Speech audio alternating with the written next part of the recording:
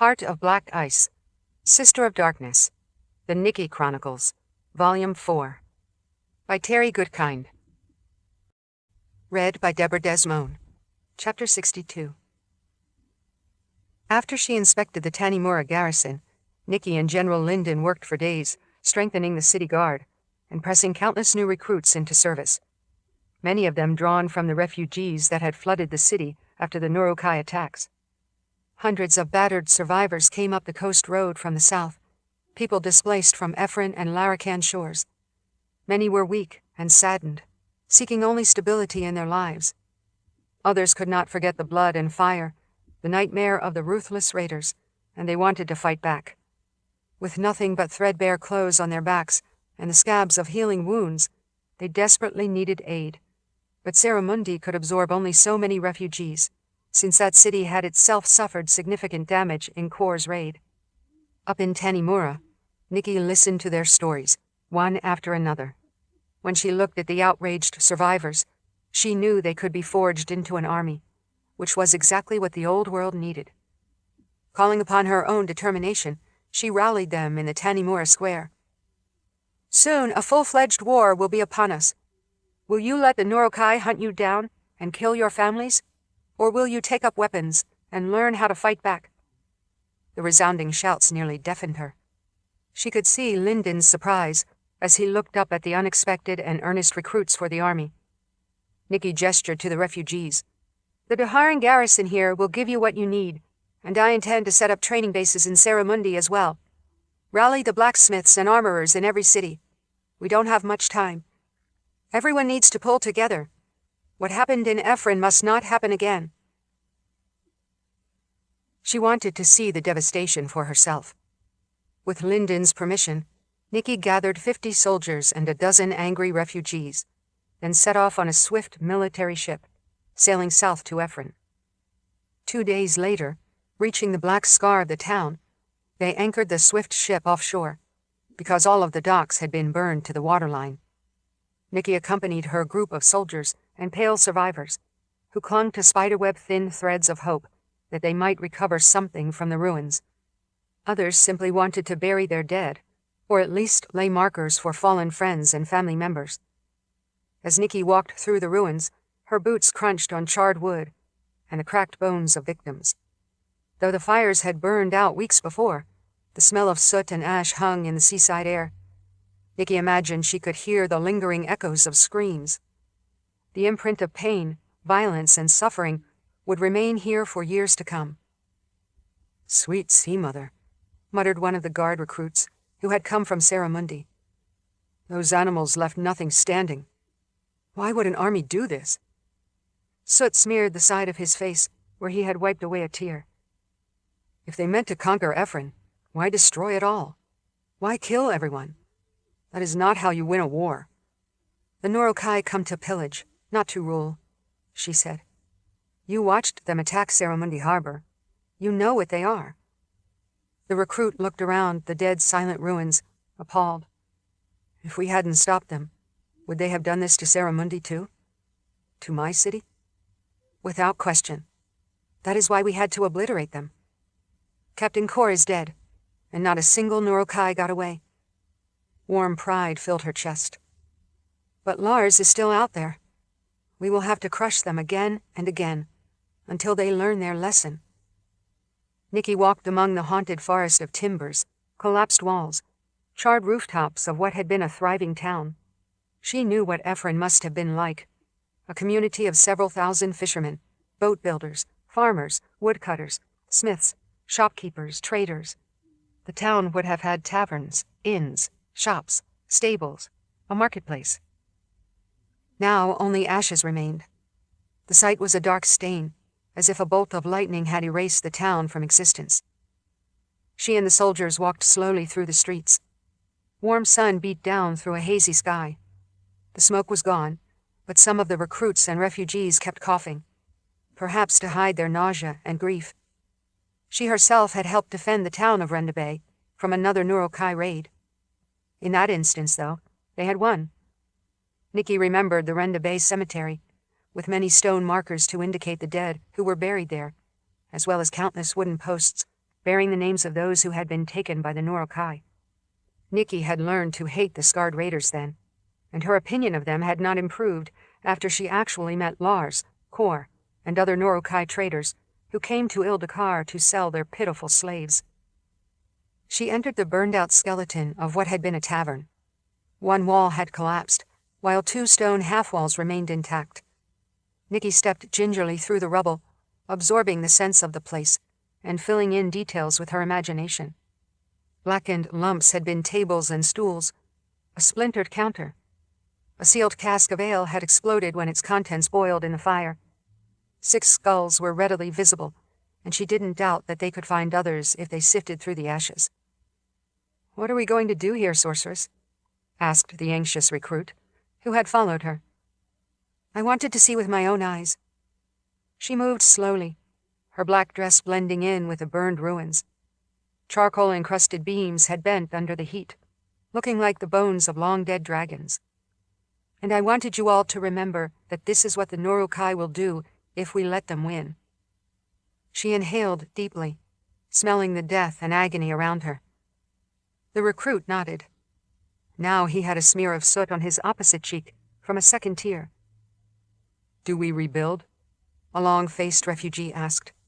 "Once we are strong again, should we try? Should we start now?" He turned around in the destroyed tavern, and it was obvious he remembered the place. "Will we have the heart to make Ephron our home again?" "Not until after the war," Nicci said. "You would only be giving the Norokai something new to burn.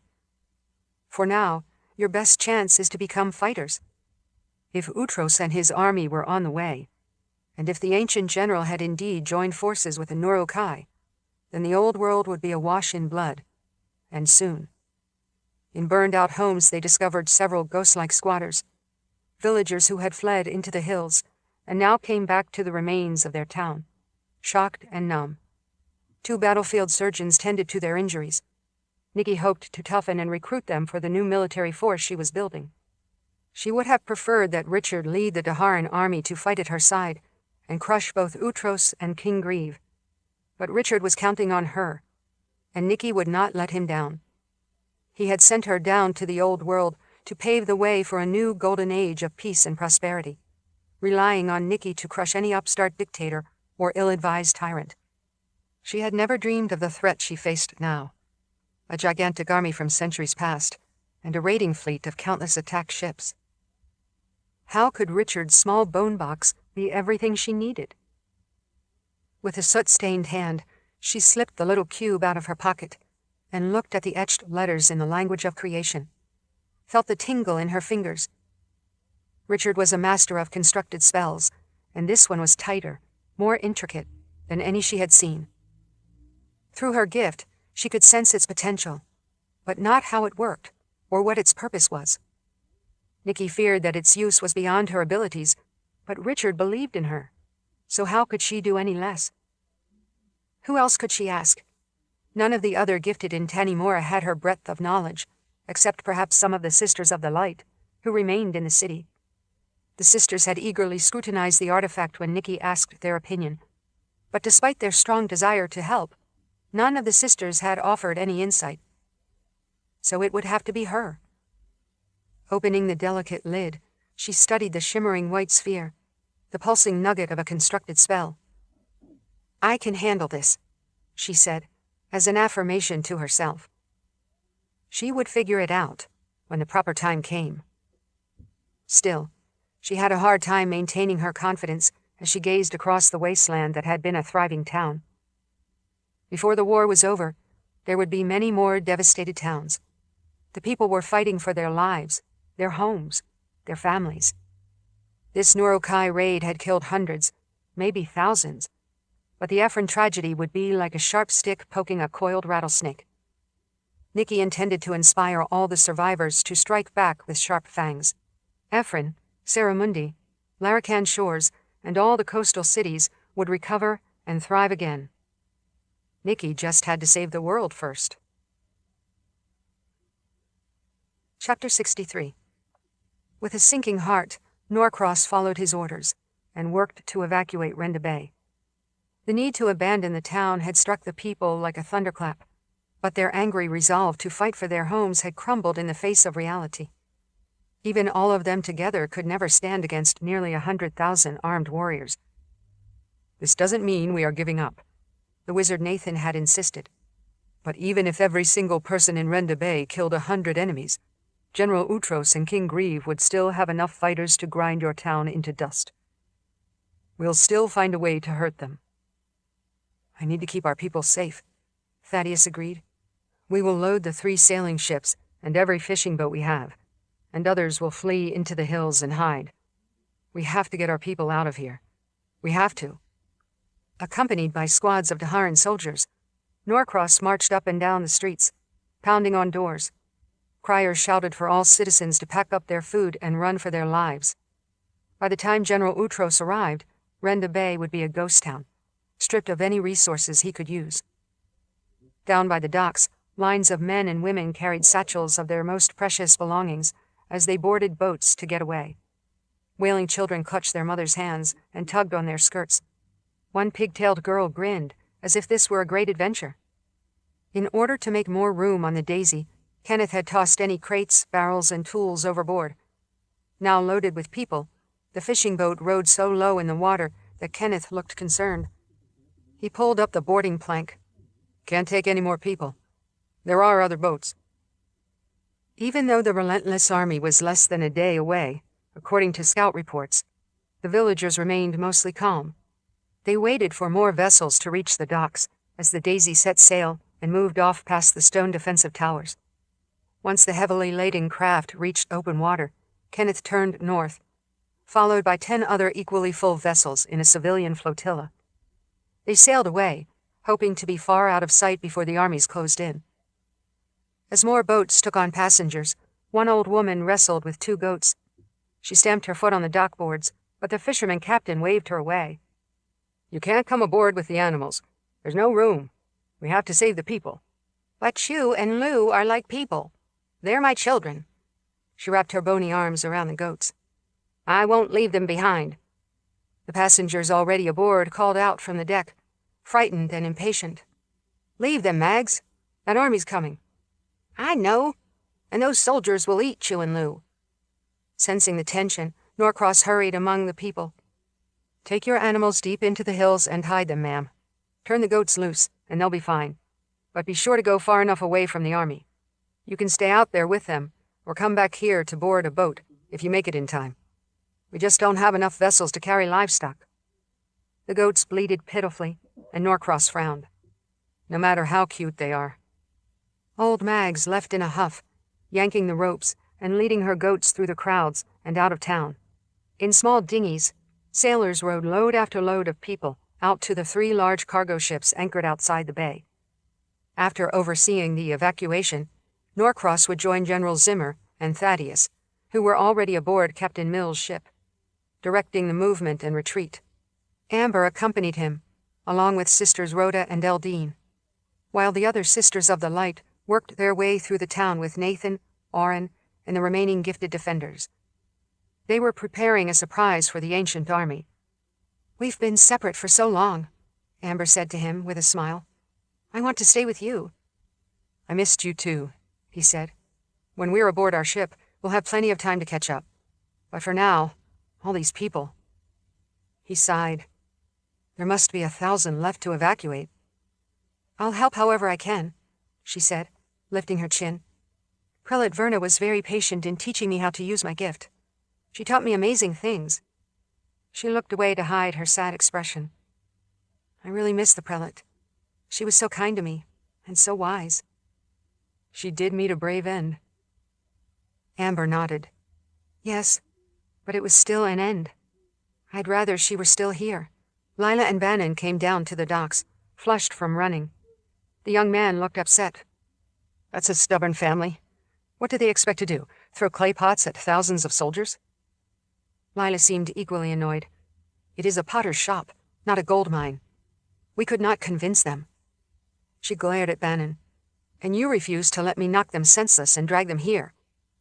Norcross let out a heavy sigh, knowing that there were many families who simply refused to leave. "It might not be a gold mine, but it is their home. I only hope they're sensible enough to flee as soon as they see the army approaching." Over the next hour, the last fishing vessels sailed away. The 3 cargo ships were nearly full, after a constant succession of rowboats carried groups out to where the ships were anchored and came back to pick up more evacuees. When it was time, with the town mostly empty behind them, Bannon and Lila climbed aboard a dinghy, so they too could take a place aboard Captain Mill's ship. "This is a great improvement over our last boat," she remarked, and Bannon agreed. Norcross and Amber remained behind to round up the last few boatloads. Thorne and Lysa jogged down the streets, making a beeline toward the harbor as they sounded the alarm. "The first enemy soldiers are no more than an hour away." "We killed only 4 before we had to retreat," Lysa added.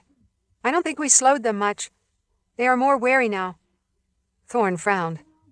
"Nathan commanded us not to fight any more of the army for now, because it puts us at unnecessary risk." She sounded disappointed. "It seems wrong." Oren, Olgaya, and Perry concurred. Lysa sounded equally downcast. "But since they are all that remains of the Wizard's Duma from Ildakar, we must obey them. They told us to go." The 2 Morazeth watched the next dinghy come in, rowed by 2 muscular sailors. "We all have to obey orders," Norcross said. Behind him, the town was empty. He could see the deserted wooden houses, shops, inns, town hall, and the open square. "There aren't many boats left for Nathan and the others. Are they almost finished?" "Who can know about the work of wizards?" Lysa asked, with a snort. She sprang from the dock into the dinghy, even before the sailors had tied it up. Her Morazeth sister joined her. Amber smiled at her brother. "Let's get out to the ships. It's our turn." Norcross and Amber rowed with the 2 Morazeth and several other stragglers, as more empty rowboats came to the docks for the last evacuees, which would include Nathan and his companions. The burly sailors were weary at the oars, having gone back and forth several times already. Seeing this, Thorne and Lysa moved them from their bench. "You require rest. Let us row." Surprised, the muscular man relinquished the oars. The Morazeth rowed with great vigor, pulling them toward the nearest 3-masted sailing ship. As they passed beneath the tall siege towers at the mouth of the bay, Norcross looked up with a pang. He saw the catapults lined up, ready to hurl boulders at oncoming serpent ships. He had worked so hard on the tower's defenses. "We were prepared to hurt the Norokai, but we won't get the chance." "We'll get a chance." Amber clutched her brother's arm. "This is our chance to survive." When the dinghy reached the sailing ship, Norcross and the passengers climbed up a slat ladder to the deck, which was already crowded with Renda Bay evacuees. Captain Mills stood at the stern, shading his eyes, deeply worried. In the small boat below, the sailors prepared to set off again, glad for their brief rest while the Morazeth rowed. Norcross stared back at the deserted town. A gigantic army would swarm through those streets before long, ransacking empty buildings. He hoped Nathan and the others would make it back soon. A lookout, high on the mainmast, used a spyglass peering southwest. "Confirmed, Captain. Sighting confirmed." Mills began clanging a brass bell mounted next to the wheel. He hammered the clapper back and forth for all he was worth. "Prepare yourselves. They're coming." Norcross turned to look at the open sea and saw a line of ominous ships just coming into view, all of them with midnight blue sails. Nathan went from building to building in Renda Bay, scribing spell forms on bare walls, laying down protective webs, and adding anchor points. He fervently wished he had Prelate Verna there to help him, or Elsa with her transference magic. "Dear spirits, I don't normally use my gift for so much destruction, unless I absolutely have to." "This time you absolutely have to," said Perry. The woman's gift was weaker than Leo's had been, but as a shaper, Perry could use magic to shift wood and stone.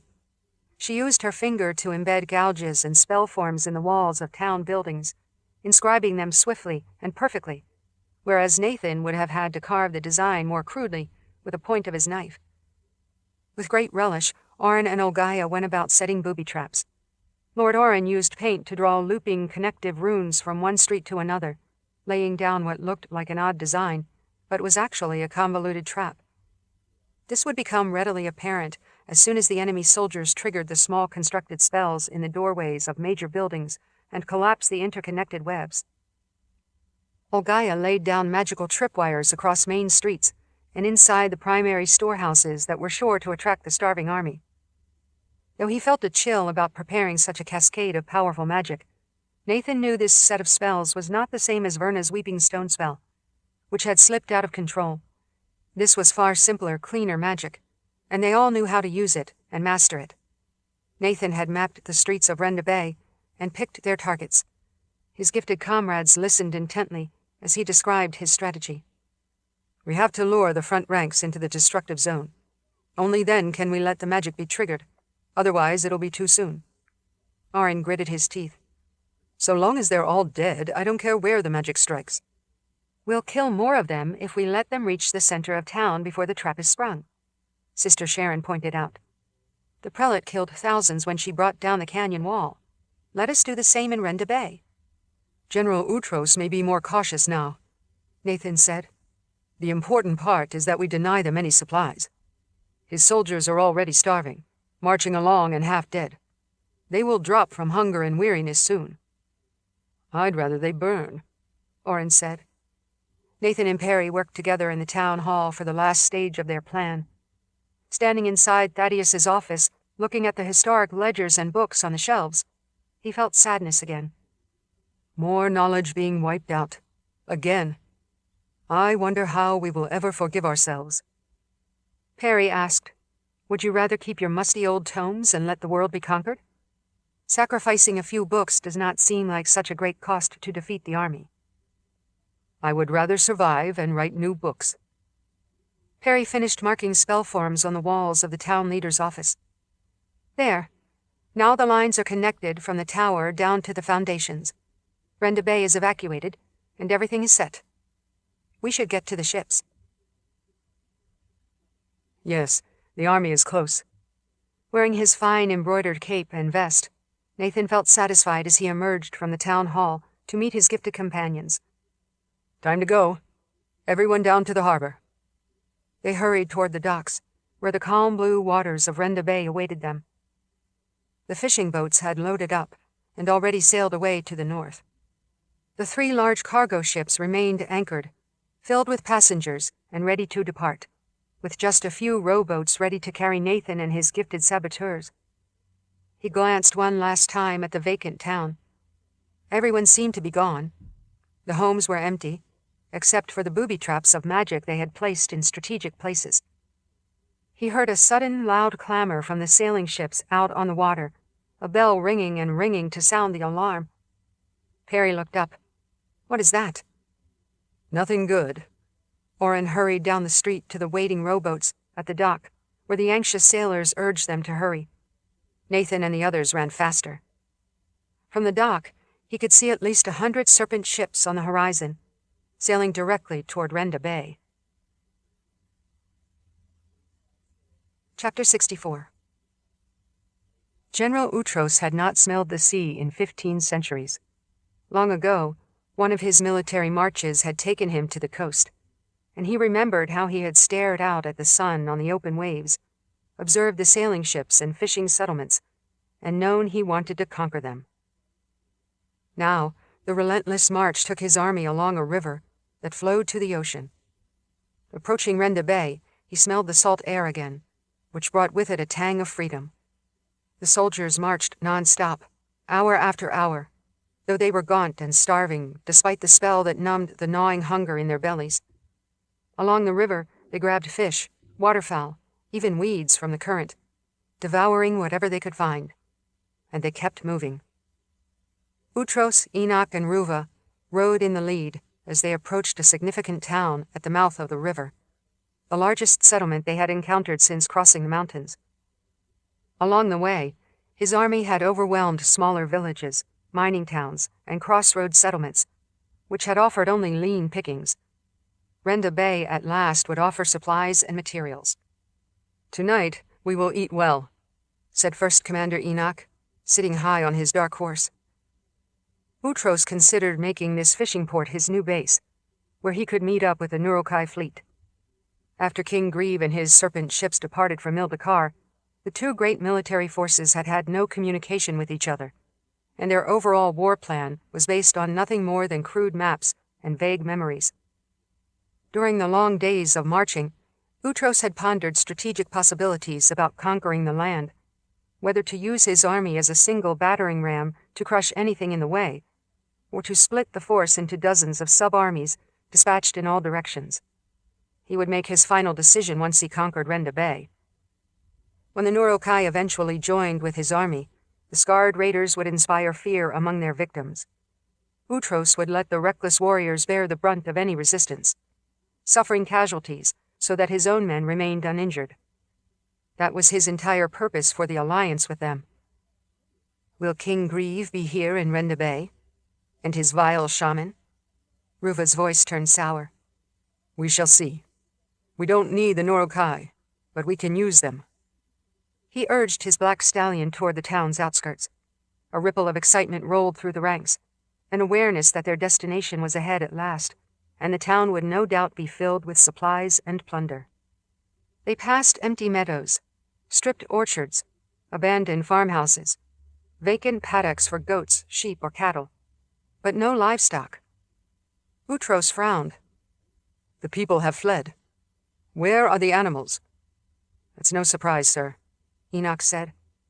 They must have seen our army coming for days. Who would dare to stand against us? Outriders broke into farmhouses and came out with blankets, some cookpots, and scraps of clothes. But they reported that the pantries were empty, every one of them. Even barrels in the root cellars were gone. More scouts ransacked the outlying buildings and issued similar reports. Seeing no food at hand, anywhere, the troops began to grow anxious. Enoch's expression hardened. Should I make a sortie into town, General? See what we can find? Annoyed, Boutros urged his mount to a faster pace. We will all go. With a flicker in the air, Ava's shimmering spirit appeared. I went ahead, beloved Boutros. Renda Bay has been abandoned. The people fled. She drifted against her twin sister, and the green aura brightened, as if the two drew energy from each other. The whole town is empty. Ruva's voice echoed along with her twins.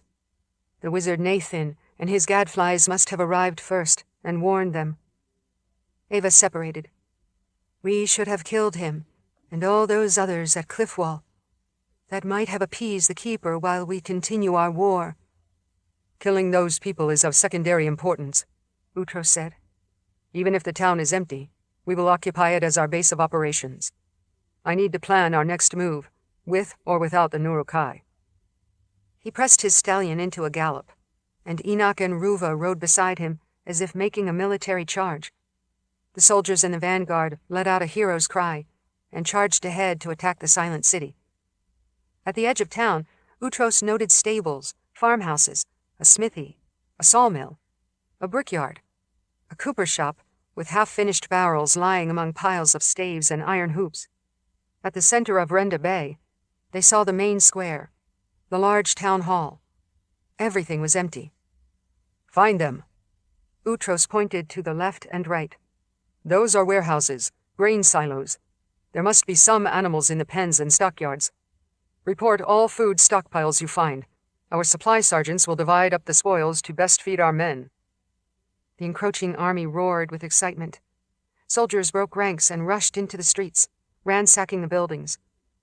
They smashed doors and charged into warehouses, but they came back out perplexed, angry, and empty-handed.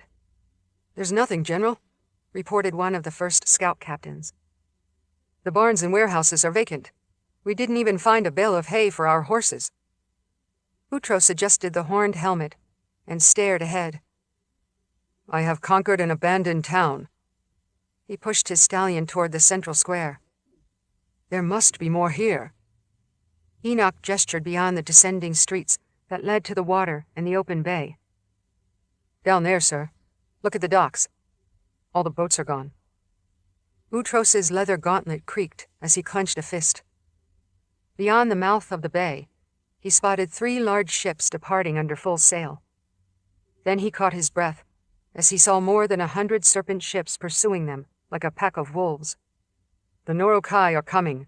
King Grieve hunts them down as they try to flee. Ruva raised her fingers and traced invisible lines of magic in the air. I would be happier to kill those vermin ourselves, but I will rest easily just knowing they are dead. The fleeing people aren't our concern. They are already gone. Utros ran a finger over the smooth surface of his half-mask. We need to find what's left of this town. We need to feed our troops. The streets were paved with cobblestones, and the horses' hoofbeats echoed loudly as they clattered forward. On the way to the central square, hungry vanguard soldiers rushed past the general and spread out to break into shops and homes. They smashed windows, battered down doors, and caused even more damage in their frustration. Utros expected they would find some stragglers barricaded behind doors, but Renda Bay was eerily silent. Ava's spirit drifted about. There's nothing, but also something. I sense danger here. Beware, General. Ruva sat on her bay mare, shuddering. Gooseflesh covered her pale skin. I can feel deadly lines of force. This isn't simply an empty town. Nathan and the others left something for us here. She sketched in the air with an extended fingertip. Ava faced her sister, touching her spectral fingertip against Ruva's, and together they opened a spiderweb of bright lines, identifying a pattern. It is a trap. These buildings are more than empty. They're waiting to be... As the scouts broke into prominent storehouses near the town halls, they triggered an activation web. Bright lights sizzled through the walls of the storehouse, and the shuttered windows overhead burst open with a flood of bright light, a flare of heat. Gouts of flame erupted through the roof. Covered with fire, soldiers staggered back out, trying to smother the flames on their smoldering leather armor. In seconds, the entire storehouse had become an inferno, as if it had been built of straw and kindling. On the opposite side of the square, another building ignited, then a third one, with such a vigorous explosion that the wallboard shot deadly splinters in all directions. Ruva raised both her hands. I feel tingling everywhere. Down that street, down this street, along that alley. She looked in horror at the cobblestones, where she saw painted lines that some wizard had left behind. We are caught in the middle of the web. The town hall suddenly glowed with jagged cracks of orange heat, like lightning bolts within the stone blocks. A blast brought down the facade, and the debris crumbled toward them. The general's black stallion screamed, and he hunched over the saddle, holding on as he galloped away. Flames raged down the street as one spell triggered another. Ava's spirit swooped along, leading him to safety. Other horses raced for the harbor and the open water. His soldiers scattered, charging at a full run down side streets, trying to stay ahead of the flame front. In doing so, they ignited one booby trap after another, setting off a cascade of magic. The cobblestones cracked and shuddered. Lines of magic drew down into swirling patterns that connected building to building and square to square. The Renda Bay streets became molten, and all the adjacent buildings ignited from the connected tapestry of magic. Ride! Utros roared. The entire town became an inferno, incinerating countless soldiers. Summoning her gift, Ruva called a downpour to drench some of the fire and douse the lower streets. It was enough to keep Utros and the front ranks safe, but behind them, the burning town cut off the rest of his army, engulfing many of the soldiers in flames. Once he was safe by the waterfront, Utros turned away from the smoke and fire and looked angrily out to sea, where Nurukai ships were approaching the fleet cargo ships that carried the survivors of Renda Bay. Out beyond the harbor, the two big sailing ships, commanded by Captains Straker and Donnell, sailed away from Renda Bay, full of evacuees. As the last of the gifted defenders came aboard the third ship, Captain Mills rang the alarm bell again and again. The Serpent ships closed in on Renda Bay. Nathan took a position near the bow as they got underway, following the other two large vessels. A sudden ripple of dismay crossed the deck as the passengers watched orange flames blossom in the center of town. Smoke erupted in pillars. He smiled. Looks like General Utros found our surprise. Oren wore a grim expression as he stroked his thick, pale braid. "There is more to come." Moments later, additional blazes surged, like storms of fire triggered by the unsuspecting invaders. The sky blackened as more smoke rose, and the inferno built upon itself. Before long, the entire town was engulfed in fire. The blazes leaped from building to building, raced down street after street. Thaddeus and the other evacuees from Renda Bay stared back at their receding homes, weeping. The freed slave Rendell placed a comforting hand on the town leader's shoulder. Olgaia was more intent on the countless serpent ships racing toward them across the sea. "How do we fight against the Nurokai? They are closing in fast." Captain Mills paced the deck, shouting orders to his sailors. Familiar with their ship, they used the complex interaction of rigging, rudder, and sails to catch breezes and steer the ship at the greatest possible speed. Some of the gifted passengers assisted by increasing the wind in the proper direction. Norcross stood next to General Zimmer, who alternated his glare between the burning town and the fleet of pursuing serpent ships. After attacking Utro so often, it should be a nice change of pace to fight the Nurokai. Nathan watched the receding siege towers at the mouth of the bay and felt a pang in his heart, which twisted as Ivan's presence plagued him. But he pushed back the darkness. He turned his attention to the oncoming Nurokai fleet. The serpent ships had the breezes at their backs, and they put on an additional burst of speed, using oars manned by strong warriors. 10 Nurokai vessels continued after the evacuating ships, while the rest of the enemy fleet slowed and diverted toward the burning town of Renda Bay. Increasing smoke rose into the sky. Next to Nathan, Bannon watched the inevitable approach of the dark blue sails of the pursuing ships, his face flushed with anger. "Looks like I'll have another chance to kill some Nurokai." He touched the sword at his hip, a standard blade that General Zimmer had provided from the Daharan spares. "Any sword is good enough, but I miss sturdy." He looked down to his unfamiliar weapon. "You'll get practice soon enough, boy," Lila said. She was armed with a dagger and a sword she had retrieved in Renda Bay, and she looked fierce. "Stay by me, and we will make a good accounting of ourselves." Nathan knew how much the ungainly sword had meant to Bannon. Sturdy was a lot like the red-haired swordsman himself, unimposing and plain, but deceptively deadly. Nathan pondered the more ornate sword he had carried since leaving Dahara. He had chosen it, along with fine travel clothes, to be part of his swashbuckling image. Nathan had considered the showy blade to be an important accessory for an adventurer, but now that he had his gift back, his real identity was that of a wizard. He could still fight with a sword whenever necessary, but the fancy, expensive weapon was not nearly as important to him, not as important as it would be to Bannon. He undid the buckle and removed the scabbard. "My boy, you deserve this." Bannon looked at him in surprise. "What do you mean?" "Take my sword. It should be the best ever forged, considering how much I paid for it. The blade has served me well in many adventures, as you certainly know, but you would value it more than I." He extended the sword. "It is my gift to you." Bannon was hesitant to accept it.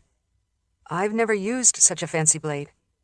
"You stab with the point and cut with the edge," Lila said. "Nothing unusual about it." Nathan pushed the pommel toward him. "You'd best take this before I change my mind." Bannon accepted the sword from him. "Thank you, Nathan." In wonder, he drew the blade out of its scabbard. Tears shone in his hazel eyes as he held the gleaming steel up to the sunlight. "Maybe King Grieve will see it and run away."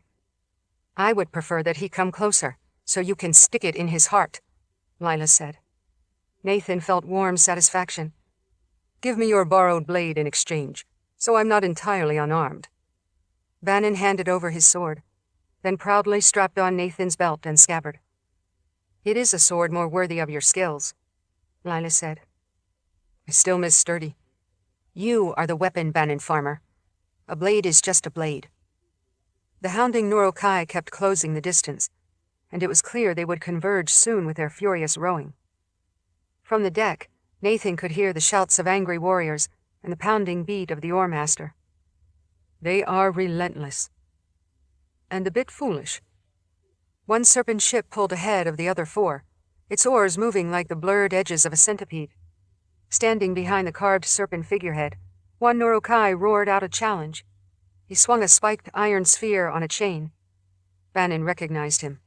That one is named Bosco. He forced Lila and me to row until we were ready to die.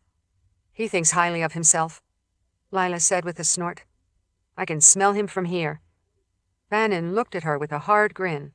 His stench could be fierce enough to kill an enemy. The foremost serpent ship raced ahead of the others, as if Bosco wanted to capture them by himself. Amber, Oliver, and Peretta huddled together in a quick conversation. We can help, Amber said. Watch this. Oliver and Peretta stood beside her at the rail, shoulder to shoulder. They unleashed their gift and sent a joint wave of water and air that pushed across the sea and slammed the side of Bosco's ship. Aboard the vessel, the Norokai scrambled to hold themselves in place as the force shoved them sideways and snapped several oars. Some Norokai ran to the rigging, while others crowded the opposite side of the tilted ship, adding weight to bring it back level. The oars began moving again, but the wounded ship cruised erratically. The three young friends cheered. We did it! We stopped them! Captain Mills shouted, Steady ahead! We can gain more distance. Scrambling to gain purchase on his buffeted ship, Bosco held the carved figurehead as he swirled his spiked mace. He roared a challenge, calling them cowards. Orin waited next to Nathan, his lips twisted in a frown. It will not come to hand-to-hand fighting. Not yet. Impatient, he lifted a hand palm outward. We can strike them from here. Nathan smiled. Those trainees did a good job, but we can put an end to this right now. Together, the two wizards summoned twin lightning bolts. Both jagged spears of energy struck at the same time, blasting the prow of the serpent ship and vaporizing Bosco in the blast of magic. Must be all the gas pent up inside him, Bannon said. Lila snickered. The rest of the Norokai ships pressed closer, and Captain Mills looked grave. Good thing those other fishing boats got enough of a head start. I hope they found coves and other places to hide, but those Norokai will keep after us for day after day. Behind them, the smoke of Renda Bay towered like an anvil in the sky. The passengers stared at it, knowing their homes were now obliterated. The rest of King Grieve's fleet clustered around the harbor town. We have to get ahead of them and sound the alarm to the other cities on the coast, Nathan said. They will turn around soon enough, once they know they can't catch us. There's another way I can help, Ogaya said. A trick I learned back in Ildakar, and I used it to some effect back at Cliffwall. Using her gift, she reached out to the water all around them and manipulated the weather to raise droplets. She summoned a fog bank as large as an island that spread out in a smokescreen behind them. White curls of vapor filled the air, hiding them from the Norokai captains. Soon, the evacuating ships disappeared entirely. Nathan smiled as he saw the swirling fog. Ogaya seemed in a trance as she thickened the wisps, weaving it like a great silken cloth of vapor. The serpent ships were quickly lost inside the smokescreen. Most excellent. Now we can be on our way unimpeded. Racing ahead of the wall of mist, the ships sailed under sunny skies, heading toward the large cities in the Old World. Chapter 65. Renda Bay burned uncontrolled for 2 days before all the fires died out, leaving nothing more than ashes and foundation stones. The main Norokai fleet had closed in outside the harbor, while several of the vessels pursued the 3 sailing ships that had fled the destruction. Eventually, they returned. Meanwhile, Utros ruled only ruins. During the worst of the blaze, First Commander Enoch sent scouts back up the river, keeping to the water to make it through the fires to reconnect with the main body of the army, which was trapped on the other side of the conflagration. Thousands of troops rushed to cut fire breaks with axes and swords and formed lengthy bucket brigades from the river. But still the town burned. Despite their best efforts and inexhaustible manpower, the army saved only a few dozen homes and shops, a pale victory, since the buildings were empty anyway. Afterward, while ransacking the ruins in search of any scrap of food, they discovered more than 200 charred bodies caught in the backwash of the fire, their bones mingled with ashes. More losses. Ruva combined her gift with Ava's spirit to clear some of the burned buildings in order to fashion a command camp, and General Utros used one of the intact houses as his base. He looked at the devastation and said, in a low voice that only First Commander Enoch and the sorceresses could hear, "I had hoped to feed my soldiers here. Are they supposed to eat ashes?" Ruva glided up against him. "My preservation spell will last. The soldiers can keep marching all the way to Tanimura." Utros rounded on her, glaring through his gold half-mask. "And what if they burn Tanimura to the ground too, and every other town on the way? What if those people are willing to devastate every city in the old world just to deny me a victory? How long can we last?" Ruva gently stroked the skin on his intact cheek. "We will last as long as we need to, beloved Utros. We are loyal to you." Shimmering in front of them, Ava said, "I stayed with you even through death, didn't I?" "Your soldiers are with you instead of the underworld, because they have sworn loyalty to you. This war will not end until you decide it ends. Victory is in your eyes, depending on how you define it." Surrendering, he reached up to press Ruva's palm against his cheek. For just a moment, he let himself remember Majel's delicate touch, the one time in his life that he had felt love and happiness, a time when he had believed in a perfect future for himself, for his lover, and for his emperor, and a time when he hadn't needed to choose between loyalty and love. Now Utros made all choices for himself, to take from the old world until there was nothing left. The core of his huge army camped up the river road on the other side of the Holocaust, because there was no place for them in the soot and ash. Waiting to receive orders from the general, second commanders Halders and Aros pressed Enoch for answers, and he told them to wait. The first commander presented himself in the general's makeshift command structure. "The soldiers are ready, sir. You need only issue orders. Do we continue our march? Do we leave Renda Bay behind and press on? What will we do with the Norokai ships?"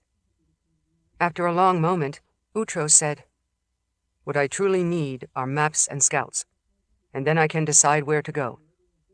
He squeezed his hand into a fist. "You are a legend to us all, sir," Enoch said. "Whatever you decide will be the correct tactical choice. We have lost many fighters in many skirmishes, and the enemy has proved to be far more troublesome than we expected. But your army can still overwhelm any city, especially if the Norokai help." Utros stepped out of the building and looked across the blackened city, where his people waited for his guidance. He looked toward the bay, where he saw many serpent ships gathered, including Greaves' flagship, he assumed. He narrowed his eyes and nodded to himself. "Perhaps I need the Norokai more than I thought, at least right now. We can use their charts, their supplies, their manpower. Then King Grieve and I can plan our attack on the rest of the land. I need to speak with him." Ava's spirit hovered in front of them. "In my spirit form, I can travel out to the ships and tell King Grieve that you request a meeting." "Yes," Utros said, "but make certain he knows it is not a request." The serpent ships dropped anchor outside of Renda Bay, beyond the stone siege towers, as if wary that unseen defenders might still rain down projectiles and flaming arrows upon them. After Ava had communicated with the king, the Norokai dispatched a landing boat to retrieve General Utros and Ruva. They waited together while 4 Norokai warriors rowed up to the intact dock. The men gruffly acknowledged Utros, while leering at the slender, painted form of Ruva. She responded to them with a cold look. "You may want to have me, but you should be afraid. The intense pleasure you would experience is bound to burst your hearts." 2 of the Norokai grunted, but one bold warrior guffawed. "That would not be a fighter's way to die, but it is a man's way to die." The last of the men taunted her. "Or maybe the pleasure you receive from a Norokai would kill you first." Utros had no patience for the banter. "Enough. Take us to King Grieve. We have a war to win." These subhuman raiders appalled him, and he hated the fact that he needed them, for now, to accomplish his goals. The raiders admired the burned remnants of Renda Bay. "You made your mark here already. We have left many villages like that ourselves." One snickered. "You may have Norokai blood in you after all." Utros snapped. "Just row us out to the ship." The landing boat reached the lead vessel, where a group of brash Norokai greeted them on the deck above. King Grieve crossed his arms over his chest and received them. "So, our armies have joined together after all. I am eager for this war you promised me." Utros climbed aboard. "We need to plan the best strategy for victory. Bring a meal, and we will talk in your cabin." Grieve sniffed the air, relishing the stench of smoke that hung like a black fog over the harbor. "I enjoy the smell of a successful raid and the destruction of a weak town. I hope you plundered Renda Bay of everything those people had before you burned it to the ground." Utros was annoyed. "I did not burn it. I wouldn't have been so foolish as to destroy such a valuable asset. The people laid traps before they evacuated and turned the town into an inferno as soon as we arrived." The Norokai king guffawed. "Then your men must still be very hungry." Utros clenched his fist at his side. He ground his teeth together so hard he could feel his half-mask shifting. The Norokai ships had full stores of salted and smoked fish, seaweed cakes, hard breads, and barrels of ale they had brought from the main islands. Utros wished he could distribute all that food to his soldiers, but he had already made such a request once, and if he asked King Grieve again, he would appear weak. "It is merely a setback. My army can keep moving. Tell us about the other cities we will find up the coast. Which ones have the best plunder?" Utros said as they entered the king's cabin. "We need to pillage more. My soldiers must eat." Sitting on a sturdy bench, Grieve gnawed on a haunch of some smoked meat. The animal didn't seem familiar.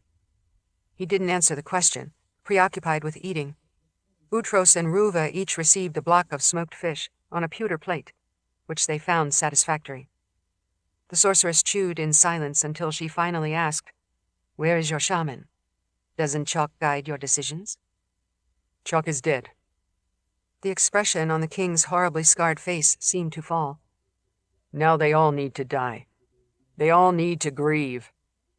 "We still have to plan," Utros said, impatient. How could the loss of that simpering albino ape come close to the pain he felt upon losing Ava, his precious and beautiful sorceress? "Renda Bay was a disappointment. We need to march and resupply." Through the half-open door to the cabin, they could hear the boisterous shouts and angry grumbles of the other Norokai on deck. A squarish, ugly woman named Ada entered the cabin, as if she belonged there. She carried another meaty bone, which Utros thought resembled part of a human arm. She ripped off a hunk of flesh and chewed with wet sounds. The hard bench squeaked under the big king's weight as he shifted his position. "My warriors are more than ready. Lars has already raided several towns and villages up there, and he can tell you which ones he left intact. There'll be little to scavenge from the ones he destroyed. The more he destroys, the more we will have to rebuild afterward. Tell him to restrain himself." Grieve laughed as if the general had made a grand joke. "We will work together to conquer the old world, but I still don't know how we share the land afterwards." "Let us see what remains," Utros said, "and then we divide it. Or we fight over it." The Norokai king focused his attention on the bone in his hand, gnawing another scrap of red meat and gristle. Utros was glad that the gold mask hid half of his expression, and he struggled to keep his face blank. He set down his fork, still bearing a hunk of smoked fish. "There is no need for that." All the Norokai disgusted him, and he considered King Grieve to be even more foul than Emperor Kurgan. He planned on enfolding the entire old world into his new empire, and in doing so, he could use the Norokai for their strength and their penchant for destruction. But his mind and his honor could not encompass an empire that included such subjects as these. After the war was won, he would find a way to destroy King Grieve. Ruva glanced at him with a hard smile, as if she read his thoughts. "No need," Ada said, sitting her wide hips on the bench beside Grieve. "But it might be invigorating." She reached over to touch the gash across the king's cheek. "I am trying to decide whether I should be your queen, Grieve, or if I should have an empire of my own." "You will have whatever I give you," he grunted. She blew softly into his face. "I can get what I want from you, my Grieve." With his iron-plated fist, he punched her in the center of the chest. The blow rocked her off the bench, but she grabbed the edge of the table and kept her balance. She laughed and bashed him on the chin in return. Grieve lurched to his feet, dropped the bone as he spread his shoulders to flare the spiked spurs. He held Ada's gaze for a long moment, then relaxed. Later, when I bed down for the night, we will continue our wrestling. She laughed. It will have to be in your cabin, my Grieve. We broke my bunk last night. With an unsettling, flirtatious glance, the Norokai woman sauntered out of the king's cabin, still carrying her bone. Utros was impatient, grim and serious. He would take his careful plans every step of the way, but this loathsome oaf did not seem to think ahead. My army is ready to march. Rendabay is burned, and we must move soon. With our forces united, King Grieve, we could accomplish exactly what we need. Grieve scoffed. I have more than 140 ships. That's more than the coast can handle. Your army can march inland along the old imperial roads, while the Norokai prey upon the coastal towns. We need more of a plan than that, Utros said. This is a war, not a game. Grieve tossed down his bone, which was now stripped of meat. He drained a tankard of ale while looking with displeasure at the general. All war is a game, or else why bother? Utros tried to control his impatience. We must agree on a target. Our main goal should be Tanimura, the heart of the old world. That is the best way we can destroy the enemy. Grieve crossed his massive arms over his chest. Is there much to plunder in Tanimura? I've barely heard of it. Utros's information was more than 1,000 years out of date, but he remained confident. Tanimura is filled with wealth and potential slaves, as many women as you want.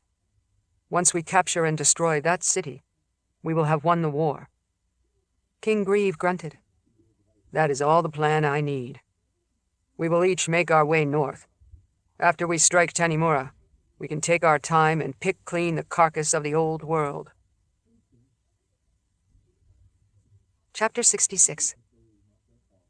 When Nicci left the ruins of Ephron, she directed the fast military ship to stop at Saramundi so she could check on their defense preparations. From the tension in the air, she knew they all took the threat seriously. Harbor Lord Otto had dispatched swift patrol ships beyond the rocky mouth of the harbor, and lookouts remained on top of the bluff above the Sea Mother carving. Inside its sheltered harbor, the city remained watchful and safe. The lookouts had developed a simple but effective means of signaling at great distance, to spread any warning more swiftly. If any patrol ship spotted the Norokai fleet, they could drop and ignite rafts piled high with kindling, pitch, and green wood. The floating fires would produce greasy smoke visible from far away, and the watchers on the bluff could sound the alarm to the city.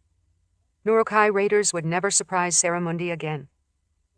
When her expedition returned from Ephron, they brought more refugees to join the crowds that already strained Saramundi's resources. Nicci intended to head back up to Tanimura as soon as possible, but she would verify that Saramundi was secure before she left. The sheltered harbor remained a blur of activity. By now, many of the sunken wrecks had been dismantled to clear a passage for larger trading ships. Rowboats and fishing vessels dodged the burning masts that still protruded from the water. Salvage crews continued to restore the docks, while also building up the city's defenses. Nicci walked along the harbor side, in a new black dress. Since her old one had been patched and cleaned so many times, it had fallen to tatters. The dress fit her well, and she drew the attention of observers as she walked past. Now that her blonde hair was growing out again, the strands tickled her neck. On the new wharf, she found Otto talking with Captain Ganley of the Mist Maiden, which had been too large to sail out safely through the sunken ships. 5 other large ships remained at anchor, waiting for their chance to leave, but they were not idle. Salvage crews affixed sheets of beaten metal to the hulls as armor. The harbor lords and Ganley stood beside a stack of crates taller than their heads. Both men turned as Nicci approached. "Thanks to you, sorceress, my Mist Maiden will be a warship now," said Ganley, "though I prefer peaceful trading from port to port." "Every ship needs to be a warship until the war is over," Nicci said. Otto tugged on his wide-brimmed hat, shading his eyes. "By the end of the day, We'll have a passage clear so the larger ships can leave the harbor." He sighed. "Part of me just wants Ganley to take my daughter and her children away to safety, so I can focus on guarding my city. They might be safe, but the rest of you wouldn't be," Ganley said. "I have my part to play, as do we all." "The Mist Maiden is too useful as a warship," Nicci said. "It will serve as an important defense at the mouth of the harbor if the Norokai make their way past the protective reefs." She was pleased to see that hundreds of the initial Ephraim refugees were now armed and practicing maneuvers in an open area where 2 warehouses had burned down during Corps' raid. The men and women, still dressed in rags, wore hodgepodge armor, chainmail, leather, even some plate. They fumbled through their training, clumsily wielding swords, but getting better hour by hour. Nicci nodded toward the recruits. "Their sheer numbers will help build a defense force if the Norokai come ashore here again." "I intend to stop that from happening in the first place," Harbor Lord Otto said. "With our new armored warships, we will block the mouth of the harbor. They will never get past the Sea Mother into the city proper." Ganley set his jaw. "A line of 5 large vessels will prevent any invaders from entering the harbor." Nicci was impressed. "A significant improvement from how lax you were when I brought my first warning." Leaving the 2 men, she walked to the next pier, where she saw an old man in a loincloth, his head shaved clean, and his skin so tan it looked like hardened leather. With unexpected flexibility, he sat cross-legged on the end of the dock. 4 young men dove underwater in front of him. Stone weights of various sizes rested on the dock beside the old man, and the young divers each took one and plunged deep, as if they were intentionally drowning themselves. After a remarkably long time, they would swim back up to the surface, struggling to carry the weights. The old man gave a nod of appreciation when they returned the stones to the dock, but he offered little praise as their teacher. Nicci saw that his bare chest was covered with line after line of tattooed circles, more than she could count. Her lips twisted in an instinctive frown. "You are wish-pearl divers." When he raised his head, rope-like tendons stood out on the old man's neck. "I am the best wish-spear diver. My name is Lauren, and it is my burden to train these whelps and find out which ones have the lungs to follow in my path. Some of them die." He shrugged. "Then I have to go down to retrieve the stone weights myself, so the next trainee can use them. It's quite a bother." With an outburst of exhaled air, a young diver splashed back to the surface and slammed the stone weight on the boards in front of the old teacher. Lauren said, "Obviously that was too easy. Try a heavy one next." He handed the young diver an impossibly large stone, which instantly dragged him under. Nicci frowned at the rippling water. "I have had dealings with wish-pearl divers before, not all of them positive. I am Nicci." Lauren snorted. "Everyone in Saramundi knows who you are, sorceress. Not all of my dealings with divers are pleasant either. None of the trainees comes close to my ability yet, so they have no reason to be arrogant." "You sound overly proud of your own achievements," she said. "Pride is perfectly acceptable when it is based on true accomplishment." All 5 divers pulled themselves to the surface and hung on the end of the dock, looking at their trainer. "We did every task you set for us, Lauren," said a broad-faced young man. He looked up at Nicci with a predatory grin that reminded her of a shark. She gave him a similar grin in return, and he flinched. "Then I will set you more tasks," Lauren said. "You aren't exhausted enough." Nicci turned to the old trainer. "Why don't you tell them to work on the sunken wrecks? Have them do something useful for their city." One of the young men treaded water and said, "Wish-pearl divers don't do menial labor." Lauren's darkening expression instantly showed that the young man had given the wrong answer. "You will do whatever labor I tell you." He pointed to his tattooed chest. "You are not wish-pearl divers until I say you are. You still have baby lungs. Inhale a bit of humility." During the previous Norokai attack on Saramundi, Nicci had shamed 4 wish-pearl divers into helping her. They had carried shielded bottles of wizard's fire, which sank several serpent ships. It almost made up for her despicable first encounter with the arrogant men aboard the Wave Walker, when they had poisoned her and tried to rape her. Lauren leaned over the end of the pier and barked down at his students. "Listen to the sorceress. Go help at the work in the harbor. You will serve Saramundi." "Why should we do that?" sneered the arrogant diver. He kept glancing hungrily at Nicci. She said, "Because you will receive something better than riches. You will prove you are useful." The trainees scowled at her, as if that were the last thing that interested them. And if the Norokai overwhelm Saramundi, they will not be inclined to buy wish pearls. If any of you survive. "Go, clear the sunken wrecks," Lauren commanded. "And when you are finished, I may let you have women again." Treading water, the divers scoffed at their trainer. "We are wish pearl divers. Women throw themselves at us." Lauren glared back. "Not if I spread the word that you all have the scabby disease." Appalled, the divers swam off toward the nearest sunken wreck, in a rush to join the dismantling crews. The brass alarm gong rang out from the bluff above the Sea Mother, cutting through the harbor activity. Even with the pounding of wooden mallets and the clang of armor plate, a hush fell across the waterfront. Nicci stared toward the lookout on top of the bluff, who was waving his arms. "Is it the Norokai? Do we have to fight them again?" "No, not Norokai." Lauren cocked his head to listen. A percussive beat rang out 3 times, then paused, then 3 times more. "Just cargo ships. 3 of them." 3? Why would merchants sail together? Nicci asked.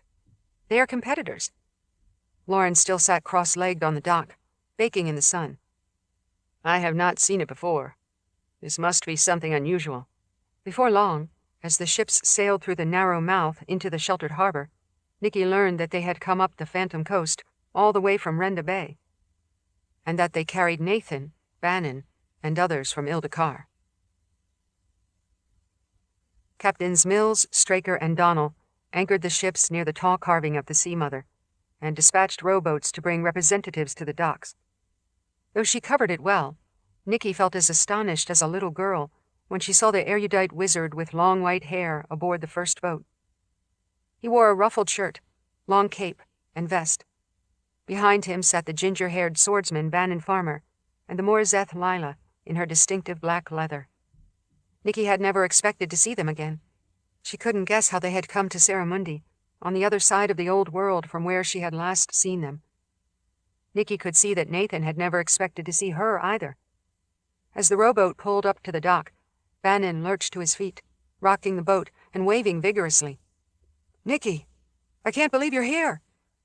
Lila grabbed the young man's wrist to steady him. "I would be angry if you fell overboard and drowned now, boy. I've worked too hard to keep you alive." When the boat was tied up, Bannon sprang onto the dock, unable to stop himself from giving her an enthusiastic hug. "I missed you, Nicci. We'd been through so much. I know you were worried about me." "Not overmuch." Despite her words, Nicci was glad to see him, too. Her voice caught in her throat, and she let herself embrace him, a hug that he gladly returned. "I am pleased that you're alive, but I've been otherwise occupied building defenses, fighting Norokai, even clashing with General Utros." She extricated herself from the hug, but had only a moment of relief before Nathan also swept her into an embrace. "So have we," the wizard said. "Much has happened, and the war is right on our heels. I am so glad we're reunited. We have a world to save. And with all of us together again, we have a much better chance of doing it," Bannon said. Nicci's stern resolve melted with relief, and she stopped fighting it. "I was indeed concerned about you both. I thought we were separated forever. I was sure you must be dead by now, or at least trapped beneath the shroud of eternity." "We thought you might be dead, too. I'm so glad you're alive." Bannon grinned at her, and Lila gave him an annoyed sidelong glance. "I see we have many stories to tell," Nathan said. "Renda Bay is destroyed, and so is Cliffwall. General Utros and his army marched across the land from Ildakar, and we couldn't stop them." Bannon blurted out. "The Norokai fleet struck Renda Bay at the same time. More than 100 ships. They are sailing northward to ransack the coast, and General Utros will be marching along the imperial roads. I'd wager they all intend to strike Tanimura." The observers crowded around them reacted with alarm and dismay. "How can we possibly fight them?" asked Harbor Lord Otto. Nicci realized that Nathan, with his scholarly experience and his knowledge of the language of creation, might be able to help her with Richard's mysterious bone box. She felt the cold grow more intense in her heart. This is what I've been waiting for all along. Chapter 67. Rowboats brought the gifted passengers from the 3 ships to the Saramundi docks, but the Renda Bay refugees remained aboard, waiting to find a new home. Harbor Lord Otto sent boats loaded with supplies, water barrels, and provisions, but his city simply couldn't absorb thousands more refugees. While Nicci and Otto planned a public meeting to discuss the alarming new information, Bannon took Lila to explore the edge of the harbor and the headlands. Past the docks, they walked along a gravel path toward the high bluff at the mouth of the harbor. He stared at the towering stone carving of the Sea Mother that loomed high above the sea at the mouth of the sheltered harbor. "This figure is famous even on Sharia Island," Bannon said to her with a grin. "I never thought I would see the great Sea Mother of Saramundi with my own eyes." He turned to Lila, hoping she would share his sense of wonder. Her facial bruises had faded now, and she looked beautiful. In the way a finely honed knife was beautiful.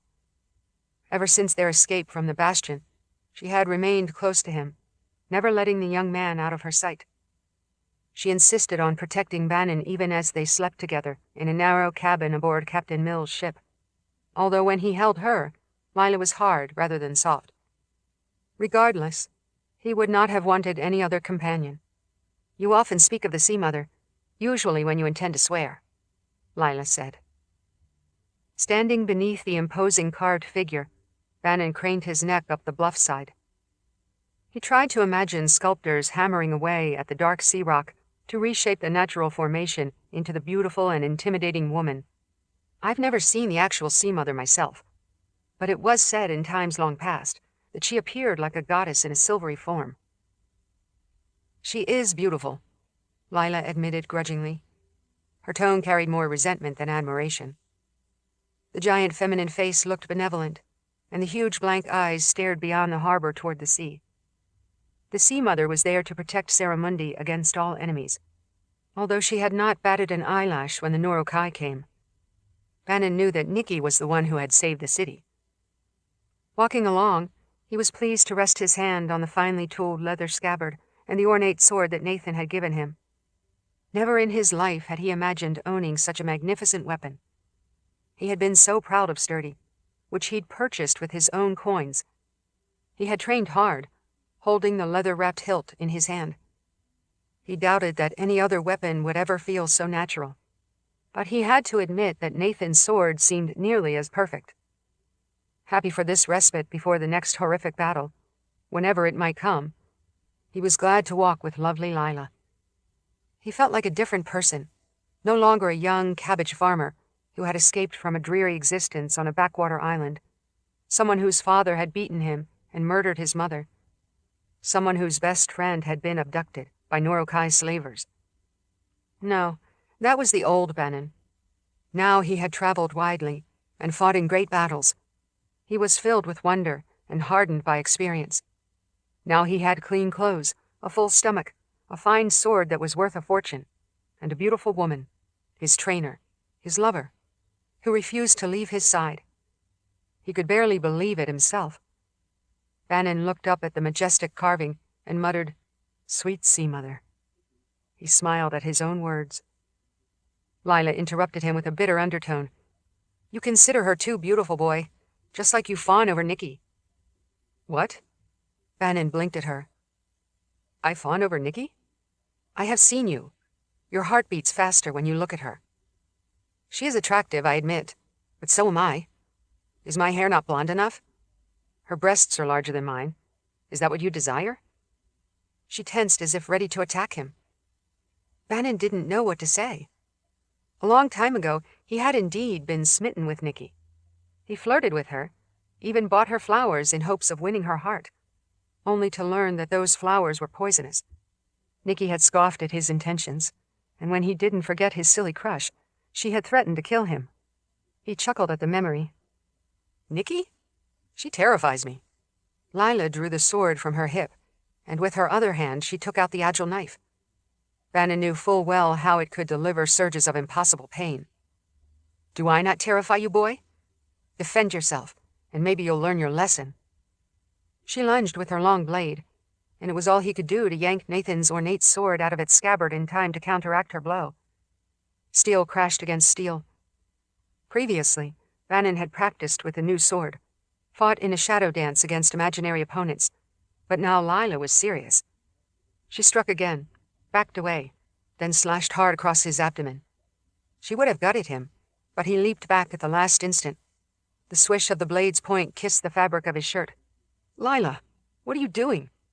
He defended himself with every bit of his skill.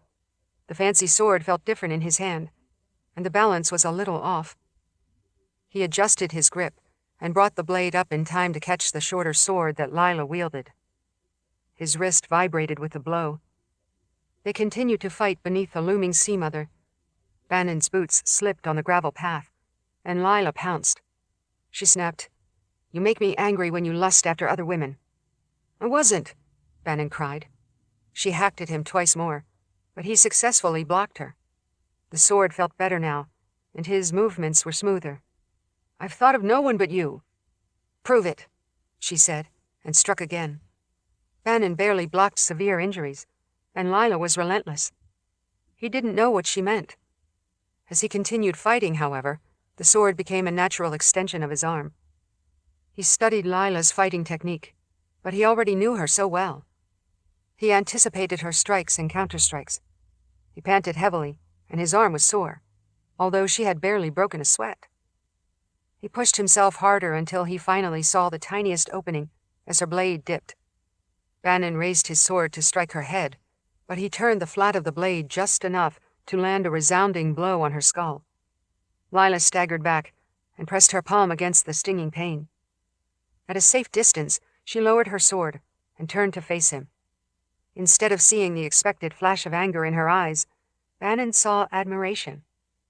"You fought well, boy, because I taught you well. I wanted you to prove yourself with that new sword. You need to realize that a weapon is just a weapon. You keep moping because you lost Sturdy, but this blade will kill an enemy just as well. Now you know it in your bones." Bannon looked down at the sword. "You were doing that for practice? Just pretending to be jealous?" "I do not pretend," Lila said. "Our bodies moved perfectly together while we sparred, though I prefer how our bodies move when we are in bed.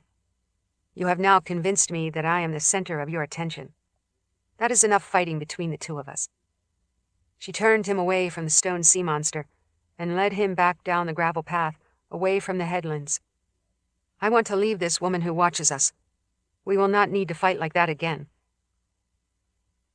The public meeting with ship captains, guard commanders, and city leaders took place that afternoon in a vacant warehouse. The wood and brick walls were scorched from Kor's recent Norokai raid. Benches were brought in for seats, and crates were lined up to provide a makeshift speaking platform.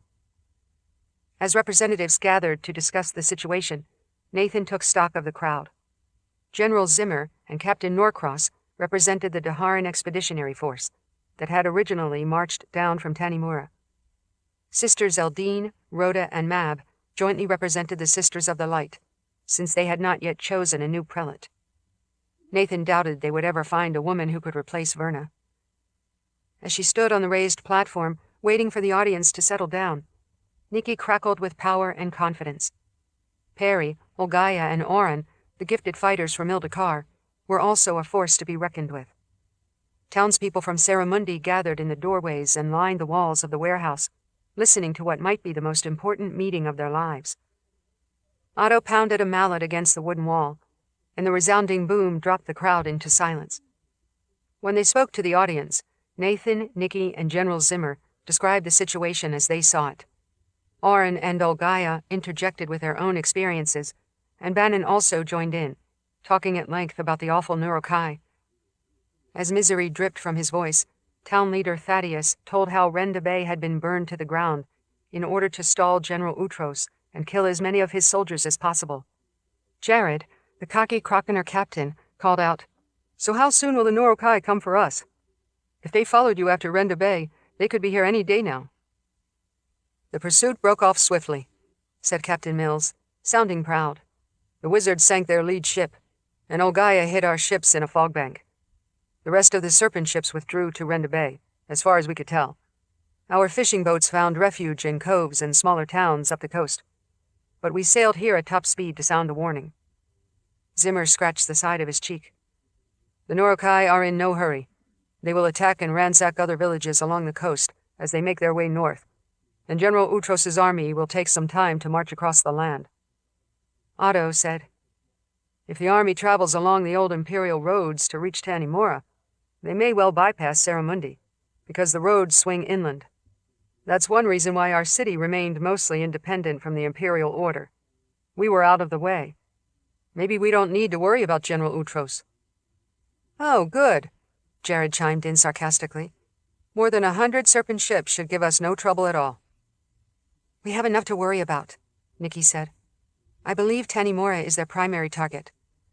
Up there, General Linden is building defenses with the Daharan army, the Tanimura militia, and countless vengeful refugees. He has formed a significant navy to guard the harbor, as well as a large army. Tanimura is prepared to put up a strong resistance." Zimmer nodded. "Linden is a good commander, but I'm still anxious to get back to my garrison and consolidate our armed forces." Captain Donnell said, "My ship is full of people from Renda Bay, and supplies won't last forever. If we can unload the refugees here in Saramundi, I'll need to move on to Tanimura, and soon." Captain Mills said, "I'll take my ship up there as well. The Mist Maiden is armored, and I can use it to guard the mouth of Saramundi Harbor," said Captain Ganley. "We have several vessels in place, but we could use another large ship to form a blockade and hold off an invasion if it comes."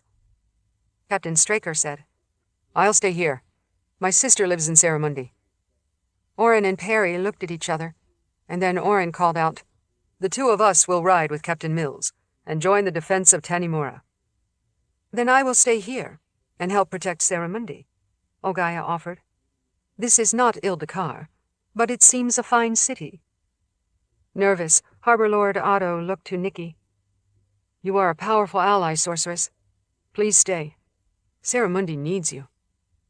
"That's not why I'm staying," Nicci said. "I want to intercept King Grieve as soon as possible. I'm ready to fight." Bannon piped up, "I'll be with Nicci." He blushed and glanced quickly at Lila. "Both of us will." The Morazeth woman said in a firm voice, "I am staying with Bannon Farmer." "I would hate to break up our group of companions again," Nathan said. "But before we can truly prepare, we have to know where the Norokai fleet is, how fast they are coming, how far they have sailed." Nicci called to all the gathered captains and townspeople. "I want to sail south in the swiftest ship until we encounter the raiders. Who will take me directly to the Norokai fleet? We need to know where they are." Her smile became hard. "We will harass them, provoke them, and get them to bypass Saramundi. Maybe lure them all the way to Tanimura, where the real defenses lie. We can crush them once and for all." The people from Saramundi let out sighs of relief and hope. The Krakener captain stood up from his bench. "The chaser is at your disposal, sorceress. You know how fast my ship is, and my crew knows those waters well. We often hunt krakens there. We can sail from Saramundi as soon as you wish." He grinned. "Or as soon as we clean up a little for our guests." "That won't help a bit," Otto muttered. Chapter 68. Thousands upon thousands of weary soldiers marched onward, creating a low rumble across the land. The army's progress did not pause, mile after desperate mile. Individual men faltered, but the main group, the single-minded ancient fighting force, moved on. After crossing the continent, the soles of their boots were worn to ribbons, their feet bloody. Their skin was sunburned and stretched tight against their bones from malnourishment. They stripped the land of any edible shred.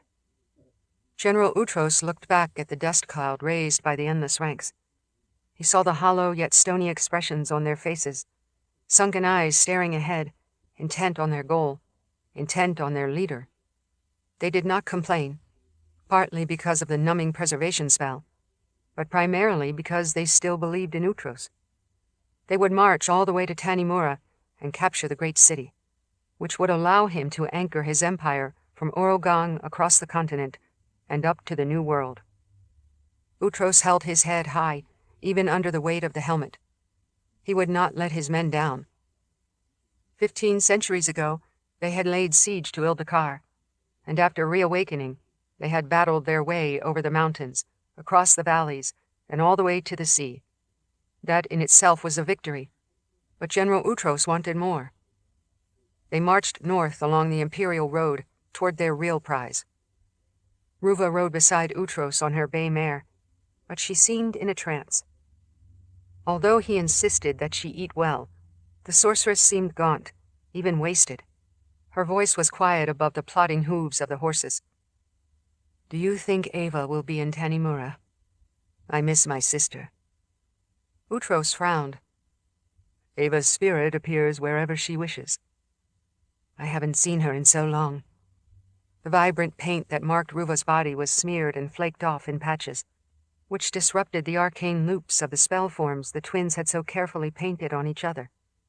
More disturbingly, he saw a faint fuzz of hair, tufts of stubble that showed how Ruva had not maintained the exquisite, careful shaving of her body. Her eyes had a distant and disturbing hint of madness. "Will Emperor Kurgan be in Tanimura, I wonder? I will help you defeat him, beloved Utros." "Ironfang is no longer our enemy. We have others to conquer," Utros said, then added an edge to his voice. "I need you, Ruva. You are my sorceress, the only one I have left." Her disturbed eyes flickered back and forth. No, we are both here. Ava will come back. The Keeper doesn't have her yet." He clenched his jaw, grinding his molars together as if to crush any unwise words before they came out. The scarred half of his face stretched tight. "I need your focus. I need your magic." He softened his tone. "And I need your companionship." Ruva blinked and came back to herself. She shook her head. "You shall have it. I feel stretched thin without my sister. She is here, and yet not here. Part of my Han is frayed, but she will make me whole again if she comes back." Ruva lifted her head and shouted out in a raw voice, beseeching the sky. "Ava, where are you? The Keeper cannot have you yet. He can't have either of us." After finding no respite in Renda Bay, the ancient soldiers had leveled what remained of the town, sifted fruitlessly through the ashes, then watched the fleet of serpent ships gather again and set off. The Norokai could offer little assistance to the land-bound troops, nor did they have much interest in doing so. King Grieve would revel in his newfound war, raiding town after town as he moved northward. Utros's soldiers would take much longer to reach Tanimura. They needed to move at a forced march, and hoped to reach that great city by the time the Norokai raiders arrived. Rather than working their way along the rugged coast, they moved inland, where they found a direct but long-abandoned imperial road. Utros was glad to find it still existed. Such roads were not meant to be trade routes, but straight-line thoroughfares by which Sulachan had led his armies up to the New World, and his war with the wizards there. The old roads were overgrown, the paving stones buckled and shifted with time, but the route was plain, a direct way to Tanimura. "It has been a long time since a conquering army passed this way," he mused. Behind him, the army trampled everything in their path as they moved on and on. Finally, in response to Ruva's summons, a flickering shape appeared in the air. The Crockener was dirty and stained, nothing much to look at, but the new copper plates made the ship look gaudy. "I am here," she said, in her hollow voice. "But it grows more difficult to hang on each day." Ruva opened her arms to her twin as she sat in the saddle. The spectral form intensified, even as Ruva weakened. Then Ava's form dimmed, and Ruva drew strength in return. "We are connected, sweet sister." "We are being torn apart," Ava said. "The Keeper wants us both, and the more I deny him, the harder he pulls." "The Keeper wants us all," Ruva said. The spirit separated again and hovered before Utros. She extended a slender arm and pointed back toward the endless lines of troops. "The Keeper calls them. He knows them. They can't forget that their place is in the underworld." Their place is with their general, and they will keep marching." Behind them, the troops plodded onward in uneven ranks. Weak and exhausted, some of them collapsed, falling to the flattened road. The dazed comrades behind them trampled the bodies, while others, ravenous, fell upon them, tearing off ancient leather armor and devouring the flesh down to the bones. Ruva laughed with an irrational edge in her voice. "See? The Keeper claims his own." "The Keeper will have to be satisfied for now." Utros lowered his voice. "He already has Emperor Kurgan, and he has Majel. But I have his world for now, and I swore to conquer it. I need my army. My place is here." He raised a fist to the sky. "I will hold on until I have accomplished my task." Ava's spirit let out a strained laugh that was eerily echoed by her twin sister. "The Keeper pulls us all closer to the veil. He will wait, but he will not be denied forever." Her faint spirit stretched and pulled, and she reached a yearning arm toward Ruva. Her twin tried to grasp her, tried to hold on, but Ava wavered like an image imprinted on smoke. Her spirit vanished. Utros and Ruva rode on alone. Under his breath, he promised the Keeper, "I will bring you many more souls if you will just wait. Wait." Chapter 69. True to his word, Captain Jared readied the chaser for departure within the hour. In recent weeks, the ship had ferried many refugees up to Tanimura, rescuing survivors from ruined towns and delivering emergency supplies. This time, Jared would sail south, on a reconnaissance mission until they encountered the Nurokai fleet, and then the chaser would race back with a report. While docked in Saramundi Harbor, the captain had added armor plating to his ship. The Crockener was dirty and stained, nothing much to look at, but the new copper plates made the ship look gaudy. As they sailed out of the harbor and past the line of reefs, Nicci remained on deck, letting the evening breezes ruffle her hair. Even brisk winds didn't entirely drive away the ever-present fishy smell. Nathan, Bannon, and Lila joined her, staring into the deepening darkness. Nathan, always confident and pleased with himself, was even more so now that he was back with his companions. Even aboard the dingy ship, he wore a fine shirt, new vest, and embroidered cape. His long white hair drifted about as he faced the breeze. "Though the future is dire, I am glad to be with you again, sorceress. Richard made me promise to take care of you, and I would hate to disappoint him." Nicci raised her eyebrows. "He sent me to keep you out of trouble, and now we've got an entire war on our hands." "It is not a war that we started, dear sorceress, but it is a war we will finish." Bannon patted the scabbard at his hip. "And I'll fight at your side. They will be no match for us." Nicci recognized the ornate blade that Nathan had carried from Dahara. "You gave him your sword?" "The boy needed a new weapon, so I accommodated him." Bannon's expression sagged. "King Grieve threw sturdy overboard. I loved that sword, and now it's at the bottom of a river." He drew his new blade and looked down at the gleaming steel. "But I love this one just as much. It is a wizard's sword." "The boy has earned a decent weapon after all he's done," Nathan said. "Now that I have my gift back, I can make do with an ordinary sword." He patted the standard military blade at his side. Lila managed to place herself between Bannon and Nicci. "The blade is what kills the enemy, not its appearance." She glanced at Nathan, "nor its cost."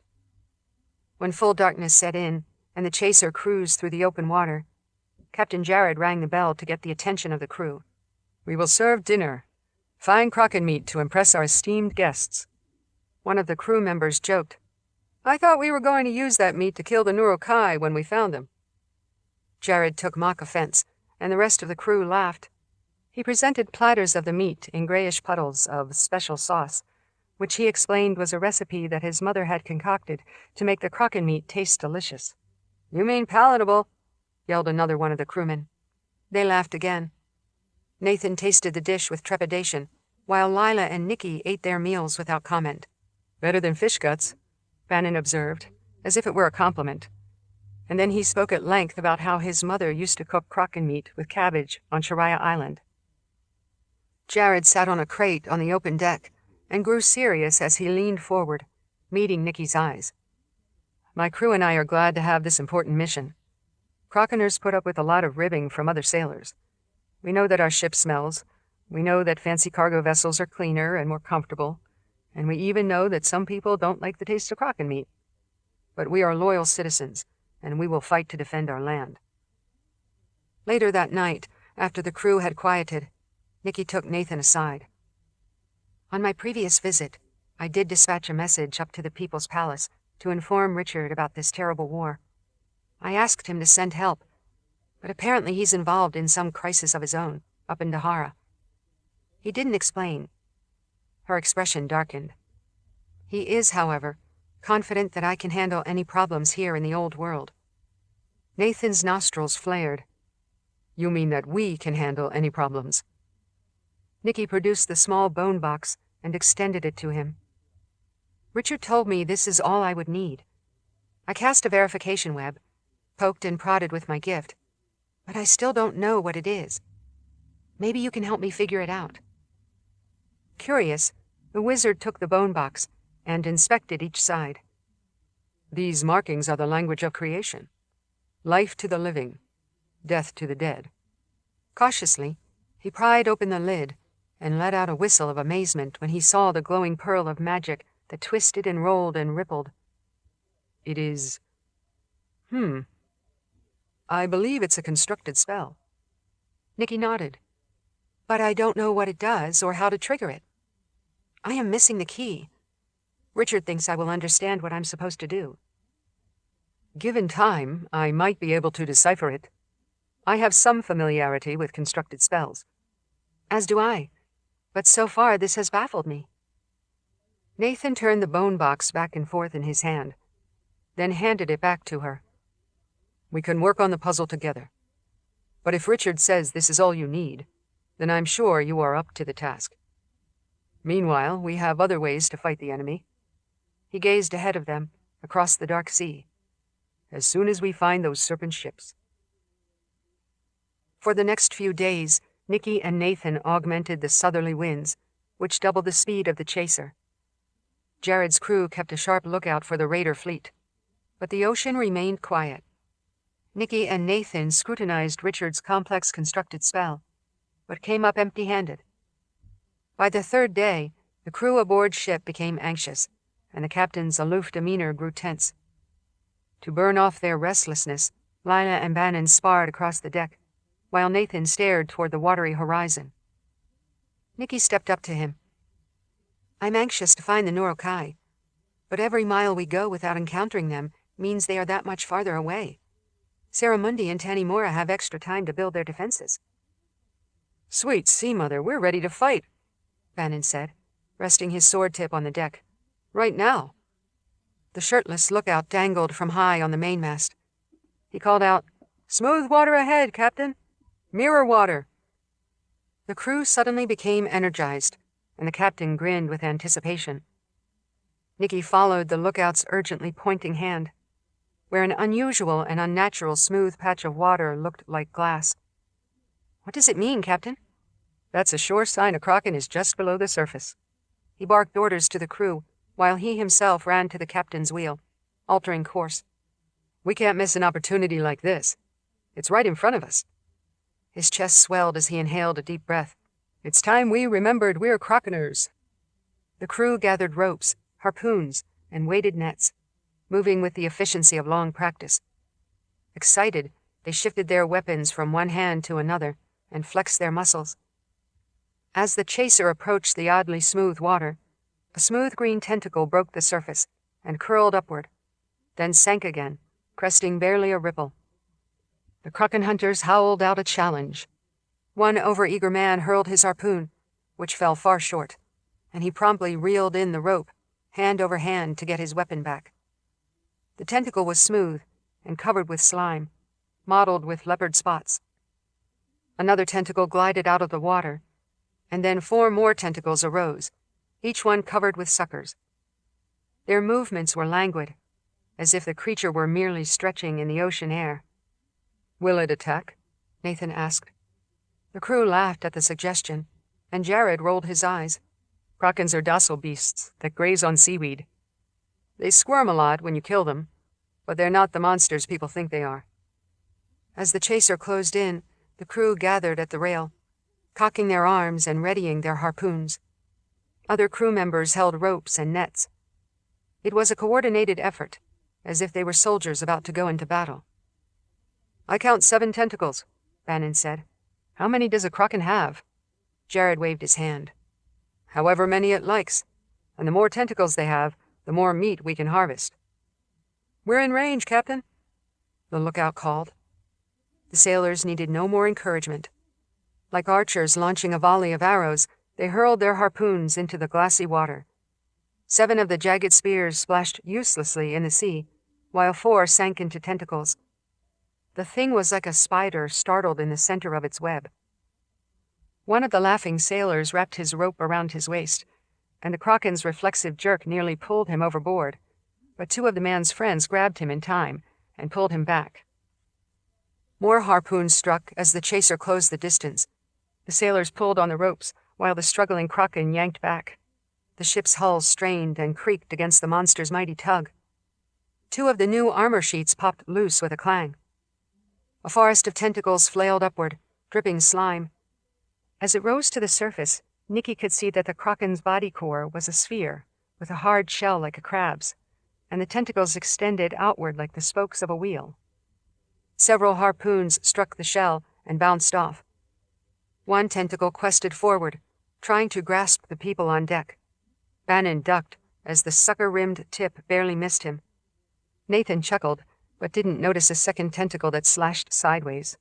The rubbery arm caught him a resounding blow and sent him sprawling.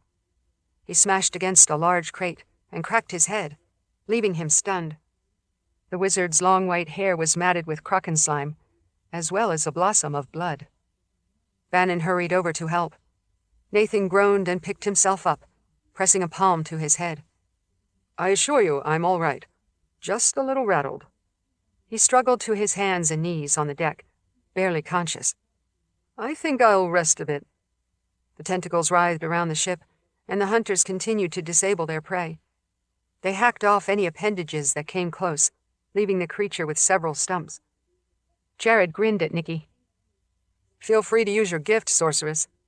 Couldn't you stop its heart with a blast of magic?" "I would not wish to deprive you of your amusement. I will save my magic for fighting the real enemy." The harpoon hooks embedded themselves in the rubbery hide. The sailors strained against the ropes, pulling the wounded beast closer to the chaser. They lashed the ends around stanchions, holding the kraken in place. It struggled in its death throes, flailing amputated tentacles. The crew would soon haul the carcass aboard and spend hours butchering it and storing the meat. Suddenly, the kraken jerked hard and vanished beneath the surface, straining the ropes and the hooks as it submerged. "It's getting away," one of the sailors bellowed. "That's not possible," Jarrett said. "Something is pulling it down." The men doubled up to haul harder on the ropes, but the kraken was dragged under, as if caught in a tug-of-war. "There's something deep underwater." Bannon held his sword, looking over the side, with Lila beside him ready to fight. Nathan huddled on deck, groaning as he held his bleeding head. Jared ordered, "More harpoons. I don't want to lose our prize." The hunters grabbed spears, but the kraken sank out of view with an even sharper jerk. Harpoon hooks tore free, ripping out chunks of the slimy hide. Ropes snapped and spun loose of the stanchions. A gush of blood blossomed around the submerged kraken, and the mirror water began to churn. The crew cried out in unison as the waves exploded. The frilled head of an enormous sea serpent rose up, as large as a dinghy and as fearsome as a dragon. Its giant claws clamped down on the squirming kraken, and tentacles flopped about like worms in its mouth. When the sea serpent crunched down on the armored body core, green fluid spurted out. Bannon backed away, bumping into Lila. "It's the serpent god." Lila drew her short sword and stood next to him, ready to fight. Perhaps King Grieve sent it here. The monster opened its jaws, tossed the dying kraken up into the air, then gulped the morsel down, before turning its slitted eyes down toward the chaser. The krakener crew scrambled about, but they had no place to hide.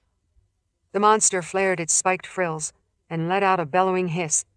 The spray drenched everyone on the ship, and the lookout tumbled from his perch on the mast, barely catching himself on a rigging rope. "I've fought dragons before," Nicci said, looking up at the enormous sea serpent. "This is no different." Nathan struggled to his feet, bleeding from a blow to his head. "I'll offer what assistance I can, sorceress."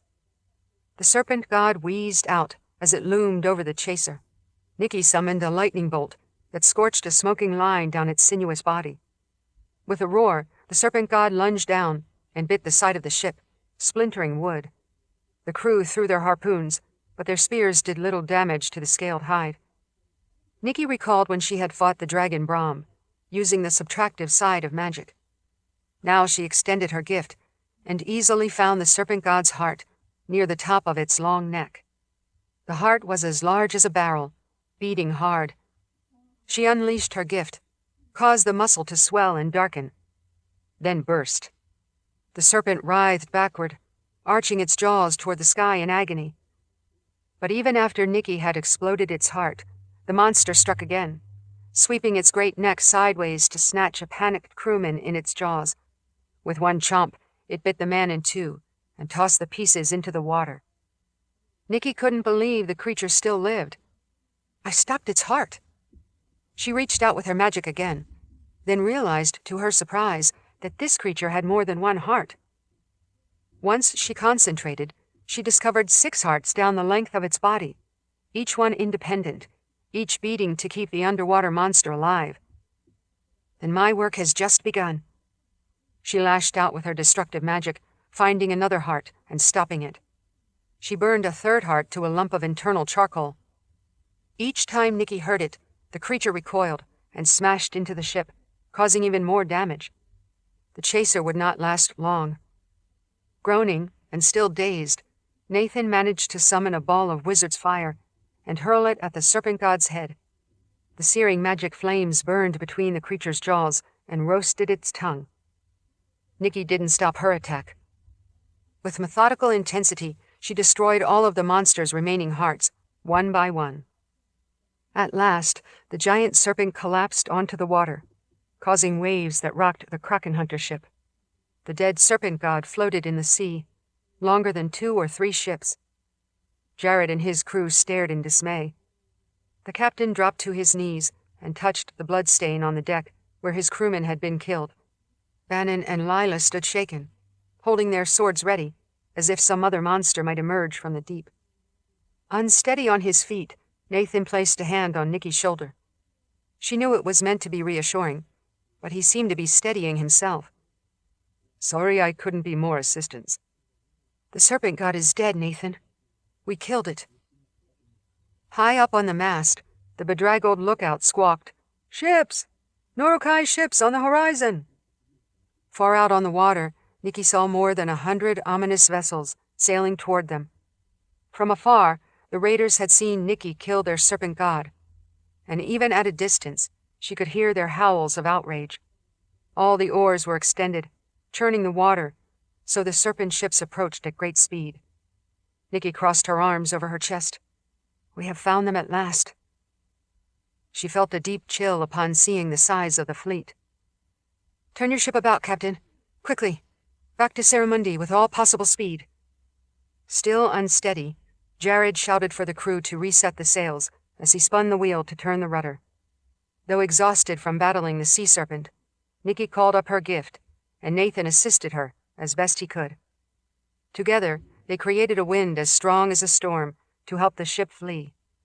The chaser raced away with the Norokai fleet in pursuit. Chapter 70. When his ships came upon the floating carcass of the serpent god, King Grieve stared down into the water, sickened and enraged. This fresh agony felt as strong as the pain he had experienced upon seeing his beloved Chalk murdered. From the prow of his flagship, Grieve had watched the ugly kraken hunter vessel with its gray sails and metal-plated hull, and he would never forget that ship. He had seen the sorceress strike down their serpent god. He would hunt it to the end of the world if necessary. But he could not simply sail past the body of their fallen serpent god. "Drop anchor. All ships. We halt here." Drums pounded, and shouted orders ricocheted across the water. The Norokai ships sailed close enough together that the staccato commands passed from ship to ship. With the oars extended, Grieve's ship maneuvered close to the drifting dead monster, where they dropped anchor stones and tied up the sails to keep the vessels in position. Grieve had sacrificed to the serpent god many times. Now he squeezed his massive hands against the rail until the wood creaked with the strain. The spikes in his shoulders protruded. He opened his jaws wide and roared with all the air in his lungs, all the power in his voice. A loud, inhuman cry, much like the sound made by the serpent god. The rest of the Norokai did the same, and the din was like a thunderclap that went on and on as one crew after another took up the howl. Grieve wanted blood, needed blood. He would find the sorceress and tear out her throat with his own teeth. First, though, he and his raiders would repay the serpent god for the grace and strength it had given them. The monster's body floated motionless just off the bow. Grieve looked down at its magnificent head, the frilled fin, the triangular jaw that was now a burned horror from wizard's fire. One milky eye stared upward, half closed. "The serpent god is dead," moaned one of the raiders beside Grieve. The king bashed him on the side of the head, and the man reeled away, clutching the blood that streamed down his face. Grieve snarled, "The serpent god is always here. The serpent god is us." He drew a long gutting knife from its sheath, swung himself overboard, and dropped down into the water. He plunged into the waves near the dead sea serpent. As the raiders peered down from above, with dismay and curiosity, the king swam to the scaled form and wrapped his muscular arm around it, holding on like a lover's embrace. The pale underbelly turned upward as the body drifted on the sloshing waves. Grieve hauled himself along its length, using the scales and fins for handholds. In all of history, no one else had been so close, so intimate with the serpent god, except for the blessed victims whose flesh it incorporated. But he was Grieve, King Grieve of the Norokai. He was part of the serpent god, just as the serpent god was part of all of them. He pressed down on the scales, then rested his scarred cheek against the wet form. He closed his eyes and tried to draw the power into himself, absorbing what he could from the magnificent creature. "I am the serpent god. We all are the serpent god," he whispered to the dead form. The countless serpent ships had fallen eerily silent as the raiders watched him. Grieve plunged his long knife into the belly of the sea serpent. Aboard the ships, the Norokai gasped and groaned, but he glared up at them. "This is what we must do." He sawed farther, cutting a long incision. Entrails spilled out in wet ropes that drifted in the water. With so much blood, he knew that sharks would come soon to feed, but Grieve and the Norokai would take what they required first. He kept cutting until he found the first of the reptilian hearts. It was large, round, and purplish red. He hacked a chunk of the tough heart meat, which he stuffed into his mouth. He opened his scarred jaws wide to take in as much as he could. Chewing, he tasted the tar of burned blood. The flavor was exquisite, and the power was even more remarkable. He knew that chalk was a part of the serpent god too. The serpent god had fed on the shaman, and now that strength was flowing into the Norokai king. "I am the heart of the serpent god," he yelled. "All my people must join me." He cut off another piece of the meat and raised it out of the water. "All Norokai must be the heart of the serpent god." 3 raiders leaped overboard without further encouragement. Once they understood what Grieve meant, others also jumped into the water and swam to the serpent god. With their own knives, they sliced the belly down its length to find the other hearts. Atta was the first. The hefty woman swam up to Grieve and hacked off a piece of the heart for herself. After she chewed and swallowed, she turned her blood-smeared face to him and offered him another piece, which he accepted. More Norokai swarmed around the floating body, butchering the creature. They removed the multiple hearts, some of which were charred and blackened, others still fresh and filled with blood. Every morsel contained the essence of the great deity.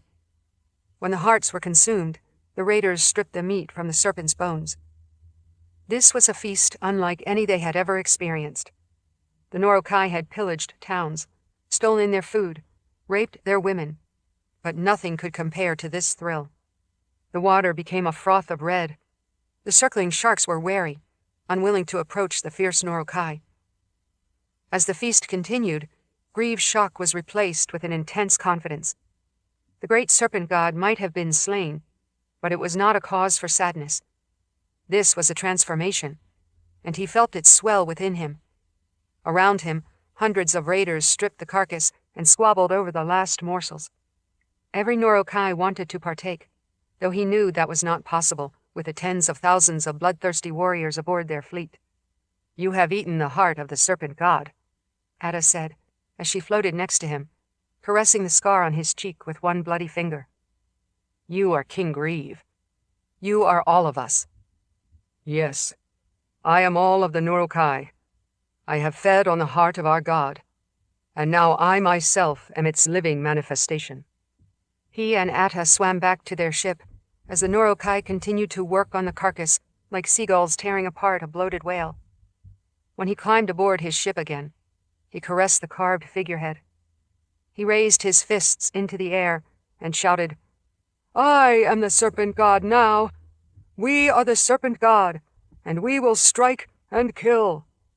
He inhaled until his lungs were so full he felt his chest would burst, and then he exhaled a gigantic roar that rippled across the masts. All the Norokai resounded with their response. One serpent god might be dead, Grieve knew, but now there were many more serpent gods, elsewhere in the sea, and also in human form, and they were far more deadly. Yes, the world would grieve.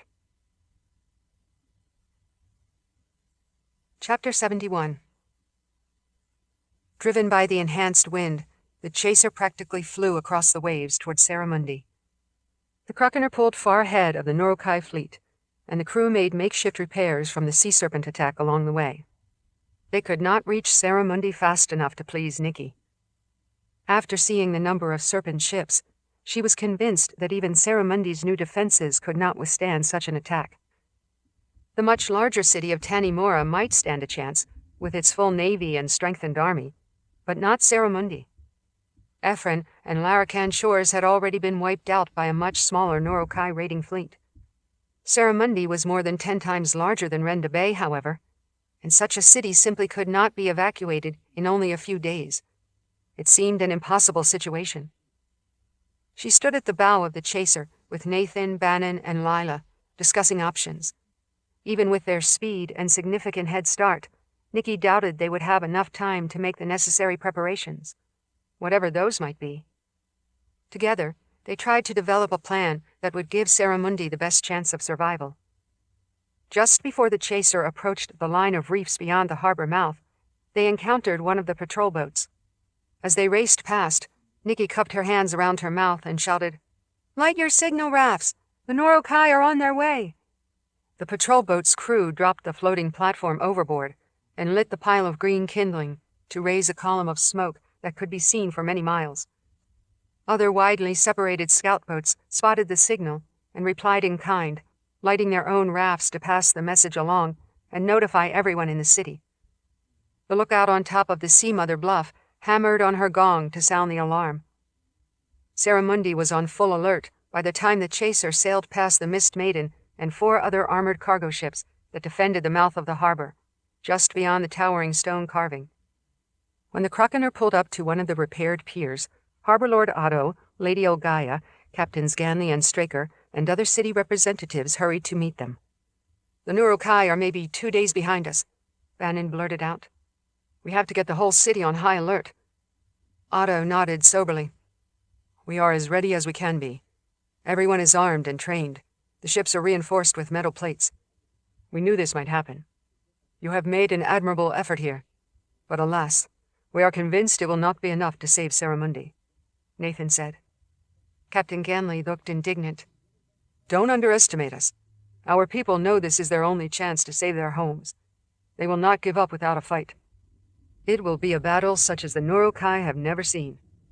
The harbor lord crossed his arms over his chest. But you will still lose.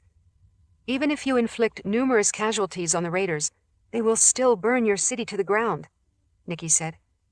Tanimura's defenses are 10 times stronger.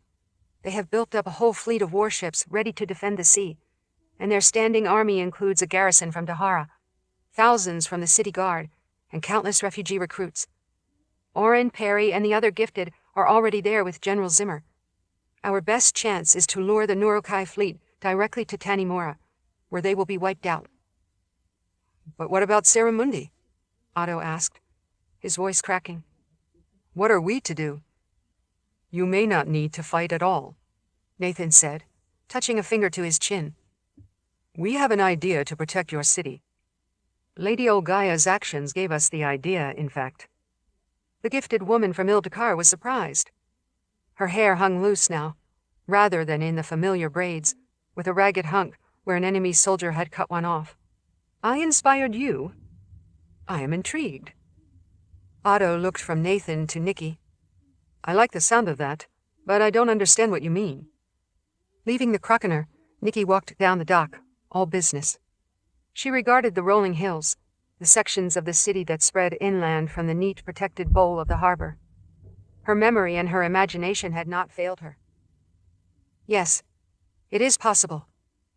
Otto and the others followed her as she walked the length of the pier, anxious to hear what she would suggest. In front of the first line of warehouses, Nicci turned and looked back at the harbor, the headlands, the opening to the sea. The Nurokai Islands are far to the south, and this is new territory for them. Before Captain Kor's raid, Saramundi had never before been attacked, so the Nurokai know very little about your distant island. None of Kor's raiders escaped alive, so no one was able to bring a report to King Grieve. He isn't aware of the exact location of Saramundi. Nathan brushed the front of his new vest and adjusted his embroidered cape, as if he were about to step onto a stage. If fate treats us favorably, we may be able to distract the Nurokai and trick them into sailing right past Saramundi. We want to hide your city, Lila said, with as much inflection as if she were merely remarking on the weather. Ganley gasped. Hide Saramundi? Where would you put it? Nicci lifted her chin. If we time it right, the Nurokai might not see the harbor at all. Because we killed their serpent god, King Grieve is pursuing the chaser. He wants his vengeance on us. If we can provoke them, taunt them, and make them keep chasing us, we might get the entire fleet to sail past Saramundi, if they don't see the harbor in the night. How could they not see an entire city? Otto removed his wide-brimmed hat and wiped perspiration from his brow. I still don't understand this. But Olgaya began to smile. Nicci looked to Captains Ganley and Straker, both of whom stood ready to follow her instructions. If other armored ships join us as we race away, King Grieve will keep following us. He wants to kill me, too, Bannon said. And Lila. We just have to keep the Nurokai too preoccupied to look for Saramundi. That's why we can't let them see the city. We must camouflage it, Lila said, as if impatient for the discussion to come to the point. Amid the surprised gasps, Nathan held up a finger. A sufficiently gifted person, such as yourself, my dear, he turned toward Olgaya, could summon a thick mist to blanket the mouth of the harbor, just as you hid our ships from the Nurokai after Renda Bay, and outside the Cliffwall Canyon before that. If the raiders don't know to look for Saramundi, then the diversion should be straightforward enough. Before that, we need to stall and harass the raider fleet. Make sure they arrive at night and sail past this part of the coast. Nicci turned to Otto. Harbor Lord, you'll need to darken the city tomorrow and each night until the Nurokai pass. No one can light fires or lanterns after sunset. Saramundi must be pitch black when the serpent ships come after us. But my city wants to fight too, Otto said. Are you suggesting that we hide here in the fog and let Tanimura handle the war for us? Sorceress, you gave a grand speech that all the cities of the old world must pull together against our overwhelming enemy. Saramundi can't just sit by and let Tanimura face it themselves. We are not cowards. I'm not suggesting that you do nothing. Nicci's lips took on a hard smile. Bannon rested a hand on the ornate pommel of his new sword, and his grin was enthusiastic. After the Norokai chase after us in the dark, the rest of Saramundi's warships can follow all the way to Tanimura. When the battle begins there, you can strike them from behind. Lila added with a grim smile, "If you stay far enough back, King Grieve will never expect you." A large curtain of mist. Ogaya twisted her long hair in her fingers. "While you lead them away like a fox on a hunt, I can create a thick fog bank to hide Saramundi." She looked out to the towering figure of the Sea Mother on the bluff. "And that is just to start." The following day, knowing the Norokai fleet was fast approaching, the Kraken hunters sailed away from Saramundi, followed by 4 armored cargo ships. Saramundi's scout boats ranged farther south, preparing to light their signal rafts as soon as they spotted King Grieve and his raiders. Left behind, Ogaya watched them go, vowing to do her part to save the city. Harbor Lord Otto had dispatched runners throughout the city, issuing a complete ban on fires, lanterns, not even a candle behind a shutter for the coming night. When darkness fell, Saramundi had to be invisible, swallowed up in darkness and fog. Ogaya had practiced her spell to call up the mists in the sea. Near sunset, the lookout on the bluff spotted a curl of signal smoke to the south, which meant the raiders would be here within hours. Ready to intercept, the chaser and the 4 sailing ships angled swiftly toward the smoke to provoke the oncoming Norokai fleet. They would taunt the serpent ships and bolt away, sailing north, leading them toward Tanimura for the final battle. More than an hour later, near full darkness, the provocateurs sailed back past the harbor, pushed by magically enhanced wind. As deepening night blanketed the harbor and city with gloom, Ogaya got to work before the Norokai could heave into view in hot pursuit. Waiting beneath the Sea Mother carving at the headlands, she used her gift to touch countless droplets of water, raising a mist from the calm waves beyond the mouth of the harbor. At first, it was like faint steam rising from a pot of water about to boil. Then it thickened into lacy wisps of fog that coalesced with other strands into a low-lying blanket. The mist rolled up and into the harbor, blanketing the hills, flowing along the coast, and extending out to sea. Even as the darkness thickened, no lights twinkled from any homes in the crowded city. Ogaya thought of families huddled together in the dark, comforting one another. The night had an unnatural hush. Back at Ildakar, she had watched her glorious city vanish behind the shroud of eternity. Now she had to make another city disappear, but in a different way.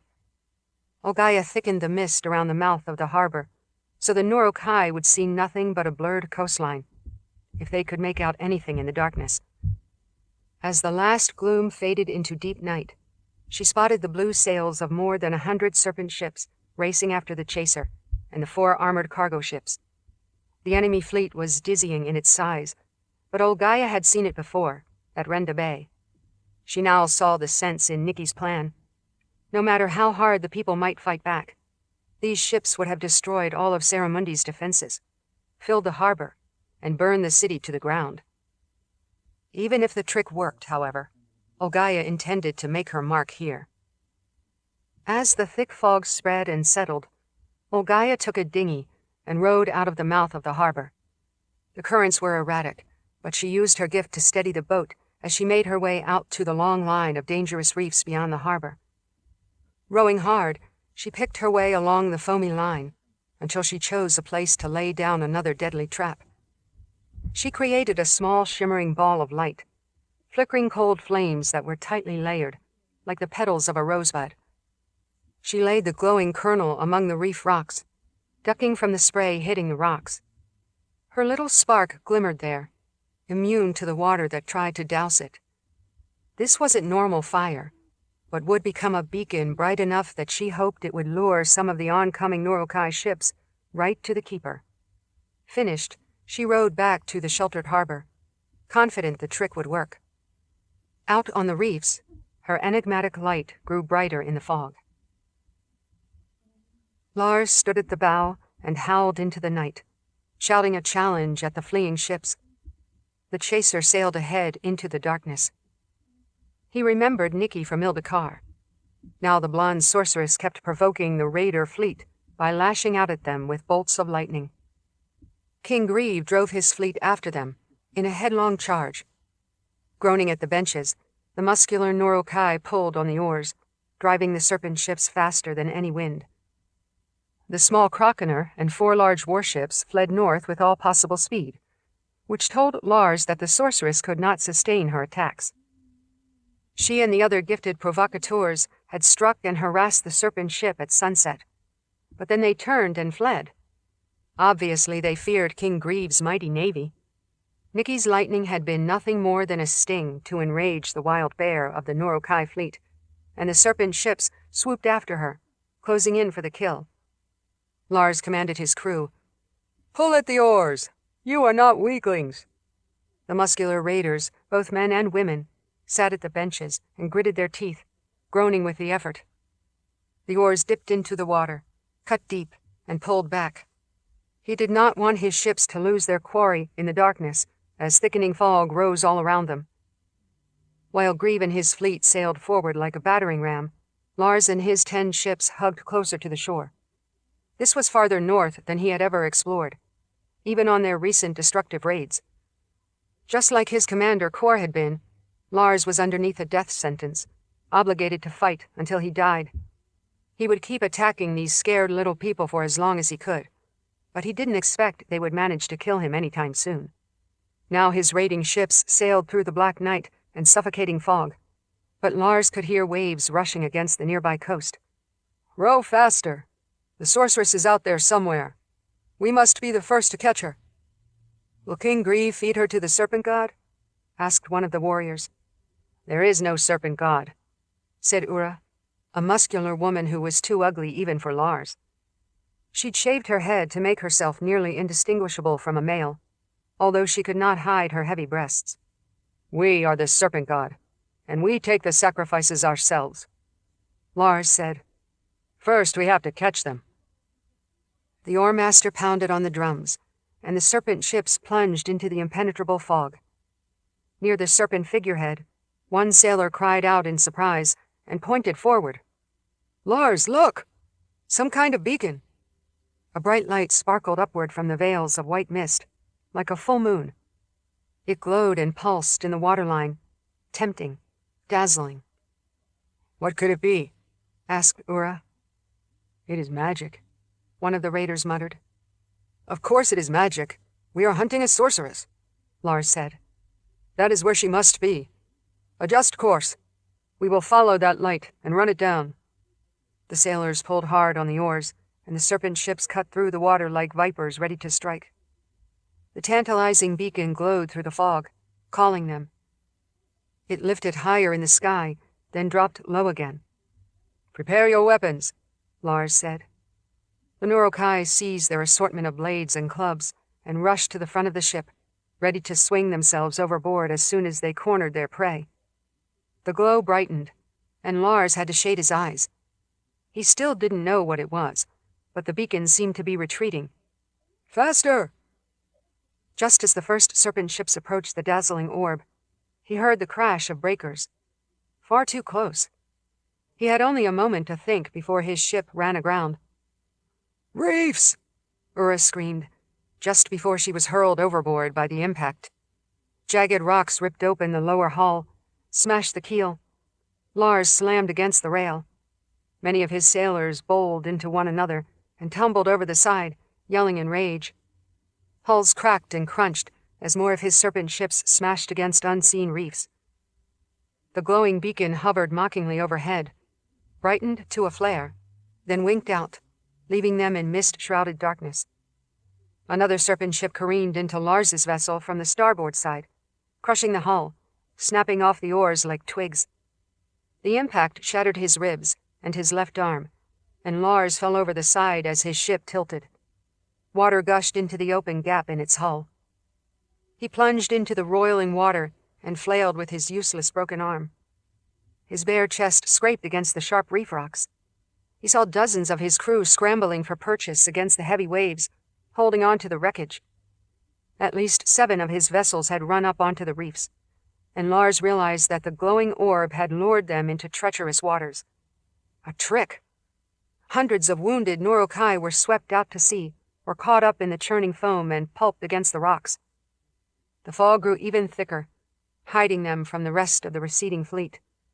Lars could only hear the resounding crashes as more serpent ships plowed into the reefs and other vessels.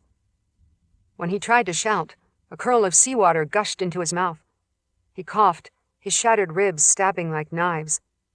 He tried to pull himself onto the questionable safety of the reef. Ura climbed up on the rocks that were slick with green seaweed, reaching for a handhold. She cried out as something grabbed her. She clawed at her leg, trying to break free, but she was jerked into the water. Nearby, Lars heard more screams, not just anger and surprise from the wrecks. His people were being attacked. The Norokai clawed for shelter on the reefs, but more were swept under, seized by something beneath the water. Lars squirmed about, looking for an enemy. "Who are you?" He had lost his sword during the fall, and his arm was broken, but he bunched his other fist. "Where are you?" Human-like forms glided up out of the water, sleek and gray, covered with scales and with mouths full of needle teeth. They slithered onto the reef rocks to fall upon their helpless prey. The Selka had pursued the Norokai fleet, waiting for their chance, and now they rose from the foamy water. 3 of them grabbed Lars. He struggled, but they tore him to shreds before dragging his body in pieces under the waves. Chapter 72. The Imperial Road rolled ahead of them, mile after mile, unwinding in lazy curves along the foothills. Tens of thousands of trampling boots left a much wider swath behind them as they crossed the land. Utros dispatched scout parties and procurement armies along offshoot tracks, but only a few of the parties were successful in bringing back enough food for him, Ruva, and his primary commanders. Meanwhile, the main body of his army pushed onward like a slow stampede. The general shaded his eyes to look ahead down the endless road that eventually led to Tanimura, or so he hoped. Hovering nearby, Ava's spirit let out a brittle laugh. "We have only to walk forever, beloved Utros, and then we will be there." He tried to squeeze greater speed from his stallion, but the animal was exhausted and hungry, plodding along with no more energy than the shambling soldiers behind them. Utros had conquered many cities in the past, and he remembered every victory. Numerous town leaders or self-proclaimed kings had fallen under his sword. Back then, his army was invincible, and his success was guaranteed in each engagement. He had never imagined that Iron Fang's entire empire would fall, but Utros still intended to complete his mission. The endless string of soldiers marched through the low hills until they formed a sprawling camp that stretched throughout the woods. The soldiers didn't bother with cook fires, for they had nothing to eat except a few rabbits, squirrels, and other wild game they had scrounged.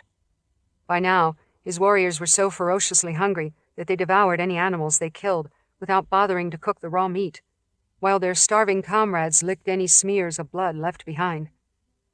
As darkness fell in the sparse forest, Utros lay back on the ground and drowsed while listening to the rustle of the camp. He had vowed to conquer the old world, and his men had followed him for so long. He would not let it all be a fool's chase. Ruva lay beside him, curling her naked body against his, but not in an erotic way. She drew strength and comfort and gave it back to him. Without speaking, she just pressed her back and shoulders against his chest. He wrapped his muscular arm around her. "Tell me you can keep them alive, Ruva. Tell me your spell is strong enough." Strong enough? Her body shook, and he realized she was laughing. "You think I am stronger than the Keeper?" "Keep him at bay for a little while longer. It is to his advantage to let me continue my war, because we will send him many more souls." Utros felt a shiver and opened his eyes to see Ava's glimmering form above them, as if jealous that her sister could touch his solid form and she could not. "The Keeper wants what he wants. The Keeper wants me. Ava drifted closer, extended her flickering arms. He wants Ruva. Both of us. Her image strained like a flame in a wind. When her sister reached out for her, Ava vanished. Ruva slumped back down, sobbing, curled up in a fetal ball. When sleep still eluded Utros, after an hour, he rose and walked among his soldiers, speaking quiet encouragement to anyone who remained awake. He walked to the perimeter of the camp, where the forest grew darker and thicker. He heard rustling in the underbrush, saw shadows of movement, and he tensed, ready to fight whatever might be out there. When he dropped a hand to his side, he realized he had left his sword back with Ruva. Tawny shapes drifted among the shadowy trees. For a moment he thought they were stags, in which case he would send out hunters to shoot them down. But when several of the wild forms glided toward him, Utros saw that they were not deer, but feline, predatory. Sand panthers whispered through the woods, their large paws barely crackling the forest debris. Catching him alone, easy prey, a massive female bounded toward him and let out a roar. The other cats streaked forward into the camp. Though unarmed, Utros swung his fists as the panther crashed into his chest and bore him down. With a grunt of effort, he heaved the big cat aside, only peripherally noticing that the tan hide was covered with branded runes, such as he had seen on the combat beasts from Ildakar. Claws raked across his upper arm, cutting deep into the thick muscle, before his metal bracer caught the claws. In the brawl, he punched the snarling panther under the chin.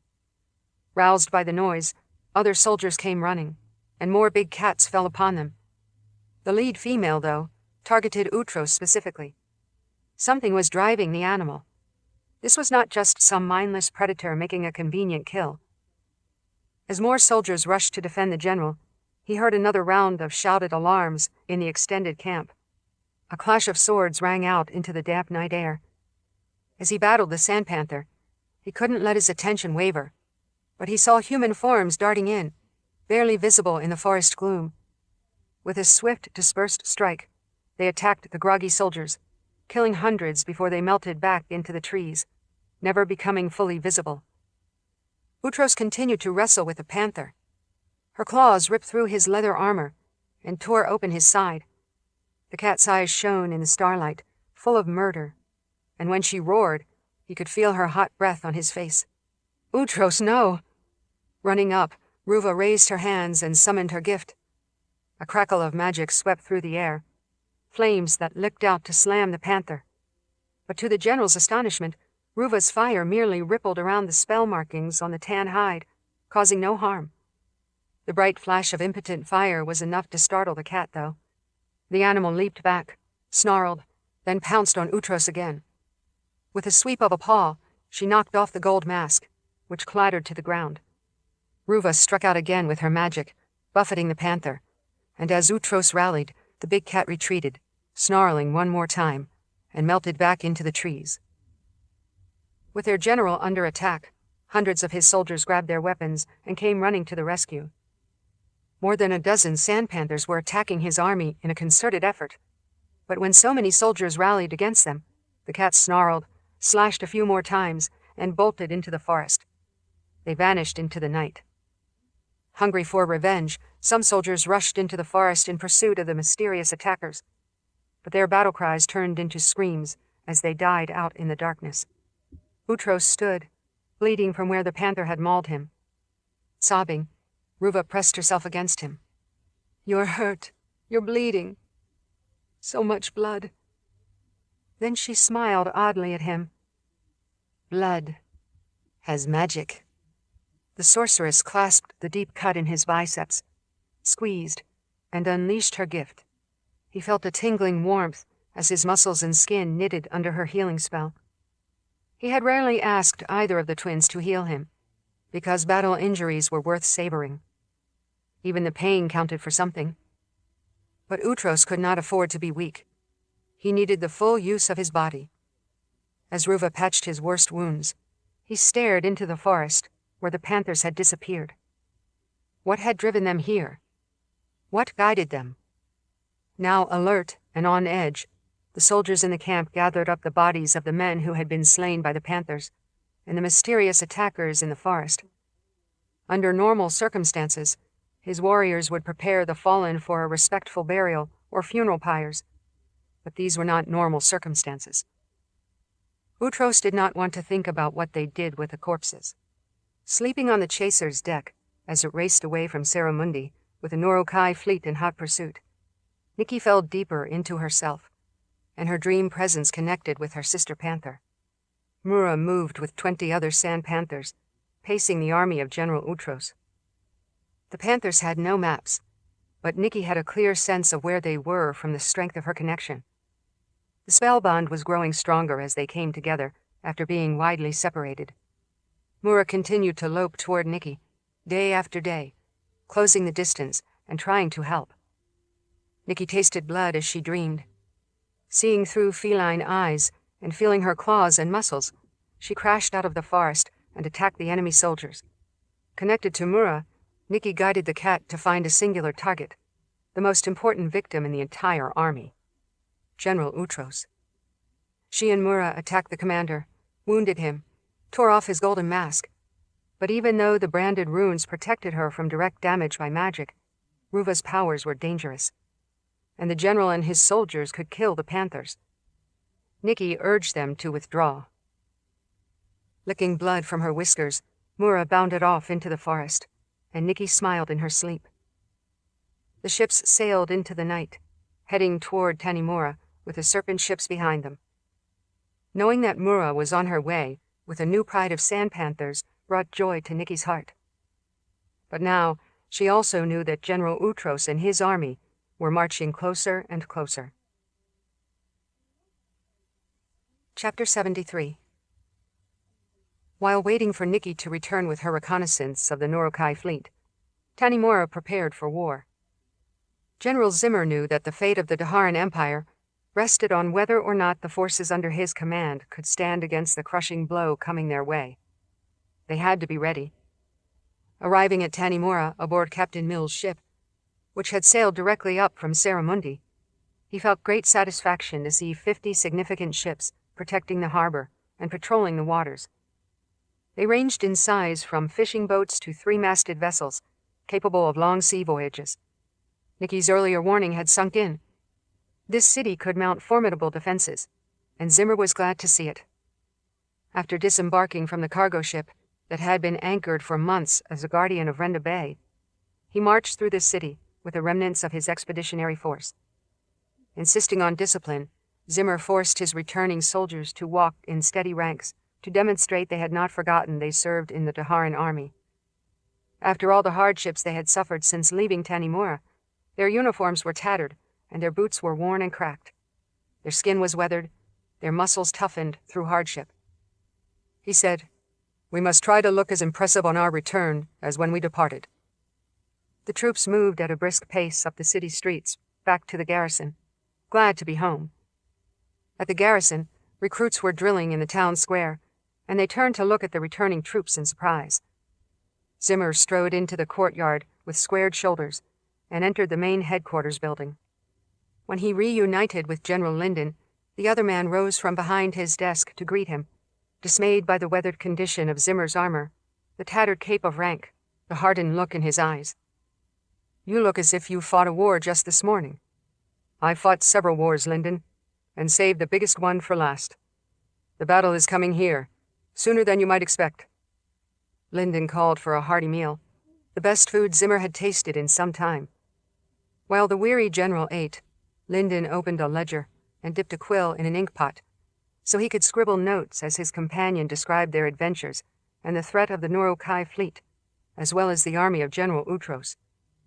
"I am happy to report that we're aware of it. Nicci warned us, and we have been making constant preparations." Linden closed his ledger, then rattled off his own summary. "Lord Rahl understands our need, but he is occupied with another crisis in Dahara. This war is ours to handle, and he has complete faith in us. He sent Nicci a powerful constructed spell, which he says is all she needs." Zimmer nodded. "I have seen what Nicci can do." He tore another hunk of meat from the roast chicken on the platter in front of him. But I have also seen the Norokai raiders, as well as the ancient army. Utros and his soldiers marched across an entire continent, and they mean to conquer Tanimura. From there, they will move on to the New World, unless we stop them. Lyndon set his jaw. And we will form defenses they have never seen either. Tanimura is strong. Zimmer finished the entire chicken, ate a cluster of sweet grapes, and drank a goblet of water. That's what I am here to help you with.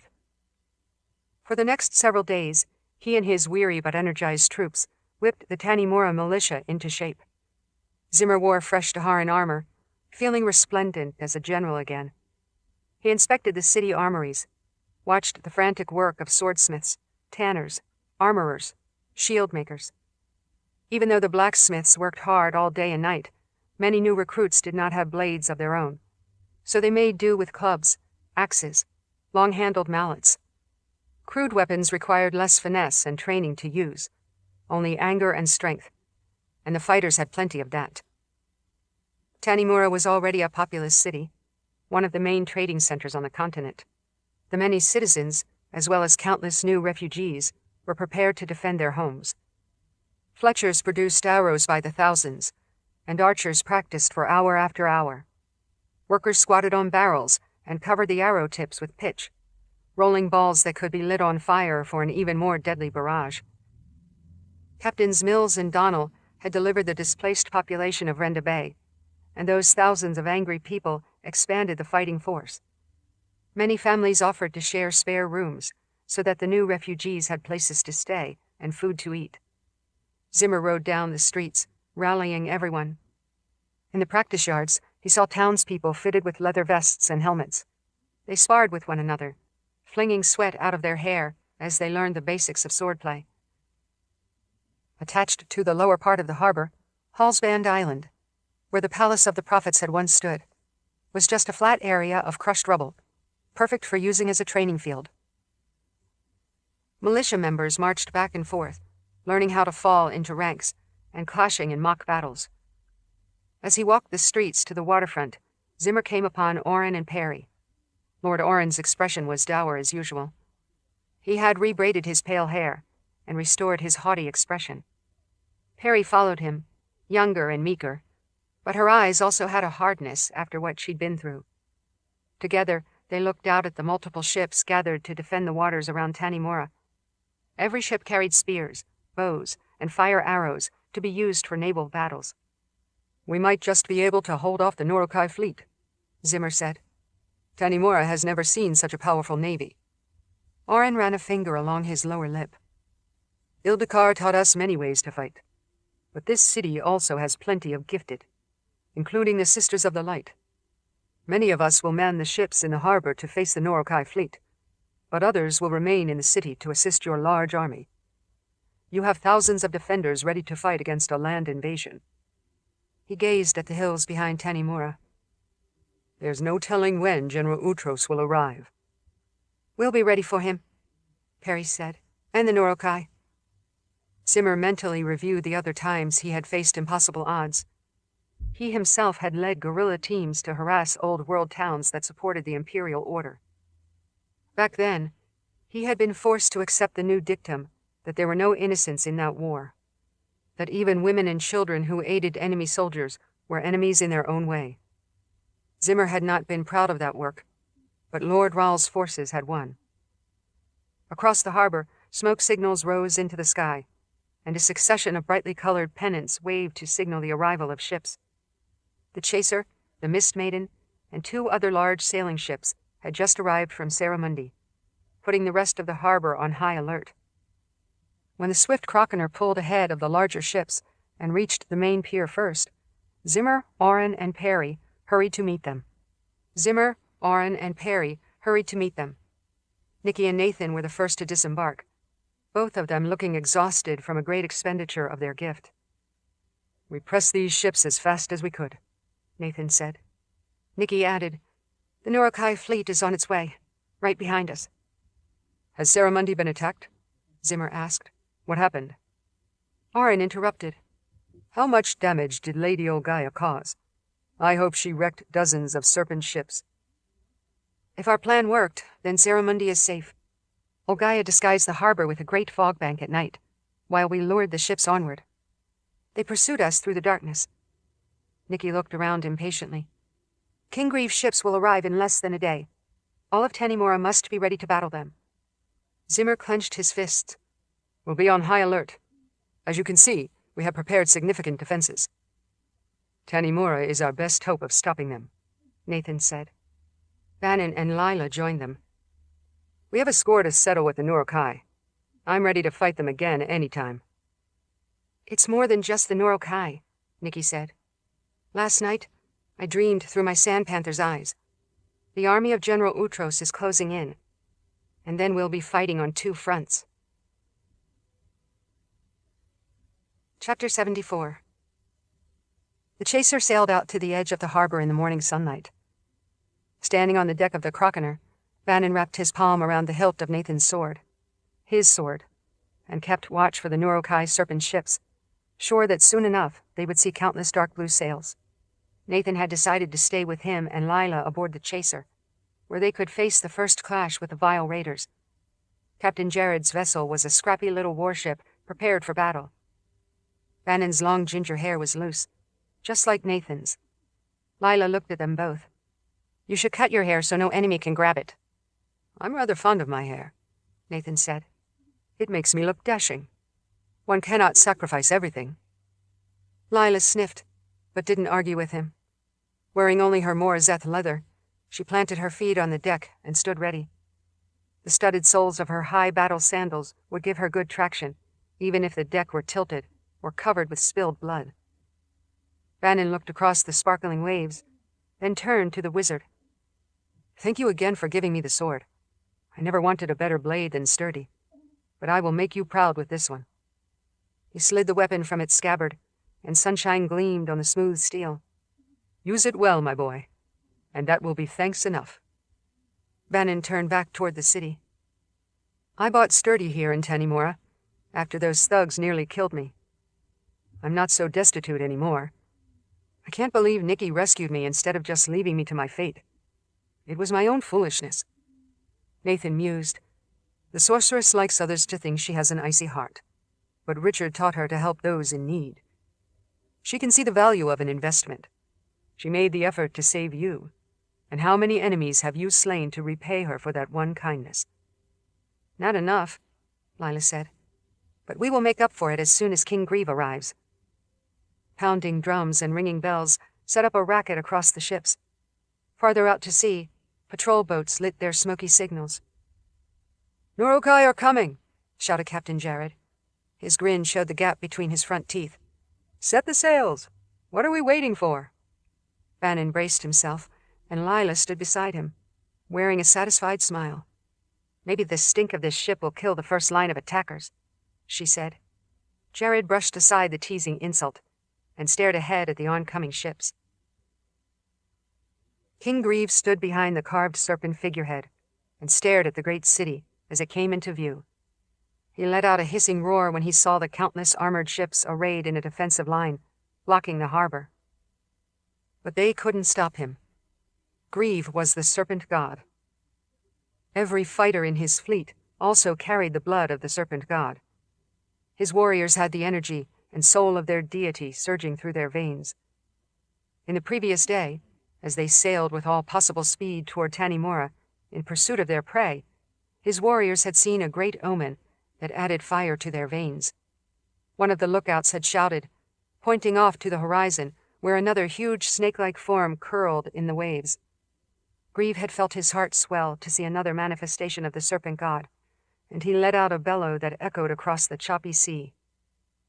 The other Nurokai joined in a resounding roar as the new serpent god swam off. Grieve and his people would engage in this battle themselves, but they all carried its presence inside them. Their victory was now assured. Grieve didn't know where General Utros's army was, nor did he care. Though they were supposedly allies, the pompous commander was worthless, and the Nurokai would do what they already did so well. His raiders would smash Tanimura and claim all the surrounding lands by the time Utros and his exhausted army marched up the Imperial Road. By then, The Norokai might be ready for another fight, and wipe them out. The raider ships cut through the water like sea serpents. Warriors strained at the oars, pulling in perfect unison. The oarmasters pounded their drums as hard and fast as the heartbeat of an angry fighter. Greaves' fleet raced headlong toward the Tanimoran ships, lined up to block him. They would all sink. He would smash them, burn them. Atta strode up behind him. "I fight at your side, Grieve. They will all grieve, while we laugh and feast. Afterward, we will make love like two animals in heat." Grieve let out a low rumble in his chest. Atta was a vigorous and exhausting lover, just what he needed to burn off the bloodlust from a good battle. Right now, he had to concentrate on killing instead of lust. A sullen mood crossed him. He missed Chalk's amusing antics and his chatter. The shaman could have foretold how this battle would end.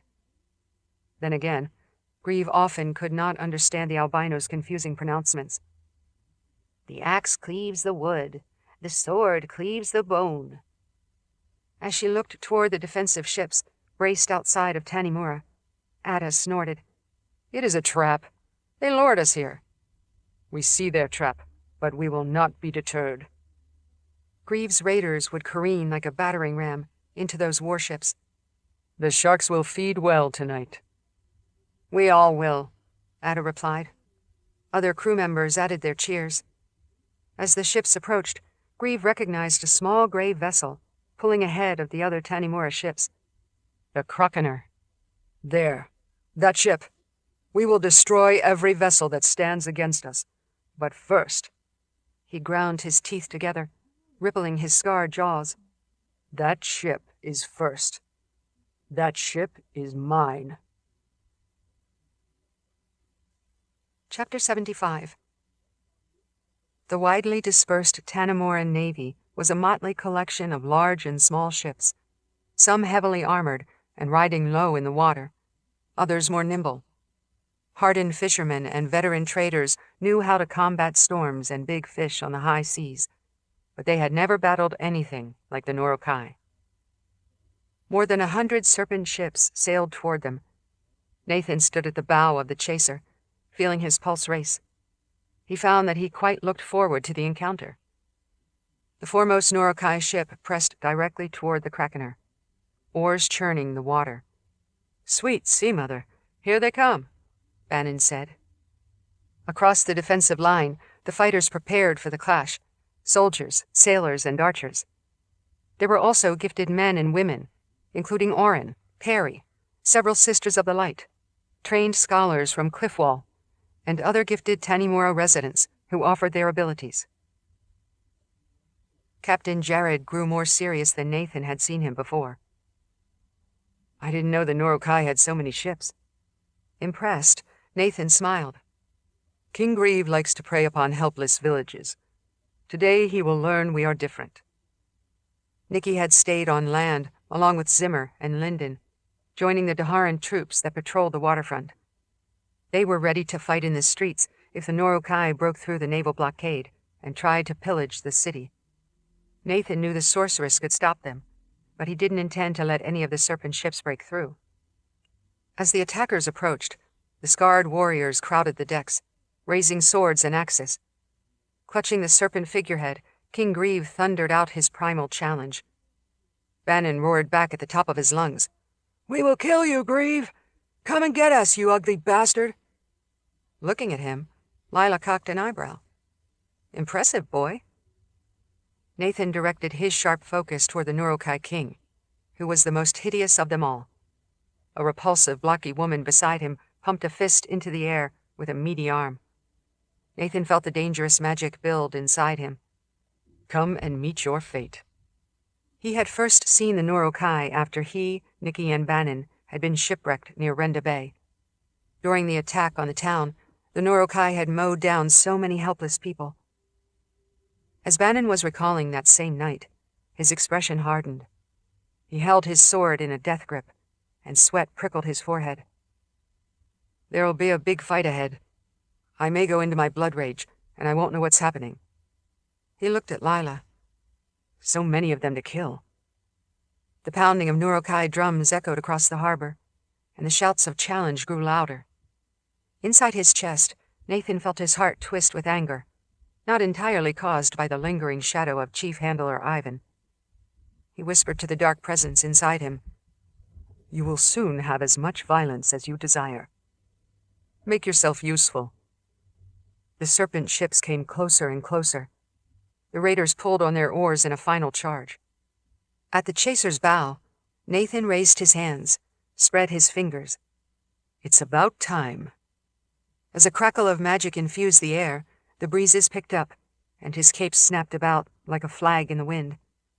On other nearby ships, he saw Sisters of the Light standing at the bow, and they all summoned their magic as well.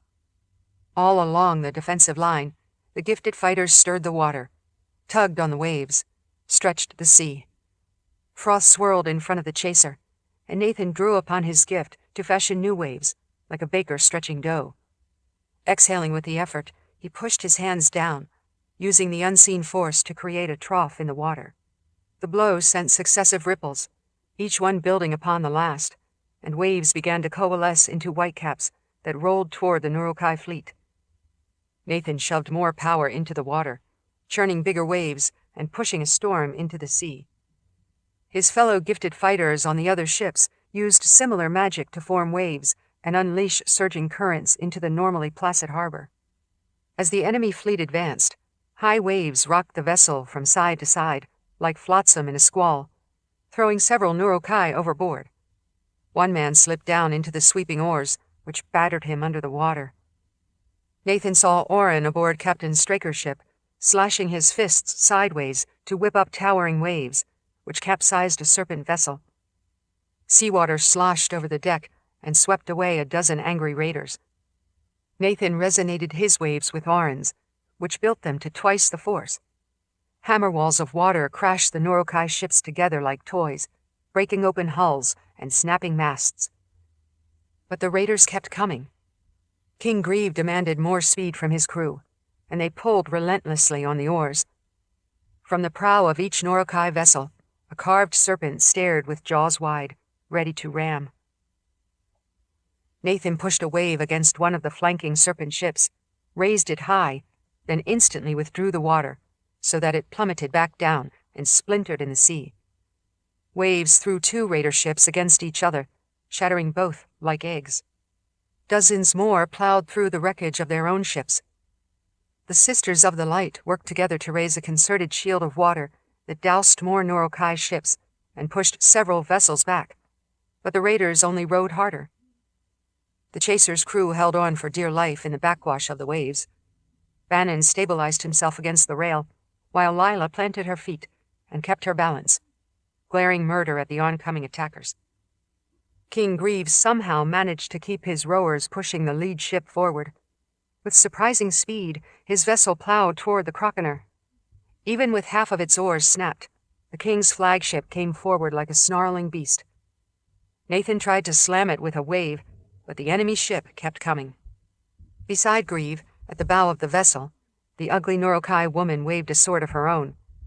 The king raised his war axe. Nathan called wind to try to drive away the oncoming ship, but the flagship crashed ahead in a suicidal push. He shoved his wall of air with such force that he cracked the mainmast, but the enemy vessel could not be stopped. The ship rammed the Croconer with an impact like a thunderclap that shuddered through the hull and deck.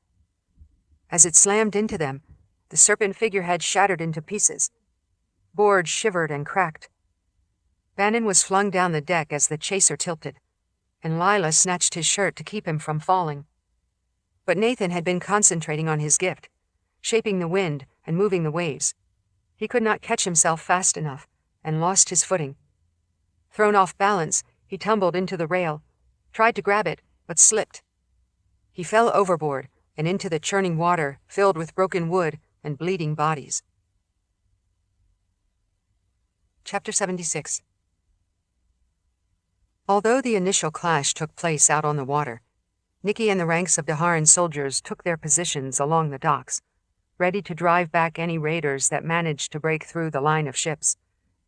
With Grieve's reckless navy, at least some of the vessels might make it to the city and wreak havoc.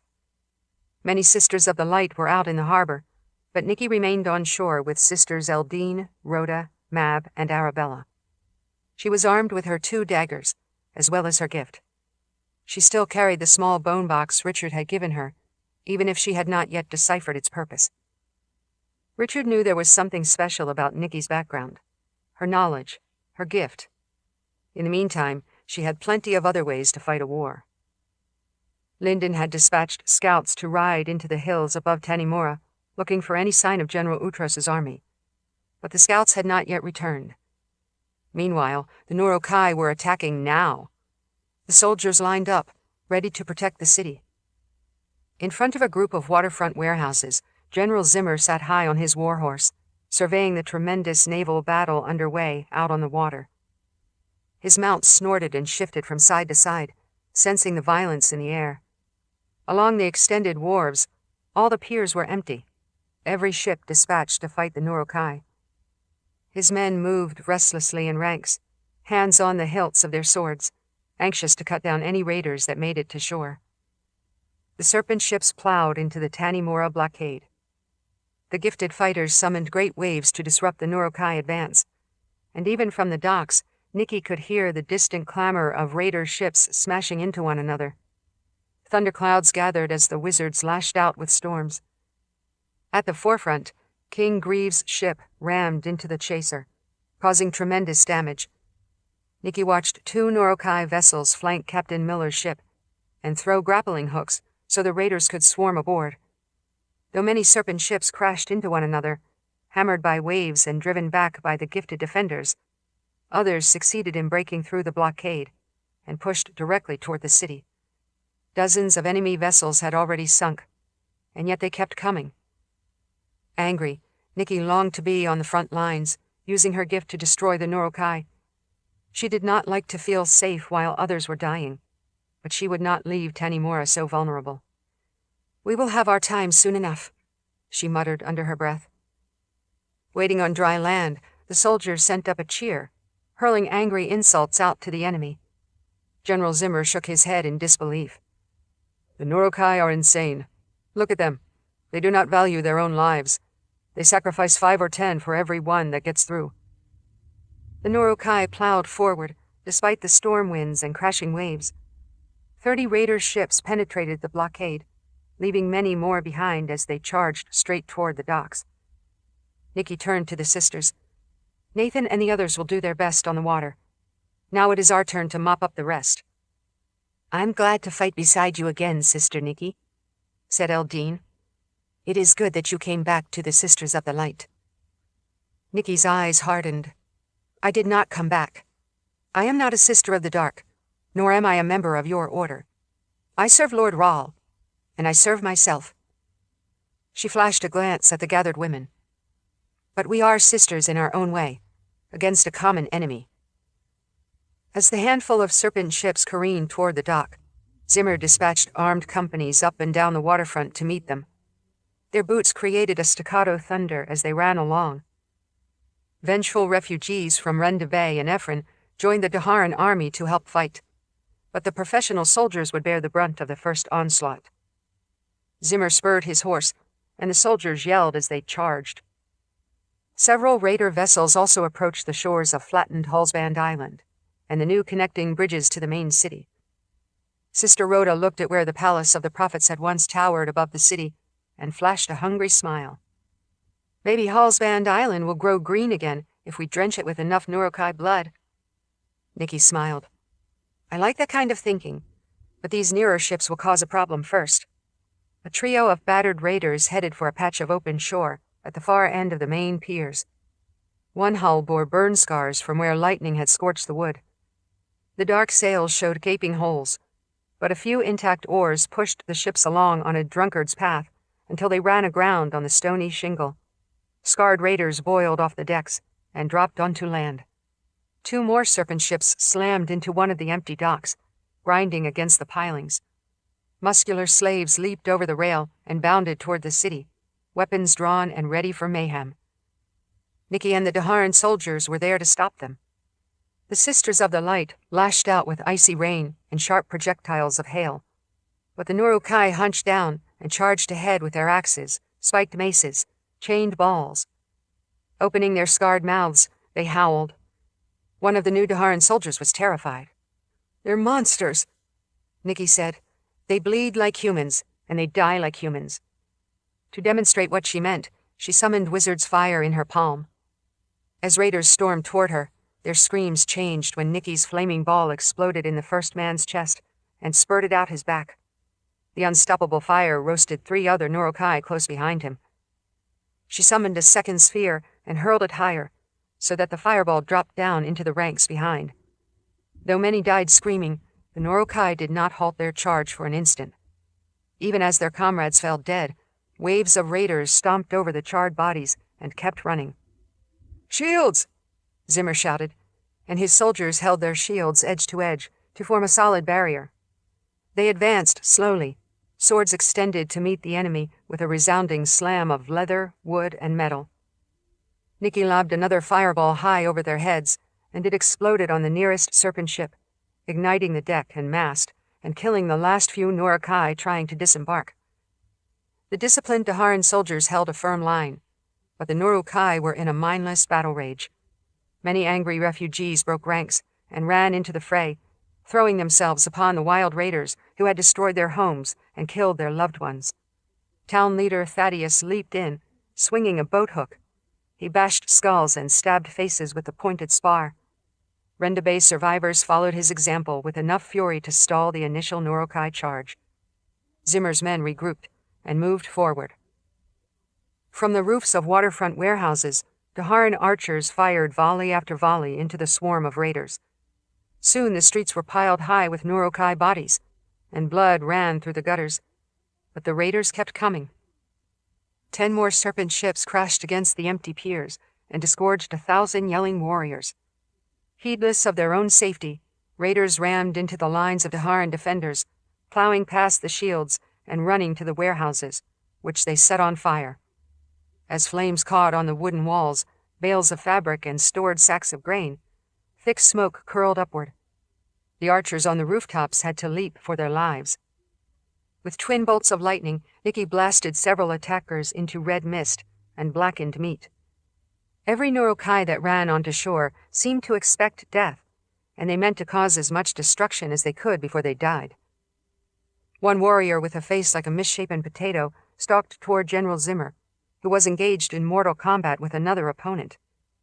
Seeing that he needed help, Nicci extended her gift, found the ugly raider's heart, and made it explode. The Nurokai man dropped like a felled ox. 4 of his comrades looked at him, unable to understand what had happened. Nicci released her gift again, and stopped their hearts as well. Out in the water, the naval battle continued. At least 40 serpent ships had already been wrecked or sunk. As Nicci worked to create more Wizard's fire, a Nurokai woman swung a spiked club at her head. Nicci ducked and plunged her dagger into the woman's heart. Even with the blade stuck in her chest, the woman still pressed the weight of her heavy body against Nicci. While Nicci was distracted, the Wizard's fire flickered in her hand, but she slapped the remnants into the woman's face, and her head burst into flame. Nicci shoved the weight aside and turned to face her next victim. Then, in the heat of the battle, the sound of the clamor changed. Nicci heard loud shouts from the outskirts of the city, a banging of drums, a howl of alarm. Scouts galloped along the hill roads and raced into Tanimura, shouting in panic. Though their voices were diminished by the distance and the chaos of the battle at the waterfront, Nicci recognized the scouts. Ice formed in her gut as she saw a long line of soldiers coming behind them at a fast march. They wore armor and carried standards that she had seen before, the mark of an emperor who had died 15 centuries earlier.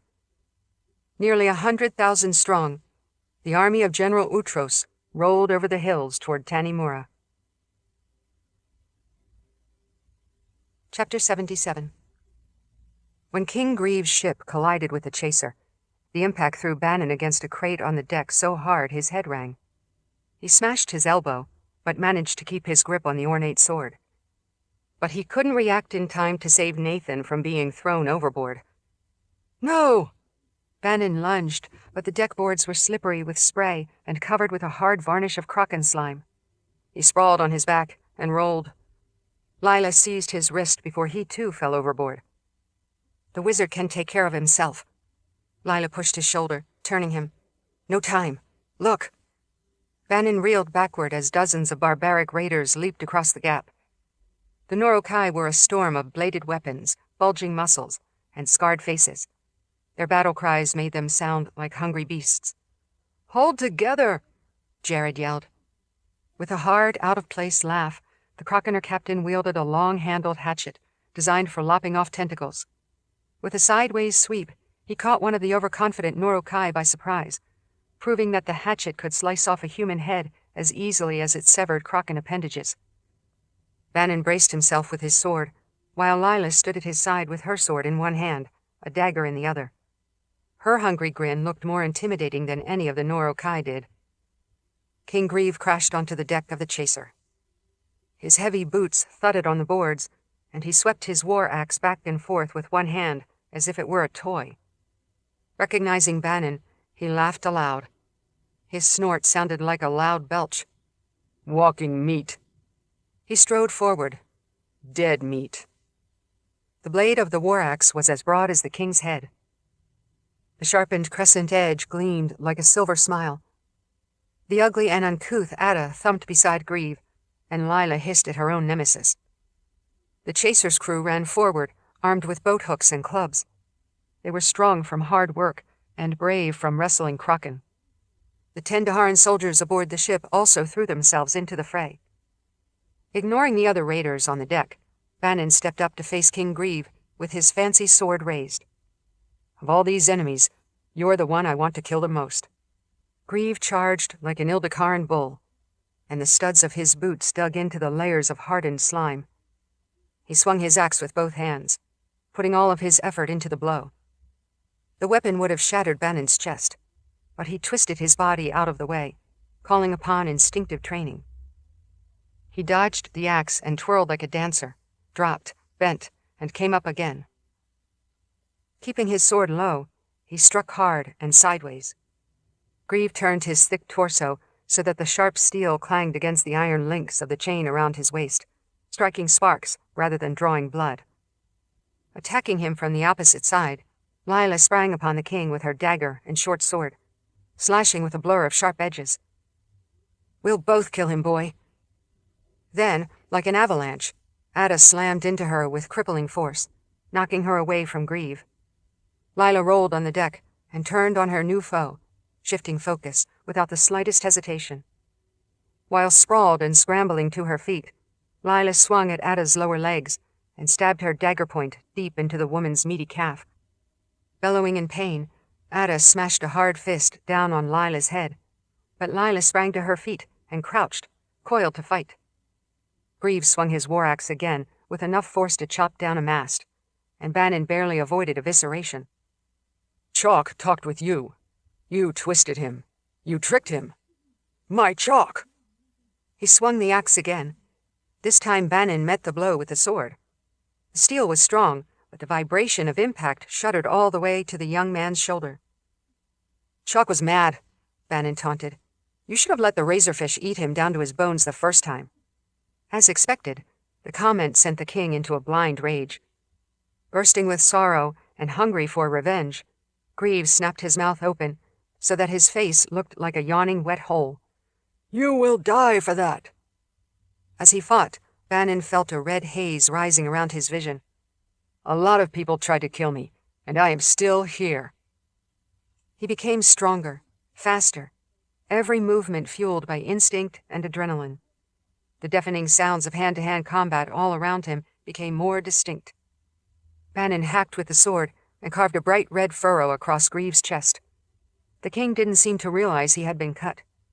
He twirled the battle axe and chopped down again, driving Bannon backward. The young man parried with the sword, slashed low, and nicked Grieve's thigh, but the king continued pressing. In the harbor around them, the gifted defenders maintained the turbulence, swamping or crushing serpent ships, slamming wooden hulls against one another. Even with the blockade, dozens of the serpent ships had broken through and headed for the inner harbor, where they smashed into the docks and disgorged wild Norokai. They swarmed into the city, which had already started to burn. Bannon couldn't help them, though. He had enough trouble just trying to survive here. He would have to leave the rest of Tanimura to Nicci, Zimmer, and the others. As if trying to cut down an oak with a single blow, Greaves swung his huge axe again. Bannon lurched to the side and collided with Ada, just as she brought down her curved sword at Lila. If he hadn't dislodged her, she would have severed Lila's arm. With a snarl, the Norokai woman spun to lash out at him, but Bannon blocked her blade with his own and turned back just as King Grieve followed through with his axe. Using the moment of distraction, Lila threw herself upon Ada, hacking deep into the woman's right arm. The Norokai clacked her teeth together as blood spouted from mangled muscle, but she effortlessly switched her blade to the other hand and attacked Lila again. The air around them was filled with a mist of blood. Greaves struck at Bannon again and again, each blow powerful enough to cleave a man in two. The young man dodged and recovered his balance. He was not afraid of King Grieve, and he did not want to back away. He wanted to kill the awful man. He met each blow with Nathan's fine sword, striking back as hard as he could. By now, though, his muscles ached from the effort, and his bones rattled from the abuse. As the red haze crowded in and tunneled his vision, he breathed harder. His pulse accelerated, his muscles tightened, his throat went dry. Every fiber of muscle, every drop of blood, every bead of sweat, every strand of his long hair became consumed with defeating the Norokai king. Bannon never knew what caused his blood rage. Maybe it was some angry flaw he had inherited from his brutal father. When the mindless fury consumed him, he became a killing machine, with no thought or awareness other than his opponent. He couldn't remember every blow, or even every victim. As he hacked at King Grieve, and his vision blurred into that fugue of murderous energy, Bannon fought to hold on to himself and push back the haze. He wanted to remember this. He slashed hard and up, barely missing Grieve's throat. "Sweet Sea-Mother," Bannon said, grinding his teeth. "I'll slay you, and I will remember every instant of this fight." The king flung his shoulders back to avoid the sword tip, then lunged toward Bannon. Grieve's face turned ruddy. "You cannot kill me. I am the Serpent God." Bannon made a scoffing noise. "I've already seen the Serpent God killed." With a shout as loud and as violent as the king's, he collided with Grieve, swung, chopped, stabbed. The king defended himself, using the metal cuff around his wrist to deflect the blow, turning to let his sharkskin vest catch the glancing blade. Bannon did not relent. He thrust and swung and hacked at the big man's shoulder, chopping loose an implanted bone spike. Grieve yowled as blood sprayed from the gouge, but the pain triggered additional energy. "I am King Grieve! I am the Serpent God!" Bannon dodged another vicious sweep of the war axe. "You'll all grieve!" The explosive strength of his attack was unstoppable. The king drove Bannon backward, pressing him against a crate near the rail. Grieve raised his war axe over his head and brought it down with enough strength to split his victim from head to waist. Bannon evaded death by a hair's breadth, and the axe embedded itself deep into the wood. The blade wedged into the rail and stuck in the thick layers of adhesive slime. King Grieve grasped the handle, tugged, twisted, tried to break the axe loose. As King Grieve struggled to wrench his weapon free, Bannon seized the instant. Putting all the strength of his back and shoulders and arms behind his sword strike, he chopped down on King Grieve's neck. The sharp blade cut all the way through the king's spine. Grieve's head rolled off, held by just a scrap of skin. His jaw yawned open, and his tongue dangled out as blood spouted. Stretched by the weight, the thin ribbon of tissue snapped, and Grieves's head dropped over the side of the ship and into the churning water. Bannon collapsed to his knees and felt a sudden indrawn breath of silence. He seemed to hear Chalk's voice, the shaman calling out gibberish again and again. And now Bannon understood. The axe cleaves the wood. The sword cleaves the bone. A scream loud enough to shatter glass rolled out behind him. Ada looked as if her heart had just been torn beating from her chest. "My Grieve!" She thundered toward him with all the fury of a combat bear. Grieve's headless body collapsed to the deck. Some of the Croconer crew cheered, then threw themselves on the other Nurokai with redoubled force. Ada came at Bannon like a rabid dog, and he raised his sword to block her. Everything seemed to move slowly, and his weary muscles were cold sludge. When Ada was one step from him, her sword raised for the killing blow, Lila appeared behind her and thrust her blade directly through the other woman's back. She shoved hard with both hands, pushing the blade through Ada's heart, and the point sprang out like a sharpened sapling between her breasts. Dying, Ada flailed her arms, then let her curved sword fall with a clatter to the deck. She pawed at the steel point that had sprouted from her chest, slicing her palms. Though Ada was much heftier than her slender opponent, Lila held the big woman up with the sword. Dark blood flowed in puddles. Finally, Ada slid down along the cutting blade, and Lila let the body fall onto the deck. Chapter 78. A ripple of dismay passed through Zimmer's standing army as they wheeled about to face the horde of ancient soldiers that appeared on the outskirts of the city. Battle horns sounded, and a roar of voices rose like a thunderclap from Utros and his warriors. Zimmer rallied his fighters. "We are the Daharan army. We stand against all enemies." "We are more than that," Nicci said. "We also have thousands of refugees armed and hungry for vengeance. Now they have their chance." Meanwhile, the Nurokai raiders fought their way deeper into the streets of Tanimura, yowling like crazed beasts. They let out a resounding cheer upon seeing their allies arrive, which virtually assured their victory. They burned and ransacked whatever they touched. The two enemy armies closed in on the city, like flames fanned by a stiff breeze. Nearby, a Nurokai warrior tilted his head back and laughed at the sky, twirling a club in his hand. Annoyed, Nicci burned him to ash with wizard's fire, and his club clattered to the ground, still clutched by smoking fingers. Spurring his warhorse, Zimmer led a charge through the chaotic Nurokai, trying to get closer to Nicci. She shoved with a wall of hardened air to clear the way for him. Sweat dripped down the general's face, and his right cheek was splattered with blood. He glanced at Utros's enormous army outside the city, his expression grim. "Now I see the wisdom in your insistence on keeping so many troops on land. I don't know if our entire army will be enough to stop General Utros from conquering the city."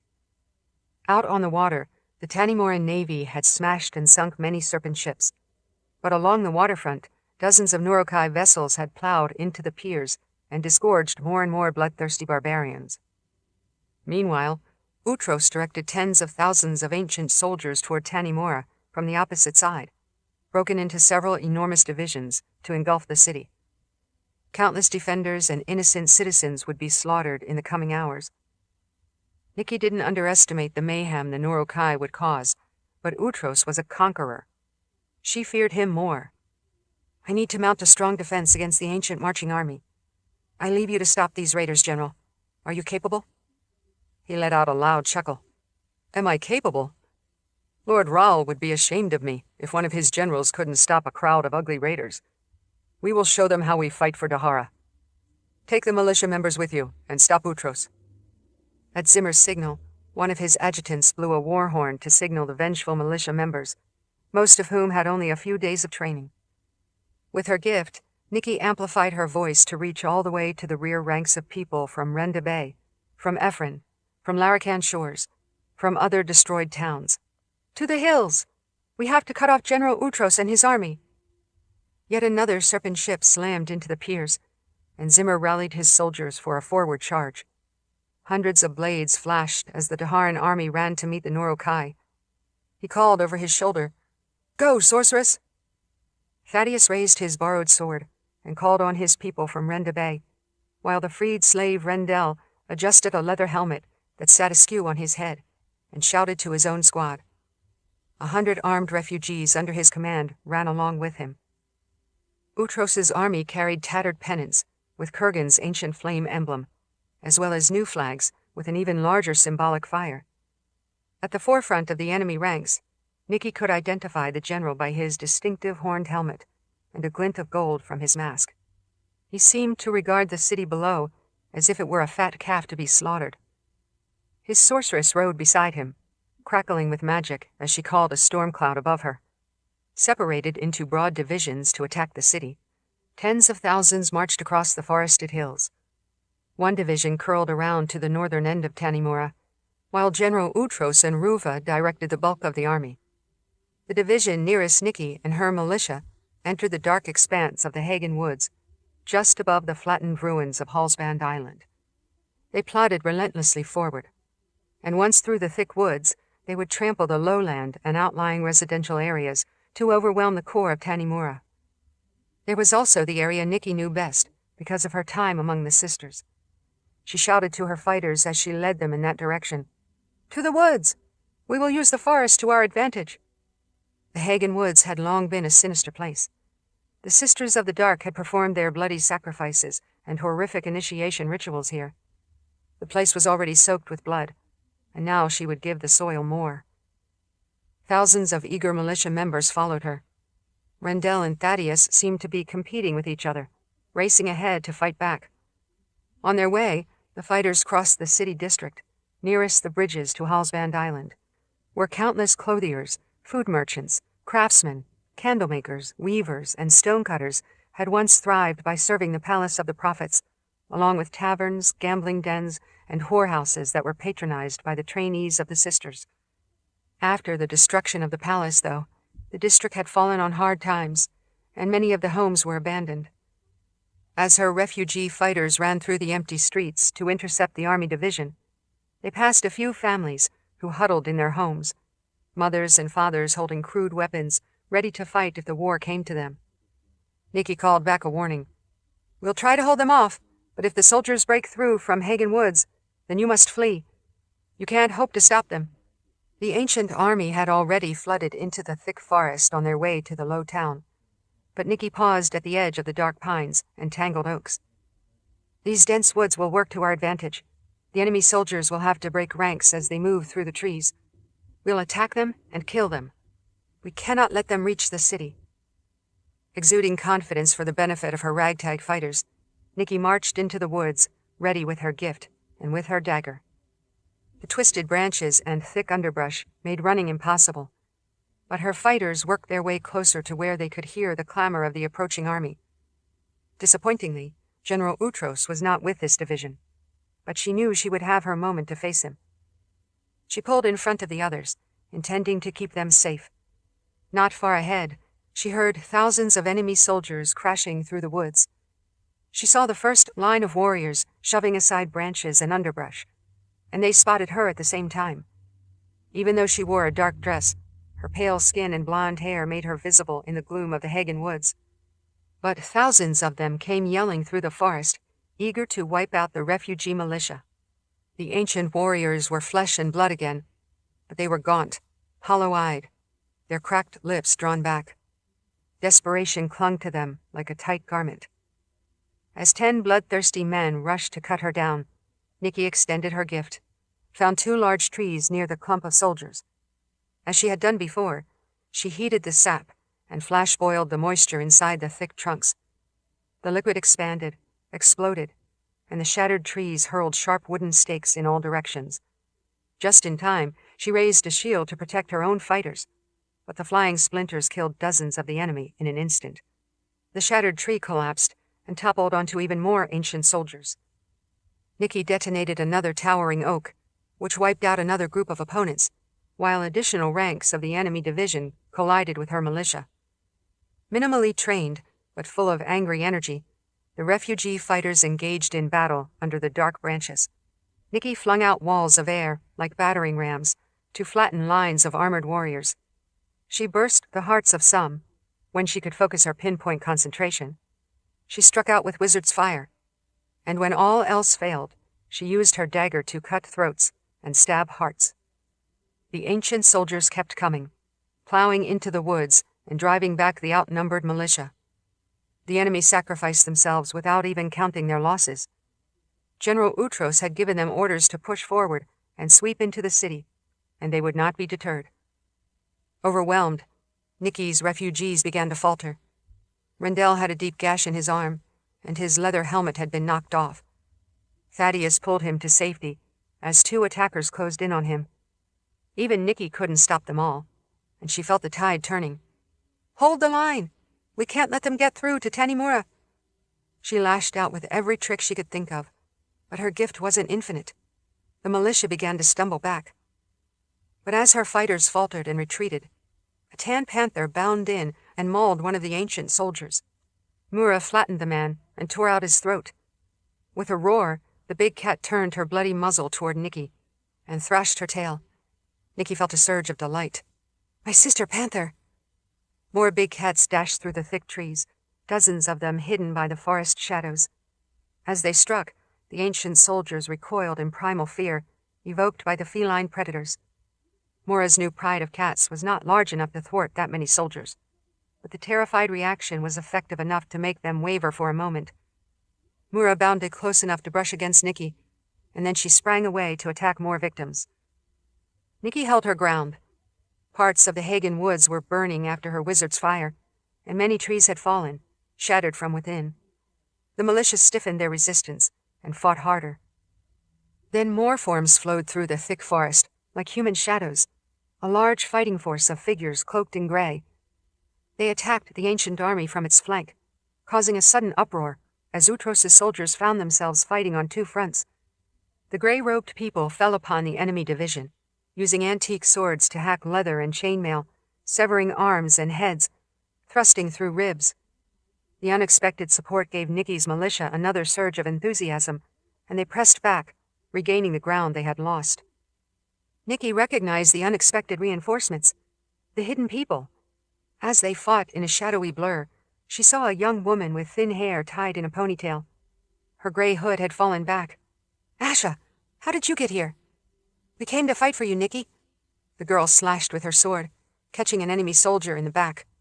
"You freed us from the Jis, and now it is only fair that we help you." Nicci was amazed. When the Sliff had whisked her away from Orogang, General Utros's expeditionary force had filled the square, an overwhelming army. She had thought sure the hidden people would be massacred. "How did you escape from the soldiers in Orogang?" Asha laughed. "Escape? We killed them all. We have far more people than you guessed. And we knew where you were going, since you showed us Tanimura on the relief map in the speaking chamber. We knew all the mountain passes, the rivers, and the cities, and we decided we had to come here. We followed your sand panther." Nicci felt an optimism that would have made even Bannon proud. "Good. Now we can eradicate this division." They fought with redoubled fury and decimated the invaders. Nicci was sad to see how many brave refugees also died in the forest, but over the next few hours they succeeded in wiping out the entire division. Nicci stood exhausted, her black dress stained and tattered from her countless slashes. The forest was a blood-soaked bog, and dead bodies lay piled several deep. Her surviving militia members rallied around her, proud that they had managed to hold the Hagen woods, but an even larger battle was still taking place in the main city. Suddenly, the branches in the nearby trees whipped about, leaves crackled, and a shimmering feminine form appeared in the air, the green-haloed outline of Ava. She looked outraged. "Utros will send you to the Keeper." Nicci summoned the remnants of her gift to tear at the wavering spirit. "I killed you once already." The spirit coalesced from the onslaught and swooped among Nicci's militia, causing fear, but little harm. "Our army is many times stronger. Our forces will crush you all," Nicci said smugly, "and yet you will still be dead." Screaming with frustration, Ava rattled the trees again. Nicci shoved with her gift, and the spirit swirled away. "I will tell General Utros where you are. He wants to be the one to kill you." After Ava vanished, Nicci looked into the empty air. Her defenders muttered in fear, but she scoffed. Let him try. Chapter 79. The ships of the Saramundi Navy sailed north, following the Norokai fleet. The Serpent ships raced along toward Tanimura, completely unaware of the armored vessels in pursuit. Olgaia had summoned just enough mist to create a veil that hid them from the Norokai lookouts. Harbor Lord Otto rode at the front of the Mist Maiden, wrapping his hands around the rail. Captain Ganley stood beside him, shading his eyes. "Are you tense or eager?" "They are ahead of us, and I don't want to miss the battle," Otto said. I'm glad we saved Saramundi from destruction, but we're still part of this war. Imagine how much harm a whole Norokai fleet will inflict on Tanimura. A small raiding party nearly wrecked Saramundi Harbor. Chuckling, Ganley stroked his beard. But this time we know how to fight back, and when we come at them unexpectedly, it will be like a knife in their backs. It is what they deserve. Otto looked down to the water where the prow cut the waves into white foam. He was startled to see sleek figures swimming beside the Mist Maiden. At first he thought they were dolphins, but he recoiled when he recognized the human forms, the scaly skin, jagged fins. Selka! Those are Selka swimming beside our ship. Ganley watched hundreds of the sleek forms streak toward Tanimura, like escorts for a Saramundi navy. I don't think we need to worry about them. The Selka and the Norokai are mortal enemies. Ours is not the flesh they wish to devour. We will feed them plenty after today's battle, Otto said. All of the Saramundi vessels had been armored with metal plating, at Nicci's insistence, and now their crews were trained with swords, spears, and boat hooks. Dozens of expert archers were aboard each ship, ready with baskets of pitch-wrapped fire arrows. Olgaia joined them at the bow, her hair undone from her usual braid, the strands uneven. She had used her gift to summon wind, pushing the metal-clad ships at greater speed and closing the distance to the Norokai. Now that they approached, she stretched out her fingers and relaxed, undoing the mist spell that had created a blurring veil around their ships. The fog dissipated, revealing them. But the Norokai were looking forward, expecting nothing from the open sea behind them. Ahead, Otto could see Tanimura with its great harbor 10 times the size of Saramundi's. The tremendous battle had already begun, and he heard the shouts and screams, the clang of metal, the hulls splintering as ships collided with the harbor blockade. The Norokai rode furiously, slamming into the line of defensive ships. Nathan is here, Olgaia said, nodding to herself, as well as Oren and Perry. They are putting up a strong, gifted defense. Otto could see many wrecked serpent ships, sinking after being battered by a succession of huge waves. They've done good work already. And we'll do more. Olgaia spread her arms wide and brought them together with a resounding clap. With the release of her gift, she sent a shockwave through the water, creating a line that was at first a ripple, building higher and higher into a great rolling wave that hurtled toward the rear of the attacking serpent ships. Our first blow will get their attention. In the smooth wake behind Olgaia's wave, the harbor lord saw streaking scaled figures, hundreds of the muscular Selka, as they raced forward to join the attack. The rolling wave crashed into the rear line of the serpent ships. On their decks, the Norokai fighters whirled and screamed outrage at the surprise attack. Then the Selka surged up the hulls. Otto laughed, and Captain Ganley shouted for his archers. Within moments, a blizzard of flaming arrows arced through the sky and pelted the wood and sails of the raider ships. But that was only the beginning. Closing in like the jaws of a trap, the Saramundi ships joined the battle. Nathan fought to keep his head above the blood-churned water. Greaves' damaged ship creaked against the weathered Crockener, scraping the new armor plates with a flurry of sparks. When the waves buffeted him, he was nearly crushed between the two hulls, but he used his gift to shove the ships apart, and just barely save his life. He sprayed water between his lips. That would have been an embarrassing end for a great wizard. On the chaser's deck above, he could hear the fighting, the clash of metal and battering clubs. A dying Norokai splashed into the water beside him, clawing at the gaping wound in his chest. Nathan's boots and soaked cape weighed him down, but he kept himself afloat in the rough waves and worked his way along the side of the chaser. He yelled up, "Someone throw me a rope! I can help if I get up there." Since they were fighting for their lives, though, no one paid attention to the man in the water. Nathan knew Bannon and Lila were skilled fighters, but the Norokai were nearly inhuman. Frustrated, he dug in with his nails, trying to climb the wet and slimy hull boards. His boot found purchase on a clump of old barnacles, and he pulled himself higher, reaching up until he caught the frame of a porthole above the waterline. He grasped the lip of the wood with his fingertips and used it for purchase, straining to climb just a little higher until he was out of the water, dripping like a waterlogged dog. Partway up the hull, he found himself stuck. He couldn't reach the rail, still 2 feet above his extended arm. He clawed for a higher grip, struggling to keep his footing, but the leather soles of his boots were smooth, and they slipped on the boards. He tried to hold on to the porthole frame, but found himself falling backward. Instinctively, he used the gift to create a wall of wind. Under normal circumstances, he would have used the push of air against an enemy, but now he used the same magic to form a cushion beneath him. With a hard shove, he used the burst of air to throw his body higher until he tumbled over the rail. He sprawled across the deck, which was slippery with blood and old slime. He rolled to his feet, ready to fight. Bannon and Lila faced him, panting hard to catch their breath, both covered in blood. The headless corpse of King Grieve lay on the deck, with an ape-like Norokai woman sprawled next to him. Captain Jarrett and his men quickly cornered the few remaining Norokai aboard the chaser. Feeling left out, Nathan called a carefully directed bolt of lightning to blast the last raider standing. Bedraggled and drenched, Nathan stepped up to Bannon and clasped his shoulder. "Are you all right, my boy?" The young swordsman stared at the headless body of the Norokai king, and a smile slowly dawned on his face. "Yes, I'm just fine." When Nathan shook his head, clumps of white hair flopped from side to side. With a sniff, he summoned his gift, evaporated the water, and refreshed his clothes. "If we are going to have even a small victory, then my appearance should appropriately reflect it." Bannon looked at the blood on his sword. Grieve's blood.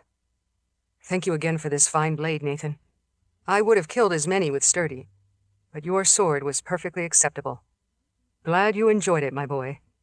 But this little tussle is just a tiny ripple in the overall battle for Tanimura." He looked toward the shore. "We have much more to do." The momentum of the Norokai Navy had been broken, but many serpent ships had slipped past the blockade and pressed to shore, where the raiders were now ransacking the waterfront district. Fires rose from the city.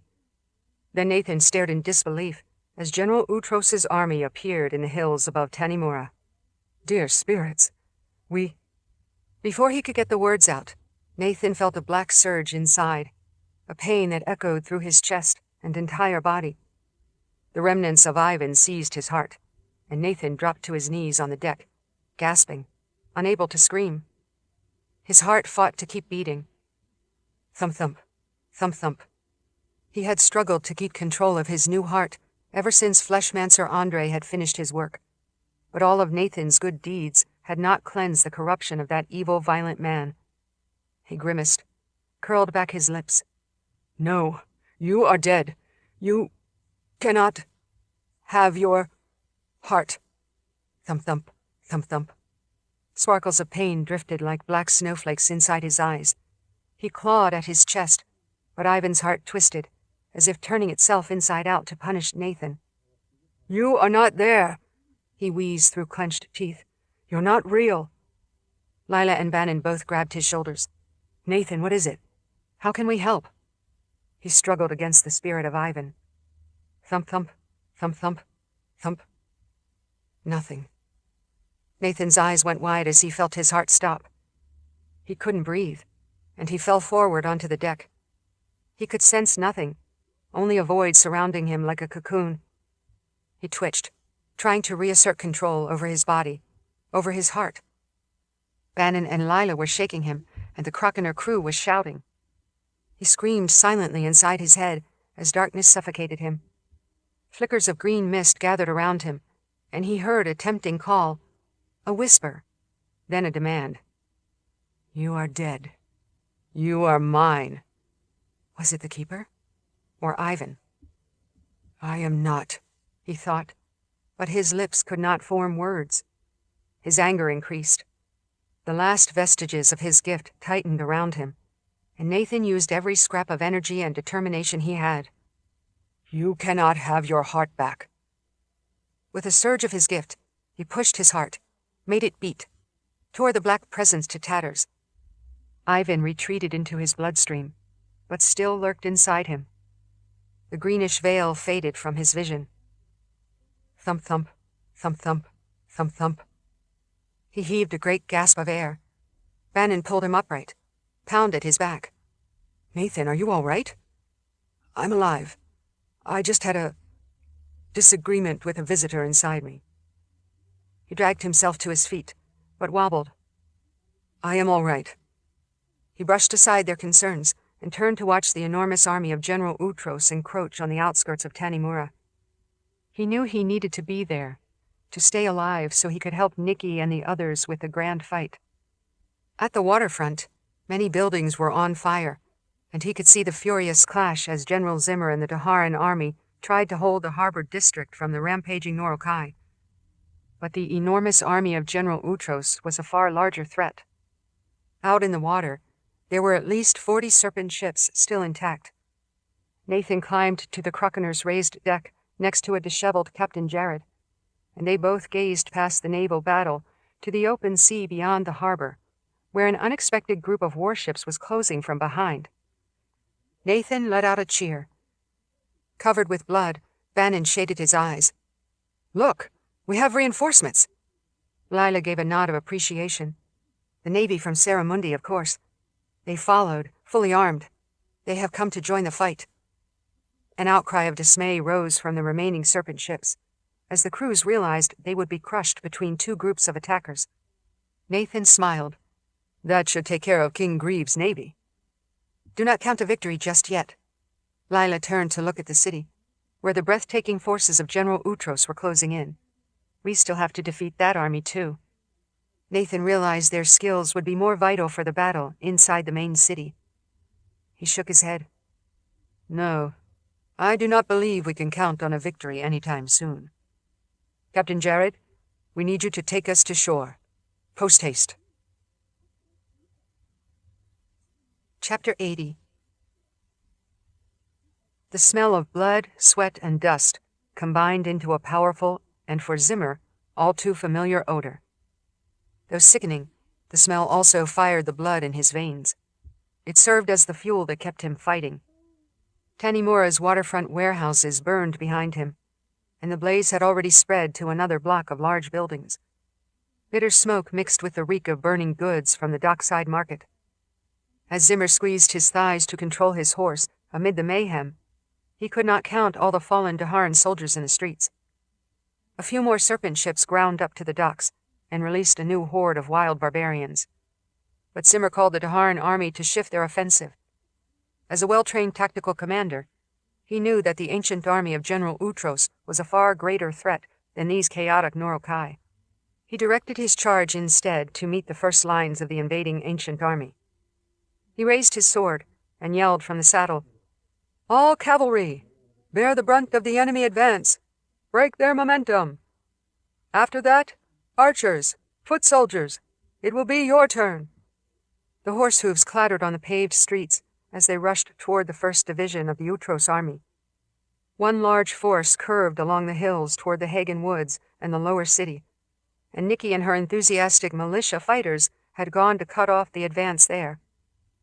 Another segment of the army, 10,000 or more under the banner of the veteran First Commander Enoch, marched directly toward the heart of the city.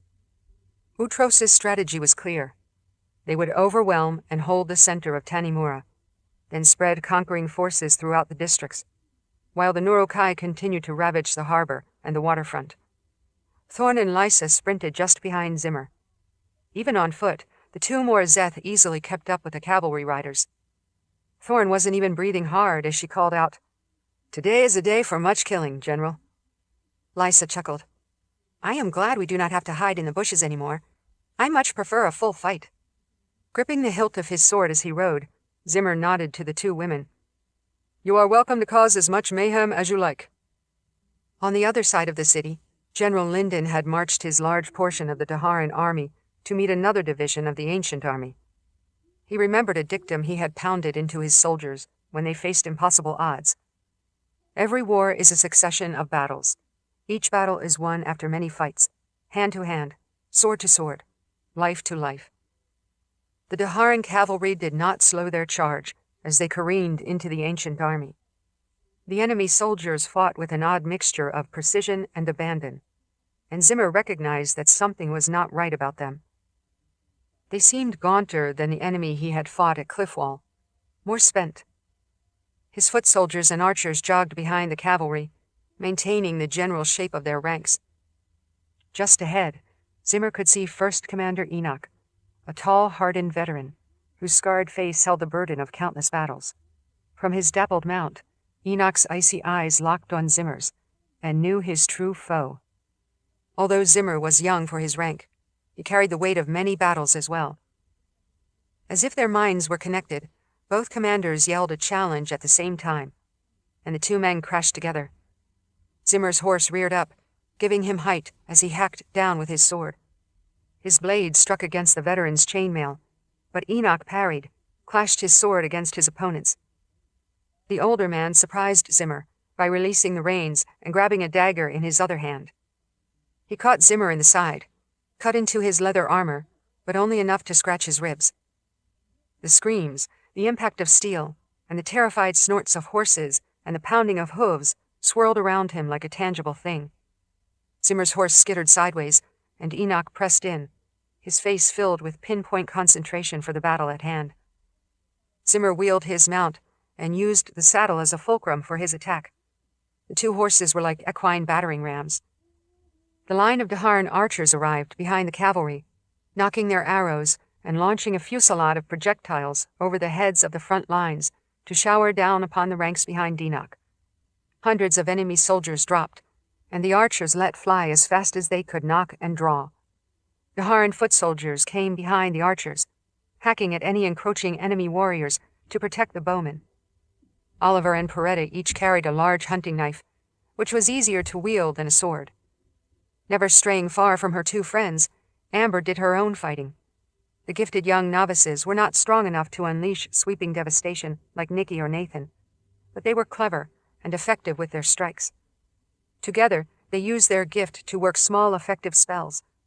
With flickers of fire, they heated the hilts of the enemy's swords, which made the yelping soldiers drop them in pain. Peretta called out to her friends. "Intense fire is difficult to make, but we can use bright light instead. That's easy. Blind them." Oliver grinned. "Yes, the flash spell." He twisted his fingers and muttered the words he needed for focus. A burst of light blossomed directly before the eyes of an attacking soldier, like an erupting star. The man slapped a hand to his eyes and stumbled into another soldier. Unable to see, he swung instinctively and stabbed his own comrade. Triumphant, Oliver, Peretta, and Amber repeated their flash spell in the faces of other warriors. Arabella and Mab, the only two sisters of the light still with Zimmer's troops, were more formidable opponents. They rode on each flank of the main cavalry and hurled buffeting winds strong enough to stagger the enemy ranks. "By the Creator, we have our work cut out for us," Mab said. A glowing female form swooped in over the advancing army, the pale shade of Utros's dead sorceress. Shrieking with mad laughter, Ava's spirit joined First Commander Enoch. Though intangible, Ava could still use the remnants of her gift to send disruptive waves through the Daharan soldiers and spook their horses. Ava swooped directly through the mounts, terrifying them, and the panicked horses pawed at the air, wheeling sideways and colliding into one another. Ava's features transformed into the face of a gaunt demon, with a wide fang-filled mouth, her eyes sunken into dark hollows. The Daharan soldiers slashed the air, their swords cutting harmlessly through her wispy form. First Commander Enoch kicked his horse in the ribs and charged forward. Zimmer brought up his sword to parry the blow, but Enoch struck with all the might of his battle-hardened muscles. Suddenly, a bright flash, like a solar flare, burst in front of Enoch's face, blinding him. He grabbed at his eyes, too late to shield them from the dazzling burst. Oliver, Peretta, and Amber cheered, then turned their unique attack upon other enemy soldiers. Zimmer's horse slammed into his opponents, hurling the old veteran from his saddle. Enoch landed and rolled before stumbling back to his feet, unable to see but sweeping his sword from side to side. Knowing that First Commander Enoch was his main foe, Zimmer swung out of his saddle and dropped to the ground. Enoch stabbed at the air as he struggled to see. Nearby, Thorn and Lysa fought with wild abandon, grinning wolfishly with a weapon in each hand. Splatters of blood flecked their skin. The scant black garments provided little protection, but neither Morazeth needed it. They hacked from victim to victim, moving on to the next target even before the last one fell to the ground. 14, Thorn cried as she stabbed another man through the ribs. 16 for me, Lysa said. You better catch up, sister. We will take stock when the day is done. A giant-statured warrior loomed in front of Lysa. Each of his biceps was larger than her head as he lifted a two-handed sword. But Lysa slashed him across the stomach, then slid her blade through the gap in his thigh armor and into his groin. She dodged out of the way as the giant bleated like a sheep in the slaughter pen and crashed to the ground. Ava's spirit swooped in to terrorize Thorn and Lysa, but when the intangible spirit tried to pass through their bodies with a disruptive tingle, the protective runes blocked her, and she ricocheted off of them. Flustered, the dead sorceress whirled off to attack someone else. As his horse galloped away, Zimmer regained his balance on the ground. For the moment, he would face First Commander Enoch on foot. He shouted, "My name is General Zimmer, and I command the Daharan army. I want you to know the name of the man who will defeat you." The veteran was still blinking the dazzling colors from his eyes, but he sensed Zimmer close to him. He raised his sword and struck out, poking the air and yelling, "You haven't defeated me yet." Enoch drove forward in a flurry, chasing the other man's voice. Each time his sword struck Zimmer's, his aim grew better. "You have seen our army, Zimmer. Why bother fighting? Surrender, and join the conquerors. Your bodies don't have to litter this entire city. The Keeper will take me when he wishes," Zimmer said. He was impressed at how well the man fought. They clashed again. Enoch squinted, blinking furiously as his vision began to return. Two riderless horses charged by, nearly trampling them, and Zimmer jumped out of the way.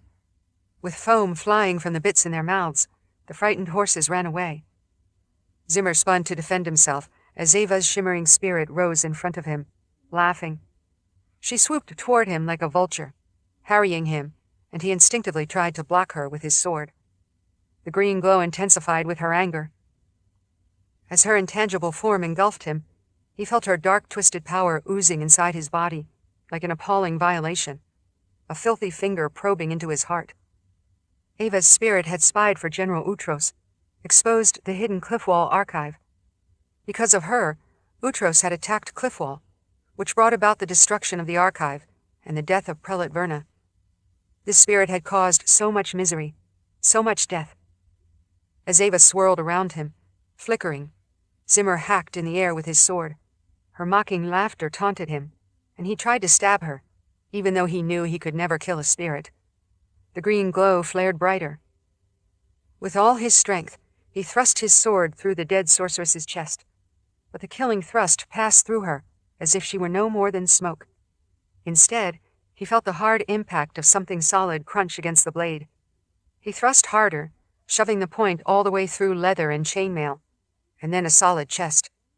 Shrieking, Ava swirled away to reveal to Zimmer that he had skewered First Commander Enoch through the heart. The old veteran had lurched up to him, hidden by the dead sorceress's flickering form. Impaled on the sword, Enoch coughed blood. His sword slipped out of his limp fingers and dropped with a clang to the ground. He touched the steel, blinking in wonder. "This is death. At last." His body fell as gravity pulled him off of Zimmer's sword. "There you are, Camille. My love."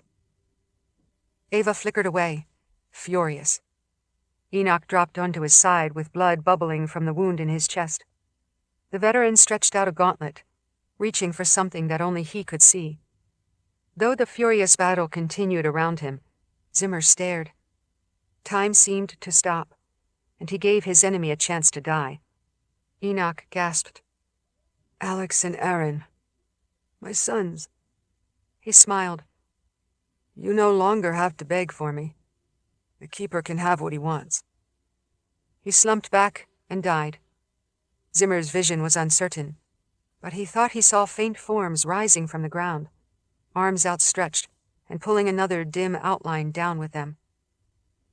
But even with the first commander dead, the invading army came forward, unstoppable. Chapter 81.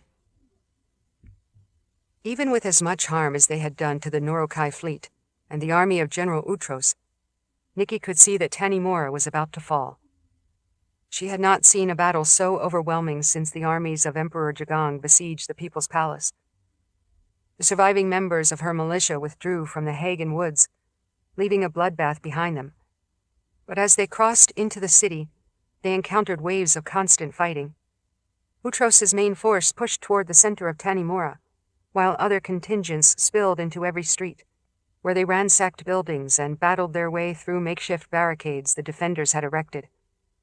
The fighting took place in houses, alleys, rooftops, and streets, and the city's outnumbered defenders used that to their advantage. In an open public square ahead, Nicci spotted the banners of General Linden and his Daharan soldiers, and they were fighting in what looked like a last stand. She led her militia there to join them in the fight. She could see they needed her. The hidden people accompanied her, racing along in their gray robes. Many had fallen in the Hagen Woods, but they did not count their dead. Breathing hard, young Asha had a knife-edged smile. "We traveled across the continent for you, Nicci. We will fight for you now." The rest of the hidden people were just as determined, carrying swords from the weapons stockpile they had stewarded in Oregon. For more than 1,000 years, they had waited for General Utros to return, but their hero had cruelly turned against them. Now the deadly people, and the pride of ferocious sand panthers, might shift the balance here and save Linden and his troops. Fighting their way through city streets, Nicci's followers slew hundreds more as they drove like a wedge through the invaders, cutting off an entire group and killing them down to the last man. Ahead, Linden's regiments had taken up a defensive position in a square enclosed by high buildings. His Daharan soldiers stood several ranks deep, with an outer line of shields as a barricade. Archers in the rear launched volleys of arrows into the enemy army, but the invaders crashed into them like waves against a rocky shore. Linden shouted ever more desperate commands, and a standard-bearer beside him raised a flag, showing the colors of Dahara and the stylized letter R for the House of Raal. The defensive line held firm, until an unexpected part of the flank began to crumble. Under the constant barrage, the shield line buckled, and dozens of enemy warriors raged through, as if it were a hemorrhaging wound. They ran past the shield line, which then closed behind them, and reformed, stronger than before. Nicci smiled at the clever trick. 30 enemy warriors, now trapped inside the line, were all cut down, one by one. Amid the great ground battle, unexpected lightning drew a zigzag line in the air, and the energy struck an ancient sub-commander and his adjutant at the front of the enemy charge. The blast shattered the victims into smoking pieces. Looking for the source of the surprising attack, Nicci was amazed to see a wizard with long white hair dressed in a fine cape and vest. "Nathan!" He couldn't hear her over the sounds of battle, but when she extended her fingers to the sky and brought them down, Nicci drew her own lightning bolt to incinerate 3 more soldiers next to the ones he himself had killed. That got the wizard's attention. Nathan waved, and beside him, Bannon and the Morizeth Lila also shouted, glad to see her. Using a battering ram of wind to clear the way, Nicci led her surviving militia members to reinforce Linden's troops, disrupting the ancient army and causing a panic. The prowling sand panthers tore at the enemy soldiers, but Mura herself was reluctant to leave Nicci's side, now that they were reunited at last. Nicci fought her way close to General Linden and his beleaguered troops. She unleashed another bolt of branched lightning, which strafed the front lines of enemy fighters, and still more of them flooded into the city. Already exhausted, Nicci dug deep into her reserves of energy. Knowing the stakes, she resorted to a darker form of destruction, pulling upon dangerous subtractive magic. She called upon that side of the gift only when it was absolutely necessary, for those were skills she had learned when she was a Sister of the Dark. Now she served the Daharan Empire, and she served Richard. Her heart was strong enough to handle it. She opened herself, stretched out her gift in both positive and negative directions, to draw another bolt of lightning, but this time she joined it with an infinitely dark crack in the sky, like a mirror image entangled with the white bolt. The zigzagging blast killed more than 100 in a single strike. The fury of her lightning stunned the front ranks of the enemy division, driving back their charge and giving Nicci's militia the window they needed to surge forward and reinforce Lyndon's troops. "Thank you, sorceress." Lyndon looked ready to drop from exhaustion and blood loss. His shield was splintered, and his leather armor and chainmail were ragged from many blows. Nathan strode up to her, grinning. "Dear spirits, I'm glad to see you. I know you rarely use subtractive magic, but that was sorely needed." He watched the hidden people join the defensive line and raised his eyebrows. "Oh, I see you found some friends." Bannon's ginger hair was matted with blood and sweat, but his hazel eyes shone. "Now we can all fight together. The Neurokai are mostly defeated, and Captain Jared took us to the docks so we could help here in the city." Barely able to contain his own news, he blurted out, "At least King Grieve is dead." That got Nicci's attention. "How did he die?" "Badly, I hope. The boy killed him," Lila answered, with clear pride. "Cut off his head." Nicci rewarded the young swordsman with a gratified nod. "Well deserved." "We broke the backbone of the Neurokai fleet out there on the water, and the Saramundi Navy arrived just in time to attack them from behind." Nathan looked beyond the square to the sweeping harbor, where innumerable serpent ships were sunk or burning in the water.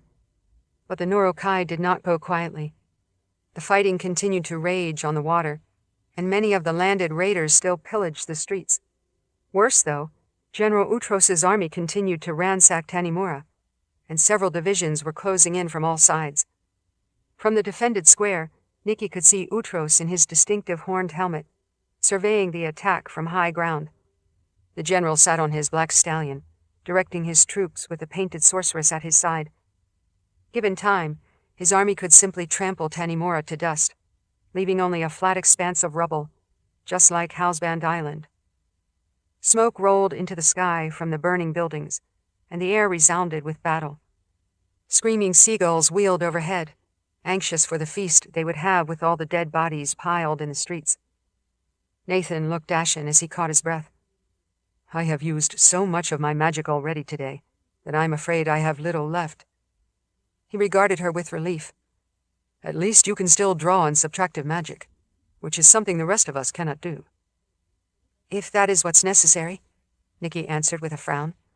"We promised Richard we would protect Dahara, and he knows my abilities. I'll do anything to stop Utros from marching north into the New World. Richard has his own problems there. He left this to me. She had to stop the enemy here and now, because she loved Richard too much. She longed to see him one last time, though she had long ago accepted that she would never have his love in return. Nevertheless, his respect, his friendship, his complete confidence gave Nicci strength she didn't know she had. He believed in her, and he said he'd given her everything she needed. Richard would never abandon her. She thought of the small bone box and the glowing constructed spell. Despite her best efforts, she had been unable to decipher what Richard meant. Life to the living, death to the dead. What did that mean? And how could she use it? So many brave fighters were already dead, and Utros's ancient army kept coming. The great military force should have been dead many centuries ago, but the petrification spell from the wizards of Ildikar had thwarted the Keeper. Every single fighter wearing the flame symbol should have gone to the underworld long, long ago. Death to the dead. With a sudden idea, she snatched out the bone box from her pocket and held it in her blood-stained palm. When the blood touched the bone, the energy of spilled life affected the delicate container and the scratched symbols. The markings intensified, glowed. Life to the living, death to the dead. Thoughts clicked together in her mind, and she suddenly understood what was necessary. The missing piece she had forgotten. The answer had been there, but she hadn't looked for it in the right way. She hadn't thought the way Richard would think. When trying to analyze the glowing, rotating sphere, she had performed a test she knew well. An obvious test. But while she had used subtractive magic to ignite a verification web, she had not used it on the constructed spell itself. It was a form of constructed spell that contained a bit of original magic from the design of the Wizard's Keep, from a time when wizards also possessed subtractive magic. Such a defensive spell from the Keep, she realized, had to contain subtractive elements. Richard would have known that.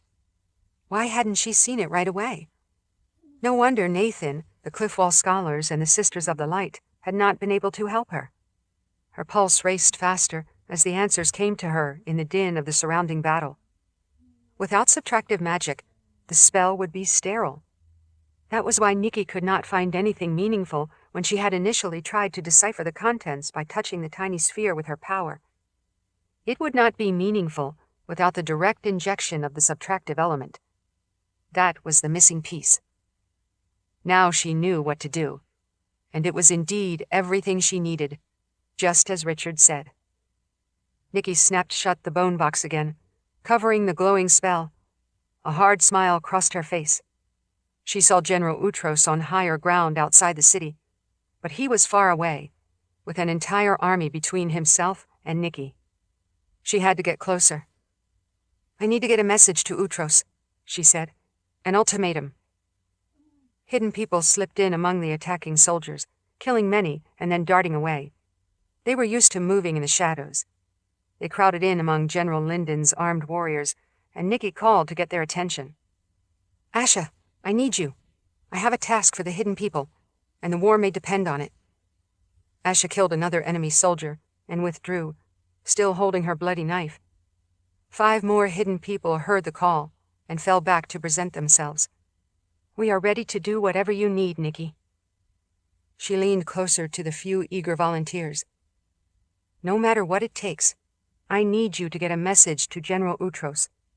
Go around the army or go through them. Hide, dodge, but get to him by any means necessary." She pointed to the distant figure high above the storm of battle. "Tell the general that I demand to speak to him. Have him meet me on Hallsband Island." She paused, and then added with a hard smile, "Tell him it is Nicci, the one who killed his sorceress Ava. He will come." Nathan's eyes went wide. "Dear spirits, do you know what you're doing?" She felt the bone box in her pocket. "I'm absolutely certain. Richard told me this is all I need. General Utros has to come face me." Young Asha nodded and looked to her fellow hidden people. "We will go for you, Nicci. At least one of us will deliver the message, at all costs." They flitted away through the streets, where their shadowy cloaks made them invisible in the raging battle. As the fight continued, and the ancient soldiers swept through the streets of Tanimura, Oliver struggled not to feel dismay. For every soldier that fell, 10 more swept in behind him. It was like trying to empty the sea with a bucket. Fearless, Peretta stood holding up her hands and curling her fingers to summon bright flashes of light she could throw into the faces of the enemy. The ancient soldiers saw what she was doing, though, and that made Peretta a target. Oliver watched an archer draw an arrow and aim toward her, pulling back the string. "Peretta!" Oliver screamed. But she couldn't move in time as the archer let fly. Instead, he remembered the training and pushed a gust of wind, creating a burst of air that deflected the arrow's trajectory just enough so that it barely scratched the young woman's shoulder as it streaked past. Peretta ducked, wincing at the fresh wound, then grinning at him. "Thank you, Oliver." In retaliation, she blinded the archer with a flash of lightning, and Oliver summoned a small burst of heat that snapped the bowstring. Released, the bow sprang back, smacking the soldier in the head. Amber joined them. "We have to find a better way to fight. These spells, one at a time, can't defeat such a huge army." "We're fighting as best we can," Peretta said. Amber's face was flushed. "But everything we studied at Cliffwall, all that we learned, there must be something we can use." Oliver shook his head. "We found the magic to summon all those poisonous scorpions from beneath the ground. That proved to be quite effective." He sighed. "But there are no scorpions here in the city." "Not scorpions. But what else does a city have?" Amber asked. Her lips quirked in an eager smile, waiting for them to answer. Oliver didn't know what she meant. He had very little experience with cities. Cliffwall was clean and compact, and he had rarely been elsewhere. Cities like Tanimura seemed dirty to him, crowded and unpleasant. Peretta also shook her head. Amber's eyes gleamed. Rats!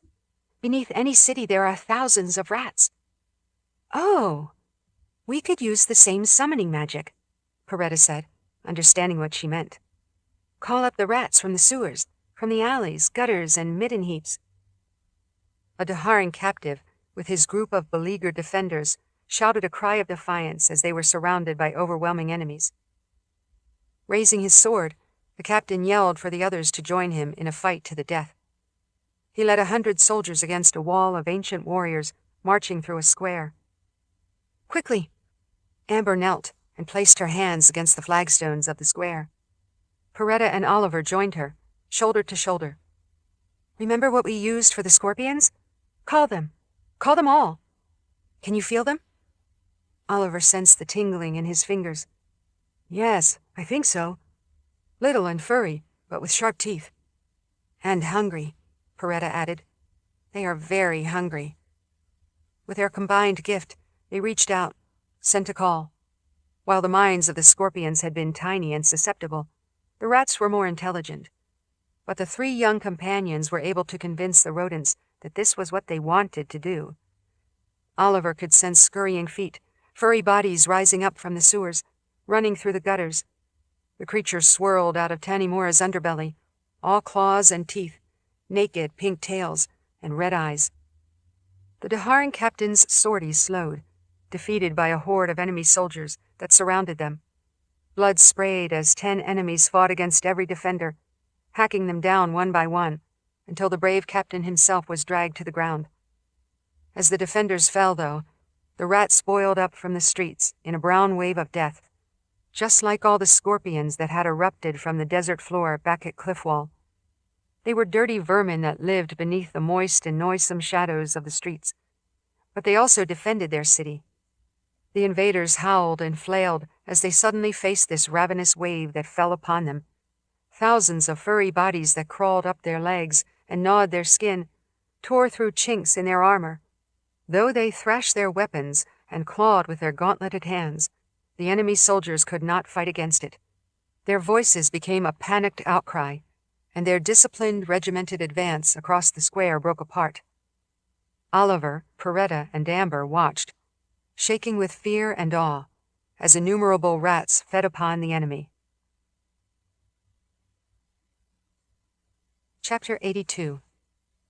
Tanimura had already fallen. General Utros knew he had won. From his high vantage above the city, he could watch the ebb and flow of the fighting. He had encountered setbacks, as in every war. One entire division, led by Second Commander Halders, had entered the thick forest in a flanking move, and had never emerged. Something in that dark woods had defeated them. But Utros had more soldiers, many more. King Greaves Nurokai had caused great carnage in the harbor and on the waterfront, but they were mostly broken. He had never relied on those brutish allies for his conquest, though he was happy to let them bear the brunt of so many casualties. He would mop up the rest of them as soon as he quelled the other fighting, but that wouldn't take long. First Commander Enoch had taken 5,000 men in a central prong straight into Tanimura. Second Commander Aros drove another division of 5,000 along the western hills and into the rich nobles district. More of his soldiers, tens of thousands, were still on the outskirts, waiting to surge in and plunder. Tanimura could do nothing to stop his victory. But he couldn't understand what Nicci was up to. What did her brash message mean? She was in no position to make demands. As Utros stood pondering, the pale young captive struggled in his grip. He squeezed his gauntleted hand around the girl's throat and lifted her off the ground. Her small feet jittered and twitched, trying to touch the dirt, but Utros raised her higher, squeezed tighter. With minimal effort, he could crush her larynx and snap her neck, but he needed the girl to speak first. "Tell me again what Nicci said. Every word." "Meet her," the captive gurgled. "Nicci demands it. On Hallsban Island. The girl flailed her hand toward the barren island connected to the main city by new rickety bridges. Ruva chuckled. Each of the messengers said the same words. Why? What does she want? Utros pressed his face closer to the dying girl, who showed no fear. Her mouth gaped like that of a fish left to bake in the sun, but she couldn't speak any words. He paused, furrowing his brow. I recognize your garments, your pale skin. You are one of the worms hiding in our sacred capital of Orogang. You attacked my men. The young woman clutched uselessly at his hand, trying to draw a breath. You attacked us. Orogang has always been ours. Orogang is mine. My capital. Utros squeezed tighter, and her eyes bulged. Why does Nicci want me to come to that island? Why? Forgetting himself, he squeezed too hard, and her neck cracked. The girl fell limp. Disgusted, Utros tossed her body to the ground, discarding her beside the other 4 hidden people who had delivered exactly the same message. Through his golden half-mask, he frowned at all the broken corpses, turned to Ruva, then to the open island. Is it a trap? Ruva's eyes carried an edge of madness. It may be a trap, but it will not work. Never. We are stronger. The sorceress had grown more violent, more volatile than he had seen her before. She claimed that the Keeper called to both her and her sister through the veil, but Utros would not release them to the underworld.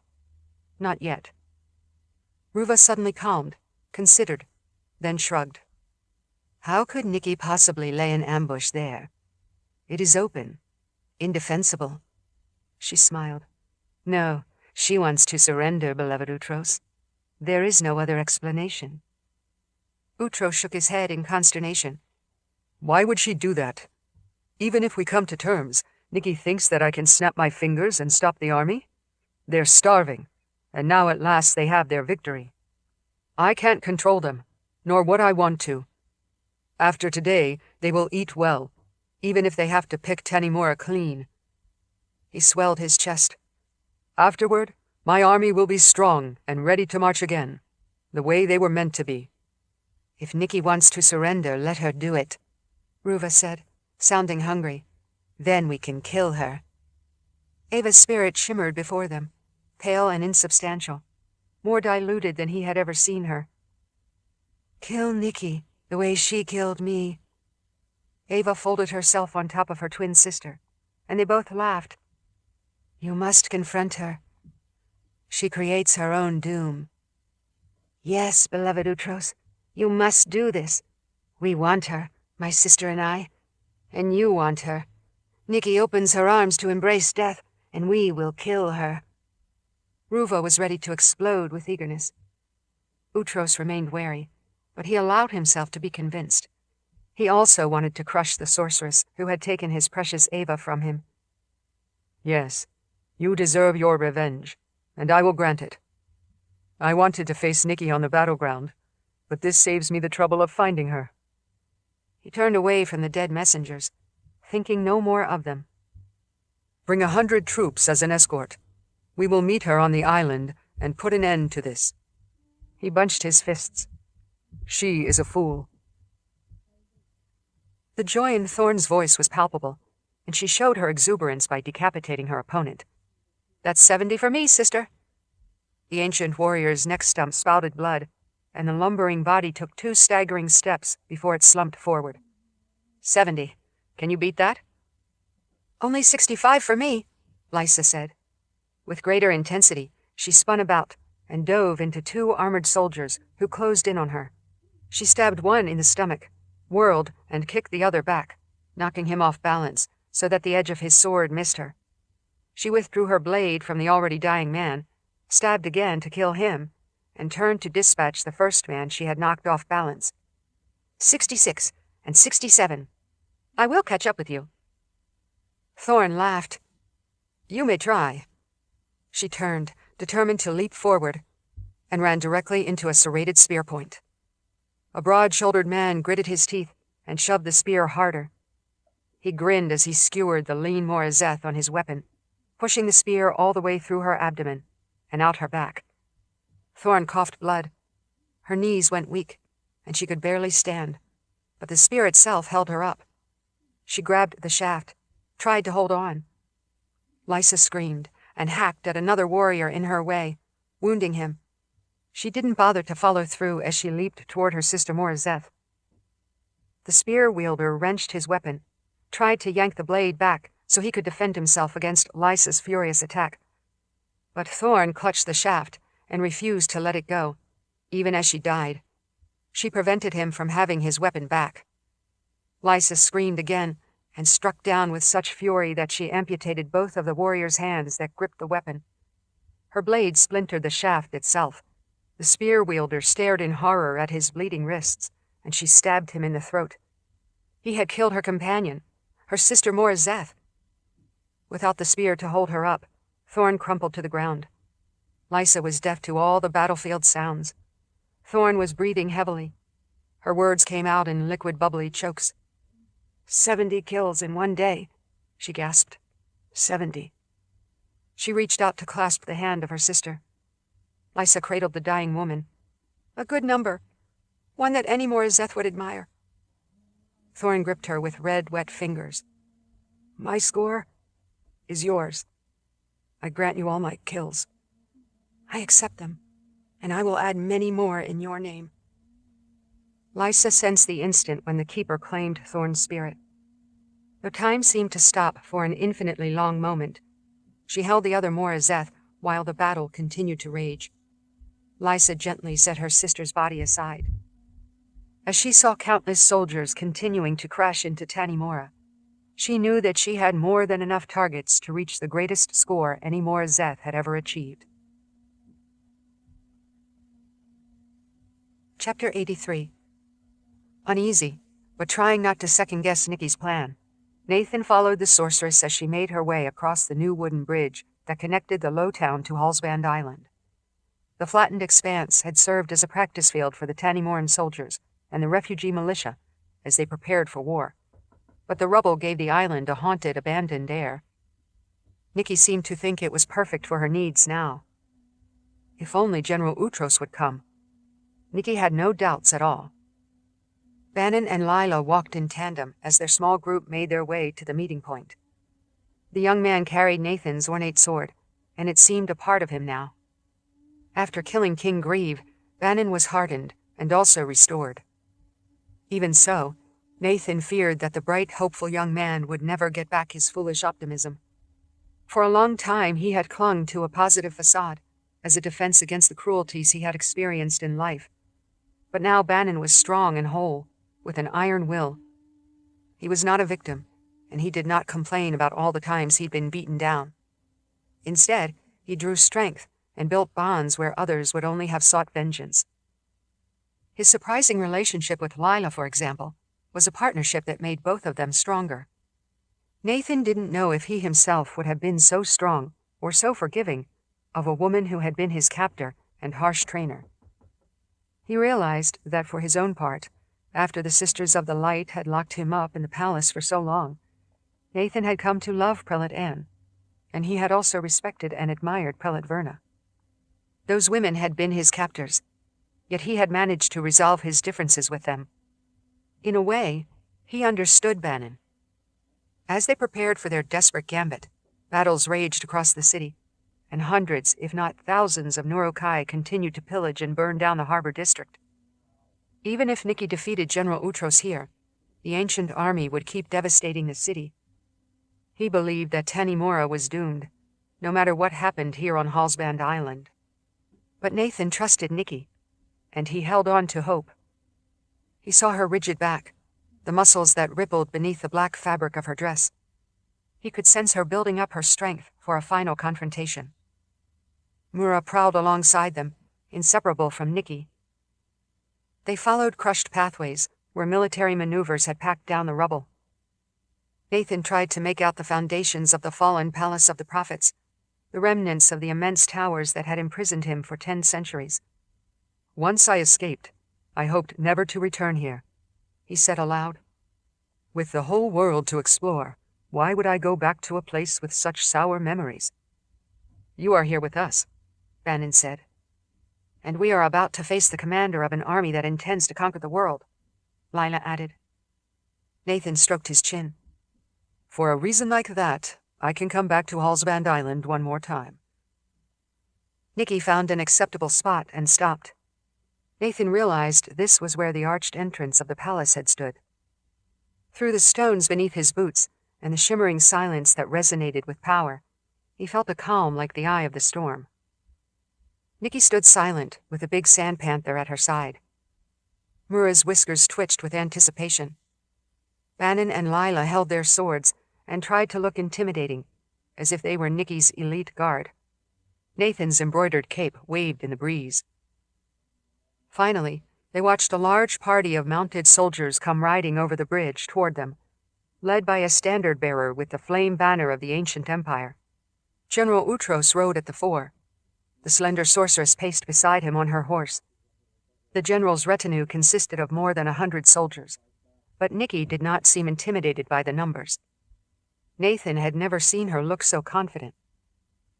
Nathan stood ready to fight for the sake of Dahara. As the thought calmed him, centered him, he suddenly felt a surge of hot poison through his chest. His heart hammered as the dark spirit of Ivan tried to take over again. But Nathan grimaced, clenched his fists, and hissed in a harsh whisper, "Why won't you die?" He pounded his sternum, and the dark presence swirled away. Utros and his escort soldiers looked bloodied and weary, but their faces shone with anticipation. Nothing matched the madness of Ruva's expression. Her eyes were like fractured gems that held remnants of lightning.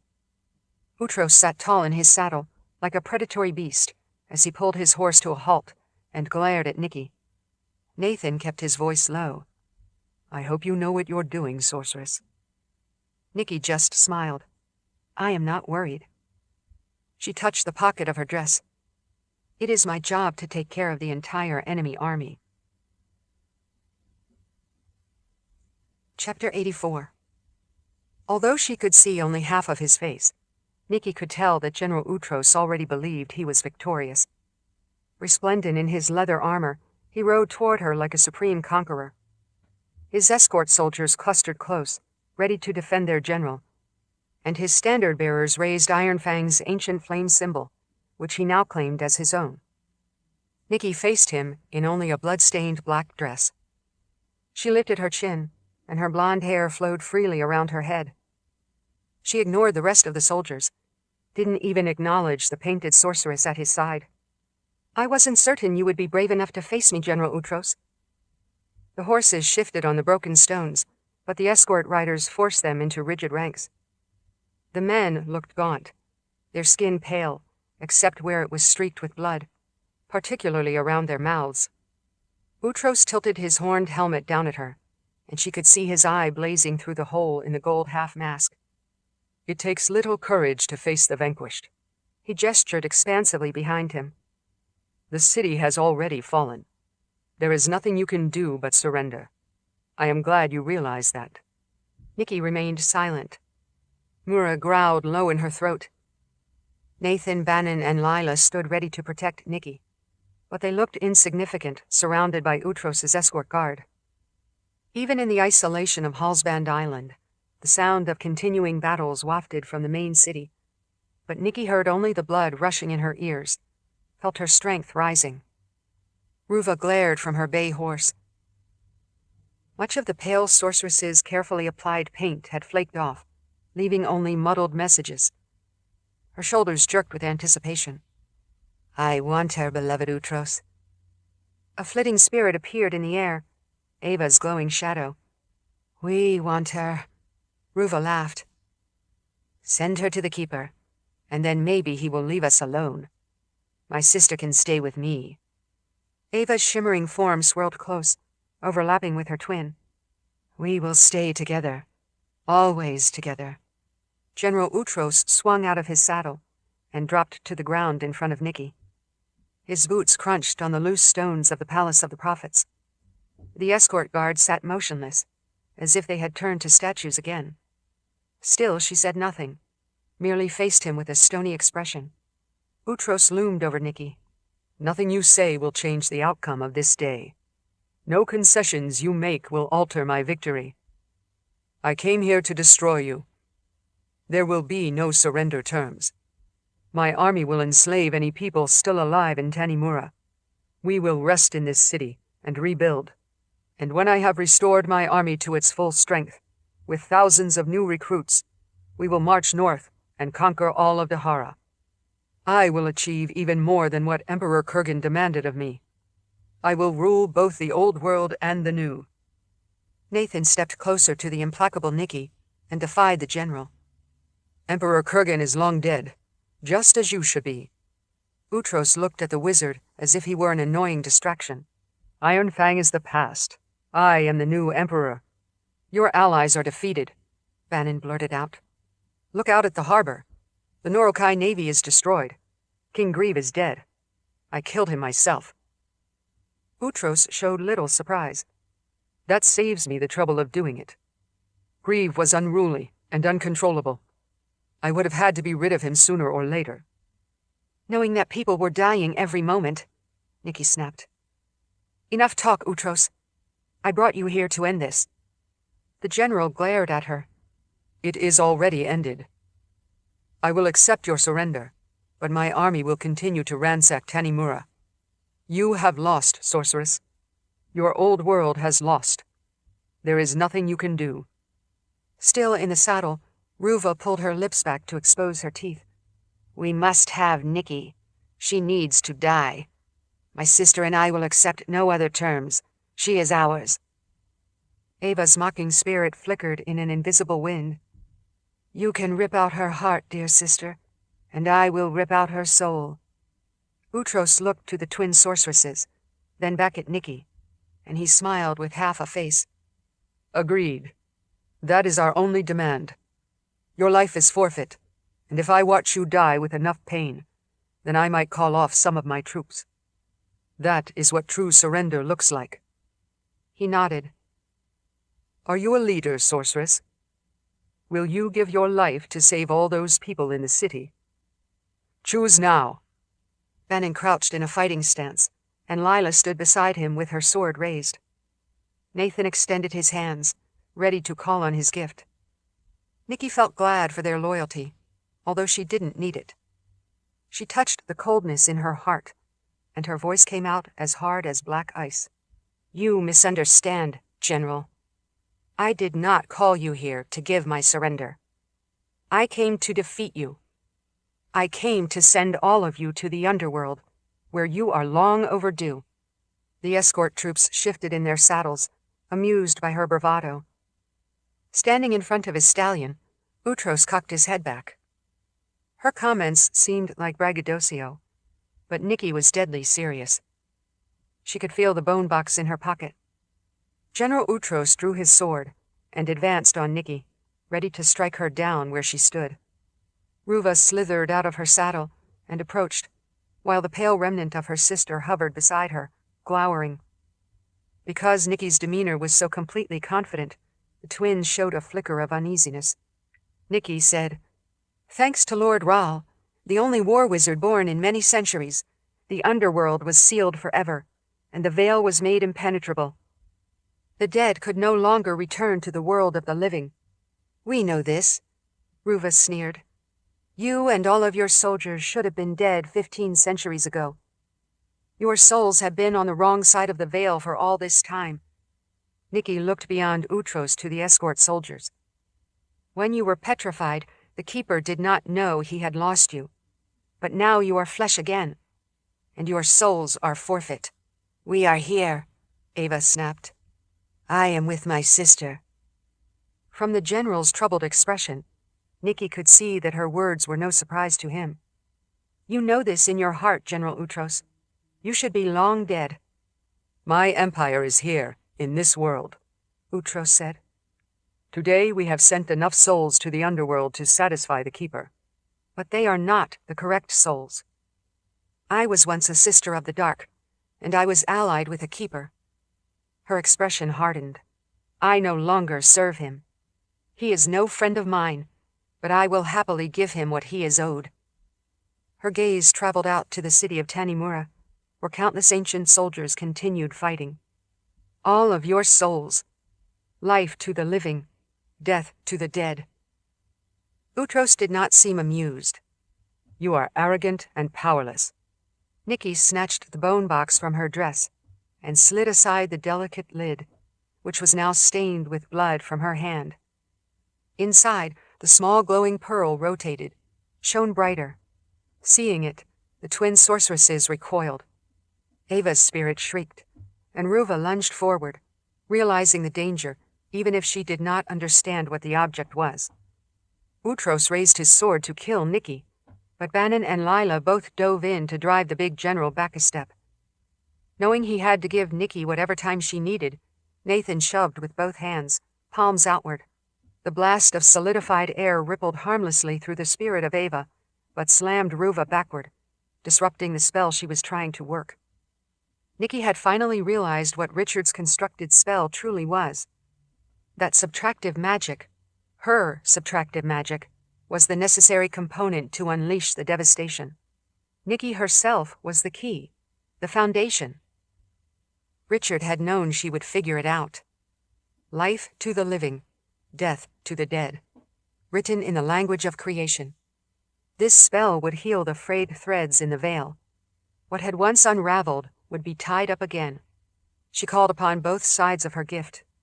Holding the bone box in her palm, she summoned lightning, and an arcing bolt of pure white energy, braided with an opposite bolt of black subtractive power, struck the bone box and vaporized it in a blinding flash of pure elemental power. The dual elements twisted together and struck the glowing orb, delivering the required element to ignite the internal protocols of Richard's constructed spell. The magic began to unfold around her and run toward its terminal objective. As Nicci ignited the spell, the backwash levitated her into the air.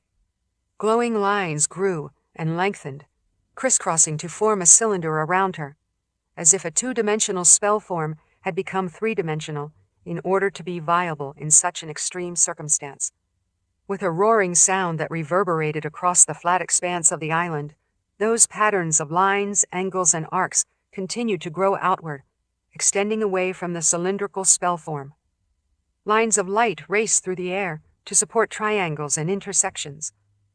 While orange light spiraled outward, the lines of power braced complex angles of pure white. Nathan staggered backward, shielding his eyes with the sleeve of his frayed, ruffled shirt. The lightning bolt had been powerful, but it was no more than a whisper compared to the constructed spell she had just triggered. The magic continued to grow. As the lines expanded and branched ever outward, thorns of light sprouted in needle-sharp points. Their patterns and flow interacted and connected, giving the entire web of lines their intended purpose: to open the torn veil wide enough so the keeper could seize all the long-overdue souls and drag them to where they belonged. Life to the living, death to the dead. After Nicci set the constructed spell in motion, the routines continued to grow through a rhythm of intersections and roots that arced out in all directions. Suspended within the web, lifted off the ground, she felt each new line as if some cosmic needle were taking a stitch through her soul to draw the thread of light out of her and into the fabric of the spell. She experienced profound pain and pleasure at the same time. The spell would encompass General Boutros and the entire ancient army. Nathan watched the unfolding, increasing lines of power, knowing that this was beyond anything he could do.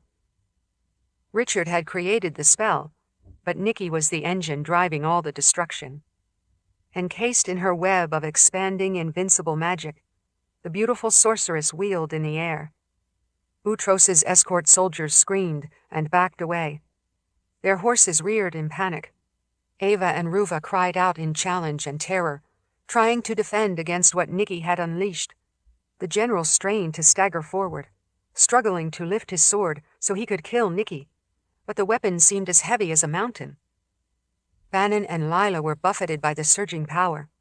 They tried to stand their ground, holding their swords to defend against powers they could not imagine. Hallsband Island shook and shuddered, and the settling rubble underfoot made the ground unsteady, while Nicci hung suspended in the air as light showered around her. With impossible speed, the dazzling line spiraled across the landscape and rolled past the island, beyond the bridges to the low town, then across the harbor.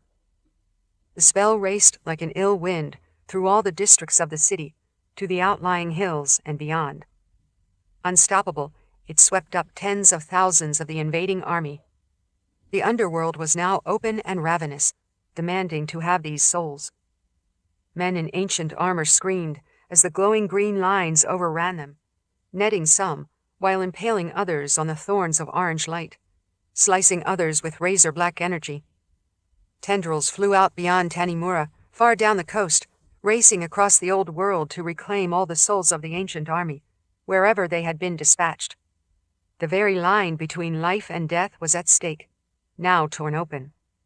As the veil to the underworld tore to allow passage of all those souls, Nathan felt his heart rip as well. The darkness within him hammered outward, struggling, trying to hold on. He clutched his chest as pain exploded like a battering ram inside him. He had not experienced agony like this since Fleshmancer Andre had split open his breastbone to pull out his old weak heart. Now the remnants of Ivan strained and struggled. That evil man's spirit resisted, but the raging constructed spell demanded every scrap of his tainted soul as well. Searing green light blazed around Nathan's eyes, inside his mind, and he used his own gift to push the hated presence out of him. With a last dull saw blade of pain, the poisonous vestige of Ivan slipped out of him and fluttered away like scattered ravens' wings. The chief handler's spirit was sucked down with all the other screaming souls as the world and the underworld yawned open. Nathan realized he was at last free. Green mist swirled like a sudden fog, rising from a world that did not belong to the living. Across the battlefield, in the hills, and the city streets, the ground shuddered open. Countless ancient soldiers were yanked, screaming into the underworld, their souls reclaimed, their centuries-old bodies crumbling to dust. From the center of the storm of magic, Nicci realized that elements of the spell patterns were themselves in the language of creation, a design that transitioned into an elemental language that hummed with the rhythm of life itself, and also called to the dead. Ava's shimmering spirit tried to flee, pulling against the invisible claws of destiny. Her intangible form stretched and tangled, then was whisked away with a fading shriek. Leaping after her dead sister, trying to catch her, Ruva struggled with the limitations of her physical form. Their connection was too strong, and the Keeper demanded them both. Ruva's soul tore away, inexorably following her twin to the underworld. Empty, her body dropped, lifeless, disintegrating into grains of dust and fragments of yellowed bones. Suspended in the air as the magical holocaust continued, Nicci knew that this spell form was complex beyond her comprehension. She gazed in awe at the network of light woven into a fabric of forms around her, motifs and unfathomable emblems. She was not surprised that Richard had been able to conceive such power. Caught in her own web, and also shielded by it, she watched the very stuff of creation and annihilation. By using the interior perspective of the constructed spell, by being the initiating element, Nicci was more than an observer, but also a participant. It was her very will, her fury, her nature that became an empowering element to annihilate the vast invading force in one stroke. It was Nicci herself who laid waste to the ancient army and cast them tumbling into the world of the dead. Strong and defiant, General Utros resisted until the last minute, but even the legendary commander could not withstand the call of the Keeper, the obdurate demands of mortality. As he shuddered and struggled against the pull of the constructed spell, the gold mask fell off to show his stripped face. Knowing he could not win, Utros raised one gauntleted fist, shouting a final vow. "Now I can conquer the whole underworld." His massive body disintegrated as his spirit vanished into the whirlwind of green mist. As the spell finally wound through to its terminus, its task accomplished, Nicci felt more alive than she had ever been. Embraced by Richard's spell, she had dealt out death, once again becoming death's mistress. Richard had written the message for her in the language of creation on the bone box. In that moment, neither world, the world of the living nor the world of the dead, seemed entirely real to her. She was the grace. She was life. She was death. Only then was Nicci released from her prison of light, exhausted and exhilarated by the experience. She drifted back to the ground and slumped in the rubble of the Palace of the Prophets. More than ever, she ached for Richard. It was bliss to have been held in the embrace of his spell, but now it was gone. That moment of love and protection evaporated as the last few lines of light went dark. Chapter 85. The ravaged city reeled as the world itself cracked open.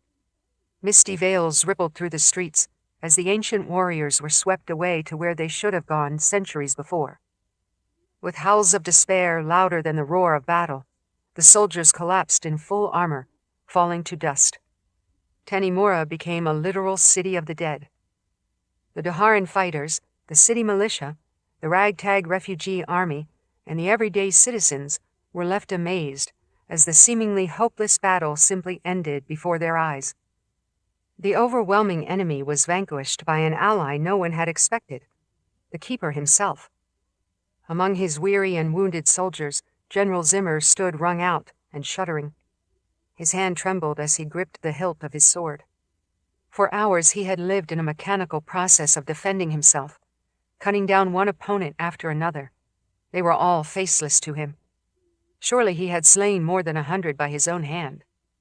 Lysa, her bare skin painted red with blood, turned with angry disappointment at the opponents who had dropped dead in front of her. She clearly wasn't finished getting revenge for Thorn. Sisters Arabella and Mab staggered up to General Zimmer, dragging with every step. Mab bled from a deep cut in her upper arm and another in her ribs, and Arabella held her up. Now that she had a moment when she wasn't fighting for her life, Sister Arabella healed her companion's injuries, strengthening Mab enough so that she could stand upright again. Oliver, Peretta, and Amber joined them. All the rats they had summoned had fled back into the sewers and grates, gorged with fresh meat and matted with blood. But no one understood why the entire ancient army had just crumbled to dust in a hurricane of inexplicable magic. "What do we do now, General?" Oliver looked around, but none of the others even spoke questions aloud. At the far side of the blood-strewn square, where so many ancient soldiers had vanished into death, 20 fierce Norokai stood with their mouths wide, suddenly finding themselves alone and vastly outnumbered.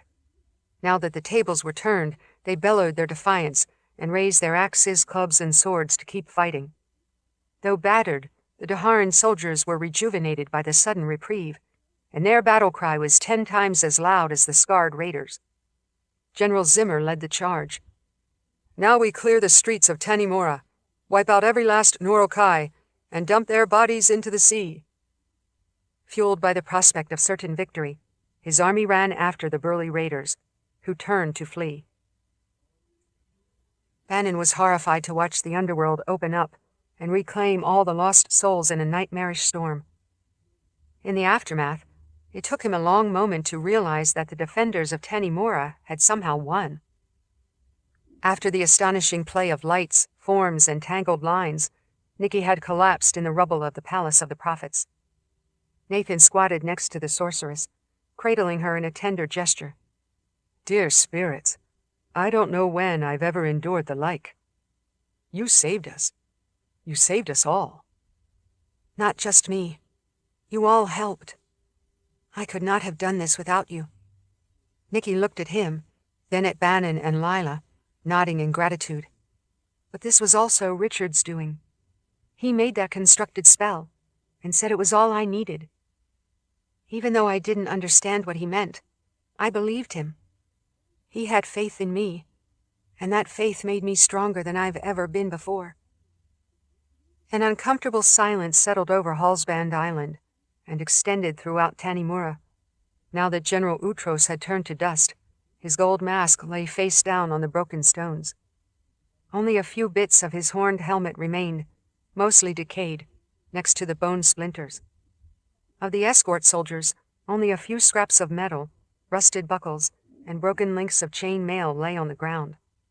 Diminished sounds of fighting came from the city as new skirmishes erupted. With his sharp vision, Bannon could see knots of Nurokai warriors trying to fend off a surge from the overjoyed Daharan defenders. Lila flashed an eager glance at Bannon. "Sounds like the fun isn't over yet, boy. Would you like to join me? If we run, we might get there before someone else slays them all." Bannon looked at his ornate sword. The hilt now felt perfect in his hand, entirely his. The edge was notched from the recent fighting, but any good swordsmith could restore its razor edge. "I do want to see all the Nurokai dead. But sweet Sea Mother, I have done enough killing for today." In the main city, the vengeful militia members, Tanimoran city guards, and Daharan soldiers surrounded the last of the Nurokai. A few raiders managed to get back to 2 of the grounded serpent ships and shoved off into the harbor, but they found no safety in the water either. The ships of the Tanimoran Navy, as well as the reinforcements from Saramundi, still remained to fight them.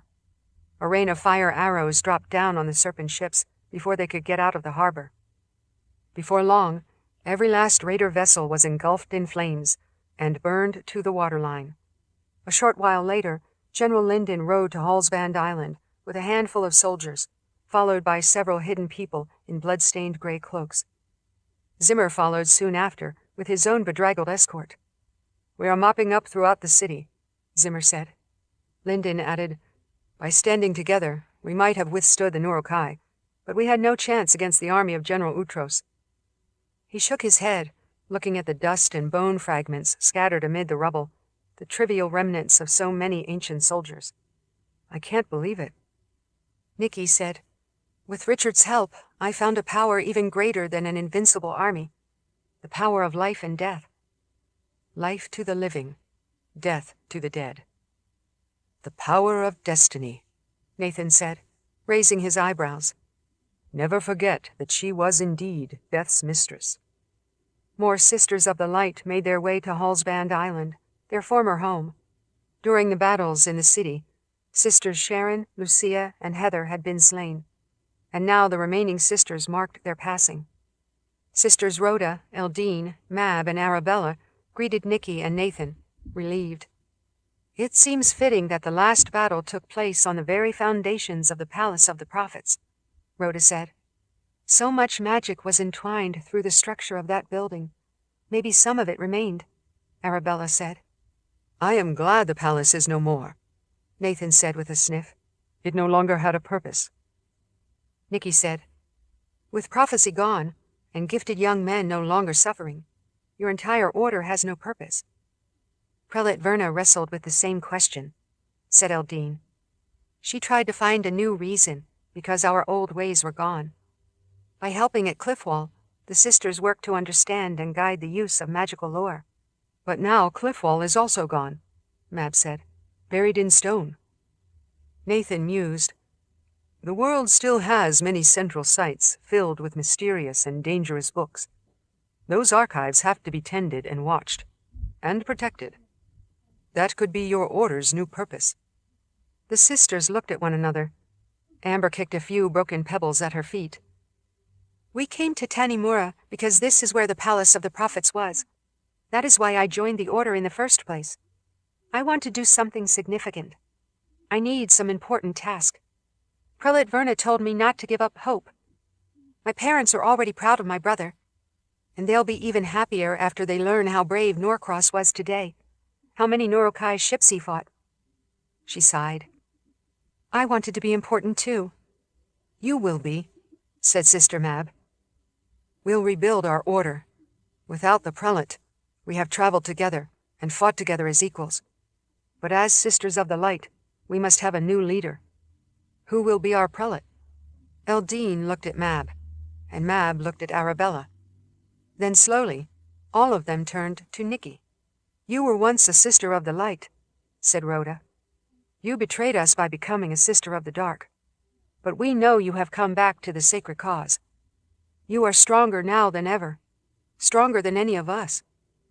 Mab said, "Stronger than any Sister of the Light that ever existed." Stronger than any prelate we have had before." Her eyes shone. "Working together with all the resources of Tanimura, we could rebuild the Palace of the Prophets." She looked up to the skies as she imagined towers there. Nicci scowled. "I'm no longer a sister of the dark, that is true, but neither am I a sister of the light. I am Nicci, a sorceress, companion to Lord Richard Rahl. He gave me a mission for the Daharn Empire, and I do not intend to be sidetracked." Nathan felt more disturbed. "If you mean to rebuild the palace, if you raise even one foundation stone on top of another, I want nothing to do with that." He shuddered. "I have things to accomplish in my life." Nicci actually smiled at him. "We all do." Chapter 86. The survivors of Tanimura spent the next 2 days extinguishing fires and killing the last of the enemies. They tracked down the Nurukai stragglers, who proved to be cowards after all when they fought alone. Knowing they were hunted, they crawled into storage buildings and fishing shacks. Some even hid under the damaged piers, holding onto pilings in the water and trying to remain unseen. When the cornered raiders were discovered, angry city people used harpoons and boat hooks to impale them in the water. Nicci didn't consider it torture, merely justice. Leaving Hallsband Island, she and Nathan reunited with many other gifted men and women from Tanimura. Together, they used their magic to douse fires with rain they squeezed out of the air. Many of the larger buildings, including 20 noble villas in the Hill District, had been burned down to skeletons. And there were thousands of wounded to be tended. Volunteers from Tanimura, as well as earnest refugees from Ephron and Renda Bay, formed triage teams. The merchants of the garment district boiled fabrics and tore it into strips to make bandages. Oliver and Peretta, along with scholar archivist Franklin, Chief Member Gloria, and their Cliffwall followers, used the knowledge they had learned in the archive. They called upon any scraps of the gift they could use to help heal the wounded, saving thousands of lives. While Bannon had only rudimentary first aid training, the Morazeth had a great deal of experience in tending combat wounds, even amputations. Lila knelt beside a man whose hand had been chopped off by a Nurukai axe. His bleeding had clotted in the hours since he had fallen, but he was weak and sickened. Lila cleaned the stump and wrapped it in a damp bandage, gritting her teeth as she pulled the knot tight. "That will keep him alive for now," she said to Bannon. "We'll need the healers and herb women to make vats of salve, or else the wounds will get infected, and more will die in the coming weeks." The victim groaned. "My hand. How can I do anything without my hand?" Lila spoke more to Bannon than to the moaning patient. "A warrior usually dies when he falls in the combat arena, but we remember the story of a champion named Caliph, a slave brought from afar, who reigned in the arena until an opponent hacked off his hand at the wrist. Even as he bled, Caliph kept fighting until he collapsed to his knees, but still he wouldn't yield. Normally, the challenger would strike a death blow and become the new champion, but the crowd was so enthusiastic that Caliph was allowed to live. Healers nursed him back to health, and when he regained his strength, he returned to the arena with a modified sword, fighting with a blade screwed directly onto his wrist. He killed his next opponent and became champion again." Now Lila looked down at the wounded man, who stared in shock at the bloody bandages around his wrist. "That one will never be a champion, but he will learn to be useful. There is much work to do in Tanimura." Though tending to the injured was the first priority, the numerous corpses also had to be dealt with. Every one of General Utros's soldiers had disintegrated, but more than 10,000 other people had died in the fighting, and their bodies were strewn along the streets and piled up in the market squares where they had made their last stands.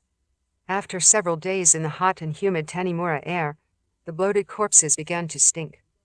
Seagulls swarmed over the city, feasting on any cadavers they found, pecking out the eyes and flying off when the body-handling teams shooed them away.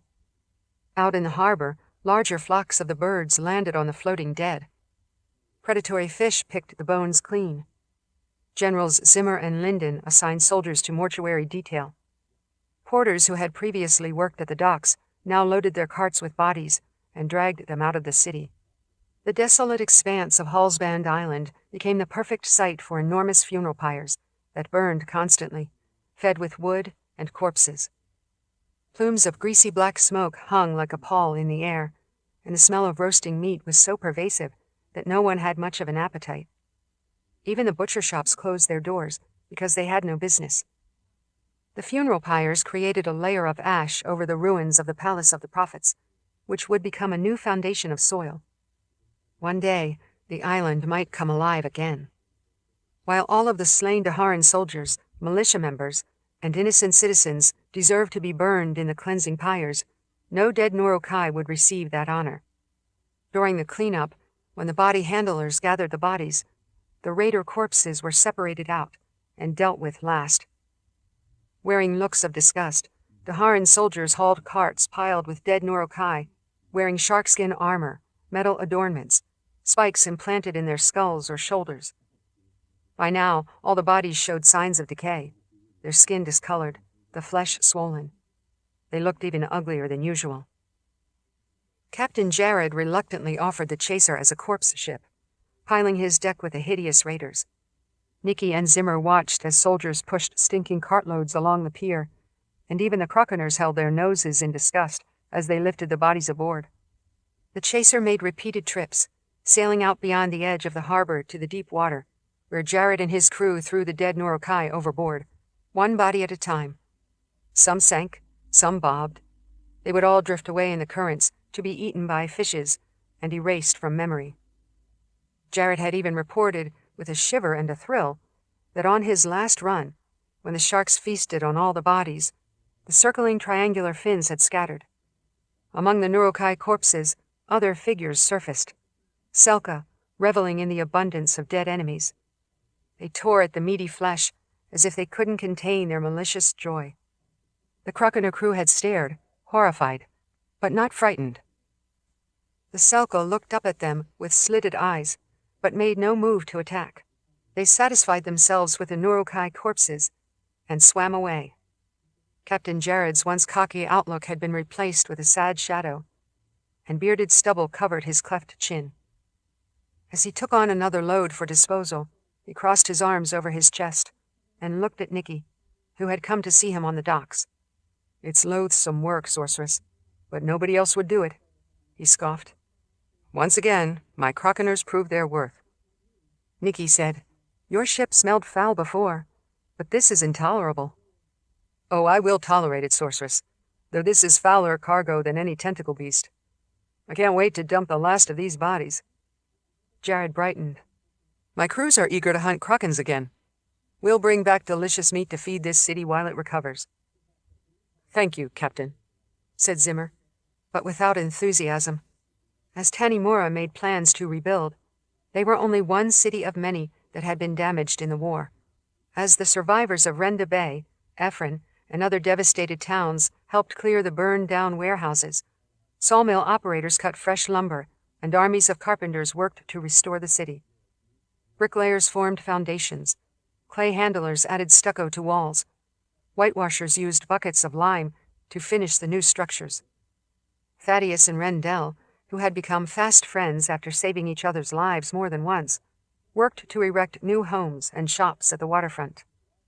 Thaddeus said, "Now that we no longer have to worry about the Norokai, someday I would like to take my people back to Renda Bay and rebuild our own town." "I will go with you." Rendell had sad eyes, but he managed a smile. "My Ildakar will never return, and I want a fresh start. I liked Renda Bay." "There's still a great deal of work ahead of us," Thaddeus said, "but we'll have our freedom and our homes." Hearing them, Nicci stepped closer. "You will determine your own destiny, your own rule. You'll be responsible for your actions, but you also have a strong conscience. Then you'll truly be part of the Daharan Empire." 4 of the hidden people, moving quietly in the daylight that was still a blessing to them, came to Nicci, looking concerned and lost. Free of their ancient responsibilities, they had trekked across the land so they could fight for Nicci.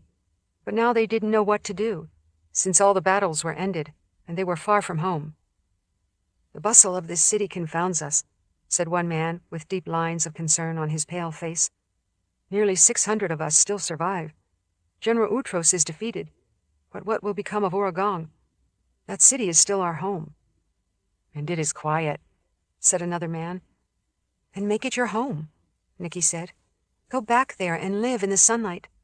By now the Jis are all dead. You no longer need to hide in the shadows. Smash open all the bricked-up windows. Let in the air. Oregon can become a grand capital again." "But we will be all alone," said a woman, tugging on her gray hood. "Not for long. Traders will come to Oregon. You will be one of the key cities in the mountains." Nicci smiled. "And I'll make certain Lord Rahl knows about you. He may even set up a satellite capital in Oregon. Would you like that?" The hidden people beamed, and it seemed as if light had returned to their features. It was just one more of the many pieces coming together after the defeat of General Utros and the Norokai Scourge. As the most urgent tasks were completed in the aftermath of the war, the refugees began to reassess their future. Scholar Archivist Franklin, along with his rival and companion Gloria, gathered with the Sisters of the Light. "Cliffwall is destroyed, and all those books are lost. We have to recreate them as best we can." Gloria tapped a finger to her temple. "They are not lost if my members still know them. We can reproduce thousands of volumes, but it will take time." Because funeral pyres still covered Hallsband Island, the sisters had taken up residence in an empty inn whose owners had been killed in the attack. There, in the common room, at long tables once used for boisterous crowds with tankards of ale, the scholars sat beside volunteer scribes. They used stacks of paper, ledger books from the harbor master's office, any scrap that could capture words. The members sat back with their eyes half closed, muttering line after line as they recited the books preserved in their gifted memories. The Cliffwall scholars had devoted their lives to learning, to poring over every word in those ancient books, and now they participated in writing them down. By day, they wrote in sunlit rooms, and at night they lit lanterns to continue scribing. The members' voices grew hoarse as they dictated, but they didn't stop. It would take many years to recapture most of the lost knowledge, but they would keep remembering and keep writing. Chapter 87. After a brief squall the night before, the Tanimura harbor smelled of clean salt air rather than death, blood, and decay.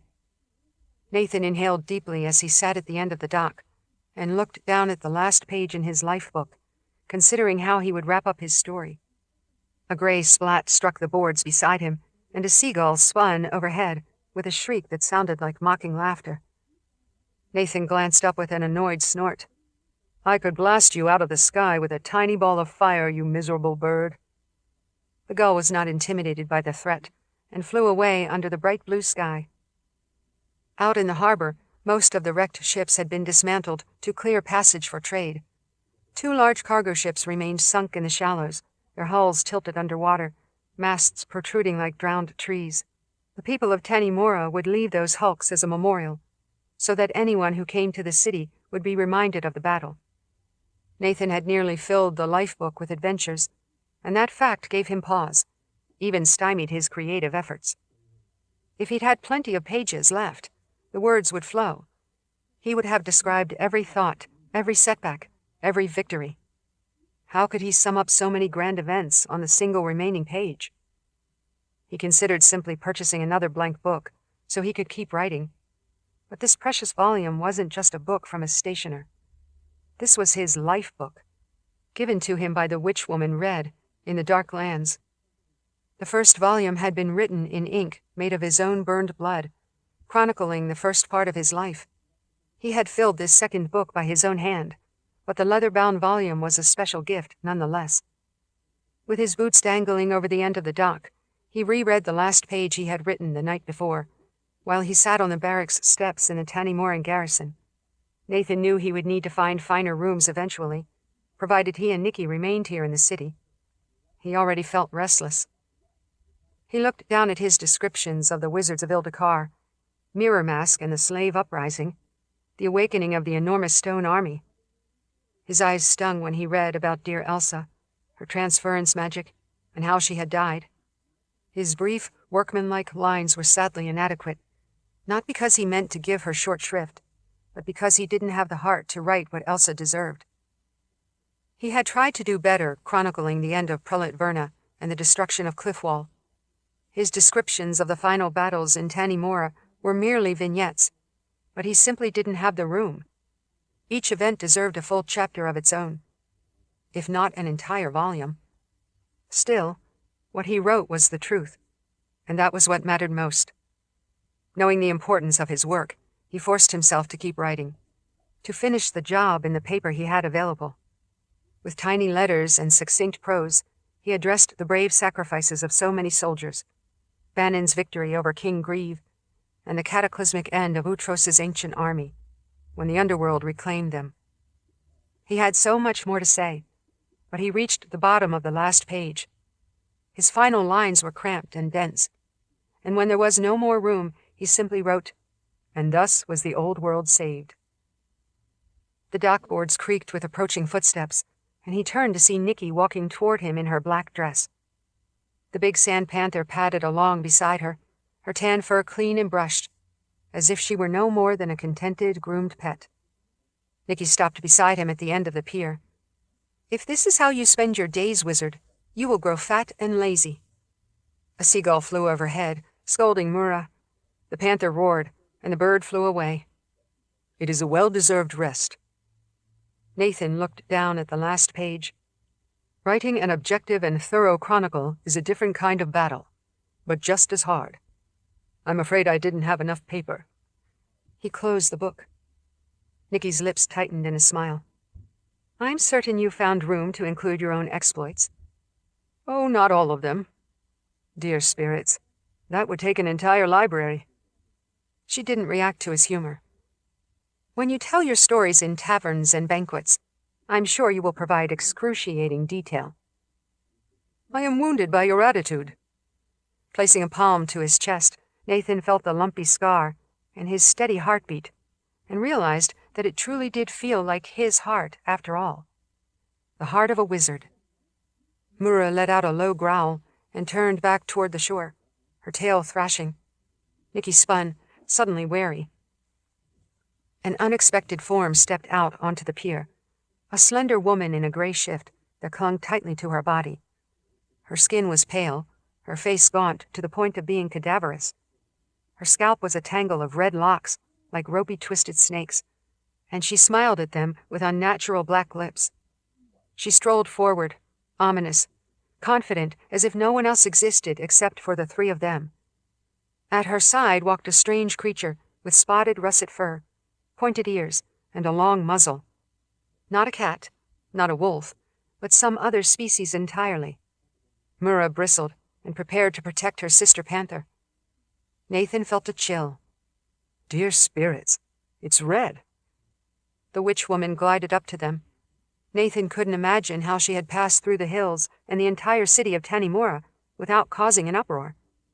He climbed to his feet and stood at the end of the dock, still clutching the lifebook. Nicci was instantly defensive. "I had hoped never to see you again." The witch woman's laughter was a musical sound, but not music Nathan wanted to hear. "Our hopes are not always rewarded." She cast an offhand glance back at the city. "That battle left enough skulls and bodies to properly decorate Tanimura. It's a shame you feel the need to clean them all up."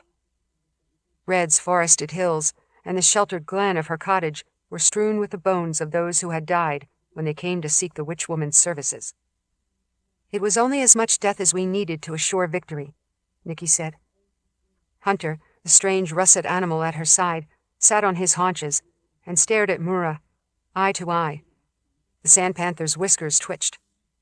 Red turned to Nathan, as if she expected him to know why she had come. "You have something for me." It was not a question. "I doubted you would return to the Darklands and deliver your lifebook to me, so I came in person. You should have known that's what I expected." Her black lips formed a smile. Nathan was surprised. "I only finished writing no more than a few minutes ago. How did you know?" "I'm a witch woman. I foresee things. You read the first lines in your book." Nathan turned to the words that had been inscribed there even before Red gave the book to him. Future and fate depend on both the journey and the destination. Collidaire lies far to the south, in the old world. From there, the wizard will behold what he needs to make himself whole again, and the sorceress must save the world. He sniffed. Those words drove us across the old world, and guided me where I needed to go. You did indeed set many things in motion by writing that. He pursed his lips. Prophecy is not usually so clear and direct. Red let out a full-throated laugh. Nathan Rall, you know better than anyone. That was no prophecy, no premonition. It was just an idea, and you followed it however you wished, interpreted the words the way you wanted. You set your own events in motion. She extended her hands, waiting for him to hand her the book. I can't wait to read the entire Chronicle. Nathan reeled from what she had just said. He had followed those words on a quest to restore his gift. Because of what Red had written, he, Nicci, and Bannon had traveled over Collidaire, and all the way to Ildikar. Those words had driven them so far, but he had just been chasing a mirage? No, not a mirage, he realized. His own destiny. As a former prophet, Nathan Rall knew that people would do what they were meant to do, no matter what words were written. He had made his own fate. Red's furry companion sniffed Mura. Both animals remained ready to pounce, but Nicci and the witch-woman kept them under control. When Nathan surrendered the lifebook to her, he felt a profound sense of loss, as if a part of his story had ended. Did this mean his adventures were over now? That he would just retire in Tanimura? He certainly didn't intend to do that. A moment later, Red produced another book, though he had not noticed her carrying anything. She held out a fresh volume, bound in pale doeskin. He accepted it in wonder, and opened it to find the volume full of blank pages. The witch-woman said, It took you 1,000 years to fill the first book, and barely a year for the second. I wonder when you'll make me come back and retrieve this volume. That is up to you. Without further farewell, Red walked back down the creaking dock, with her shaggy pet following. Nathan ran his thumb along the smooth leather of his new lifebook and pressed it close to his chest. At the edge of the thick Hagen woods, the pines and oaks created dense shadows. Nicci could still smell blood from the recent battle. This place carried so much dark history, but now it was nothing more than a normal forest. The hush that had hung over the tangled branches was replaced by birdsong. Mura peered into the forest with golden eyes. The underbrush rustled, and the muscular feline forms glided toward them, the survivors of the Sand Panther pride that Mura had led overland to fight against General Utros. Nicci stroked Mura's head, scratched behind her ears, and the panther purred contentedly. Her pelt was covered with branded symbols from Ildikar, but Mura was the only member of her new pride to bear such markings. The other big cats had roamed the wild all their lives, and Nicci knew that was what she wanted. Mura twitched her tail and stared into the forest, but she refused to leave her sister panther. Nicci wrapped her arms around Mura's neck, pulling the cat close. She held tight and stroked her fur for a long moment. Thank you, my loyal companion. Run with your pride. You deserve it. Mura let out a rumble in her chest, and Nicci felt the vibrations against her cheek as she held more tightly. Our spell bond will never be broken. I will always be your sister panther. She felt the thickening in her throat as she swallowed hard and continued. But this is your pride. Roam the world with them. Live your life. Hunt. Find a mate. Have cubs of your own. And be free. That is all I ask of you. I will let you know if I ever need your help. Thank you for the new sisters and brothers you have shared with me. Mura looked up with golden feline eyes, and Nicci stroked the cat's head again. Go! Mura let out a roar and turned to the other cats waiting in the forest. She bounded into the tree shadows until Nicci could no longer see her. But she would always feel the Sand Panther in her heart. Chapter 88. The sword's edge had been sharpened to a thin steel razor, erasing the nicks and notches from all the blows Bannon had struck during the fight. Good as new. said Mandan, the swordsmith. "After you've killed 100 more enemies, come back to me and I'll fix it again." Bannon was pleased with the ornate blade, and doubly pleased to know that the swordsmith remembered selling him sturdy so long ago. "That was my first sword, and a good one. I wish I still had it." Pushing back the sadness in his voice, he turned Nathan's fine weapon from side to side, watching how sunlight flowed like liquid down the polished steel. "But this one will do." Mandan chuckled. "I still have that chopping post in the back if you'd like to test it." Bannon remembered when he had first purchased Sturdy. So full of the pain and tragedy that he hid every day, he had hacked the post to splinters. Now he was much more controlled. Not only was he a better swordsman, but his inner hurts were hardened and healed. His optimism was more than a false facade. It was a real part of him. The other swords in the smith's shop had been picked over for the defense of Tanimura, and many notched and bloodied weapons had been retrieved from the streets, pried from dead hands. Mandan would have years of working, cleaning, and resharpening them all. Bannon sheathed his sword with a satisfying click in the scabbard. "It's just fine as it is. I don't need to hack at a wooden post." He paused to smile. "I prefer opponents who fight back, but I think we've done away with all of them for now." He added cryptically, "The sword cleaves the bone." "I'll fight you, boy, if that's what you want." He turned to see Lila, standing outside the shop, clad in her scant black leather. Though they had been lovers many times, she still intimidated him in certain ways. It was another sort of battle that Lila intended to win, but it was one he did enjoy. Bannon liked to think he had softened her as much as a Morazeth could be softened. "I don't need any swordplay for today," Bannon said to her, "but I'd be happy for your company otherwise." "Good. I came to retrieve you." She crossed her arms over her chest. "The Krakenhunter captain asked for you. He says he knows what you want." "Captain Jarrett?" He frowned, puzzled. "What is it he thinks I want?" Lila gave him an impatient sniff. "You made it quite clear that you wished to leave Tanimura." She seemed disappointed in him. He remained curious. "Then let's go talk with him and see what he has to say." Down by the docks, crew members loaded crates of supplies on board the chaser.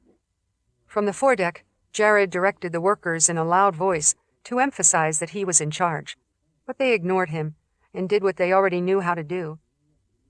Jared saw them approach along the dock and waved. "I thought you'd come running, Bannon Farmer. This is your chance. The chaser sails out with the evening tide, if you want to go along. We're heading to Chiraya Island." "Chiraya Island? Back home?" He hesitated, uncertain. "I haven't entirely made up my mind yet." He looked at Lila.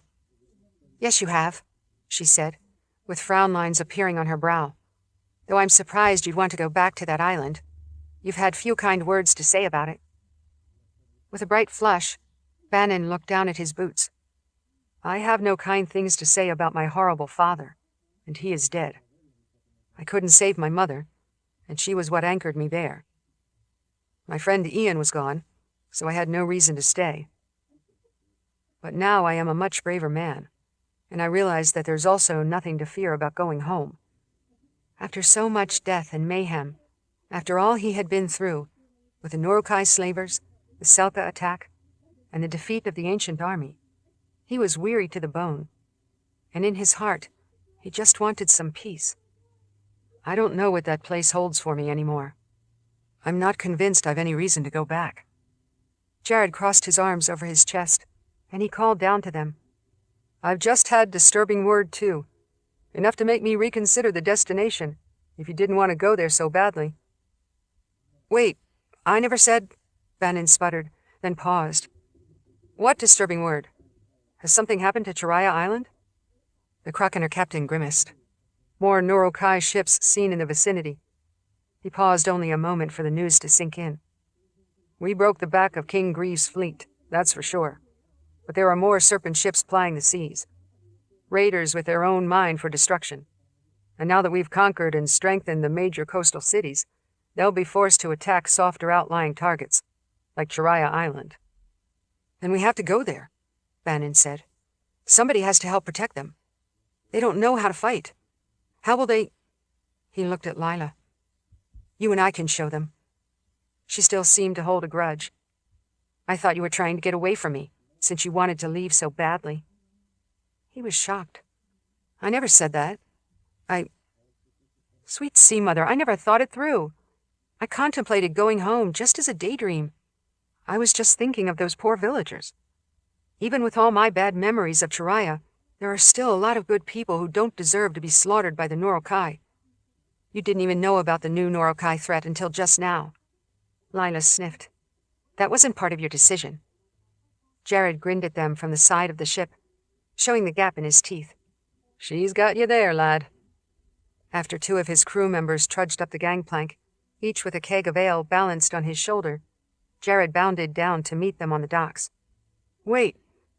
Bannon hesitated again, his thoughts whirling. Would it bother you if I go somewhere? You sound hurt. Lila stiffened. You have seen me fight. It takes much more than that to hurt a Morazeth. And would you not want me at your side if it comes to fighting more Norokai? Although why you would bother to help such weaklings instead of getting your revenge is beyond me. He squared his shoulders. Because that island is full of people just like I was, and I didn't deserve what happened to me. People just like Ian, and he didn't deserve it. I want to save them if I can. I, assumed you would go with me. You did not think to ask? Would you go with me to Chiraya Island? And wherever else I might go? She nodded. I accept your reasons. I will accompany you. Lila adjusted her black leather skirt. You always manage to find circumstances in which you need protection. I don't dare let you go alone.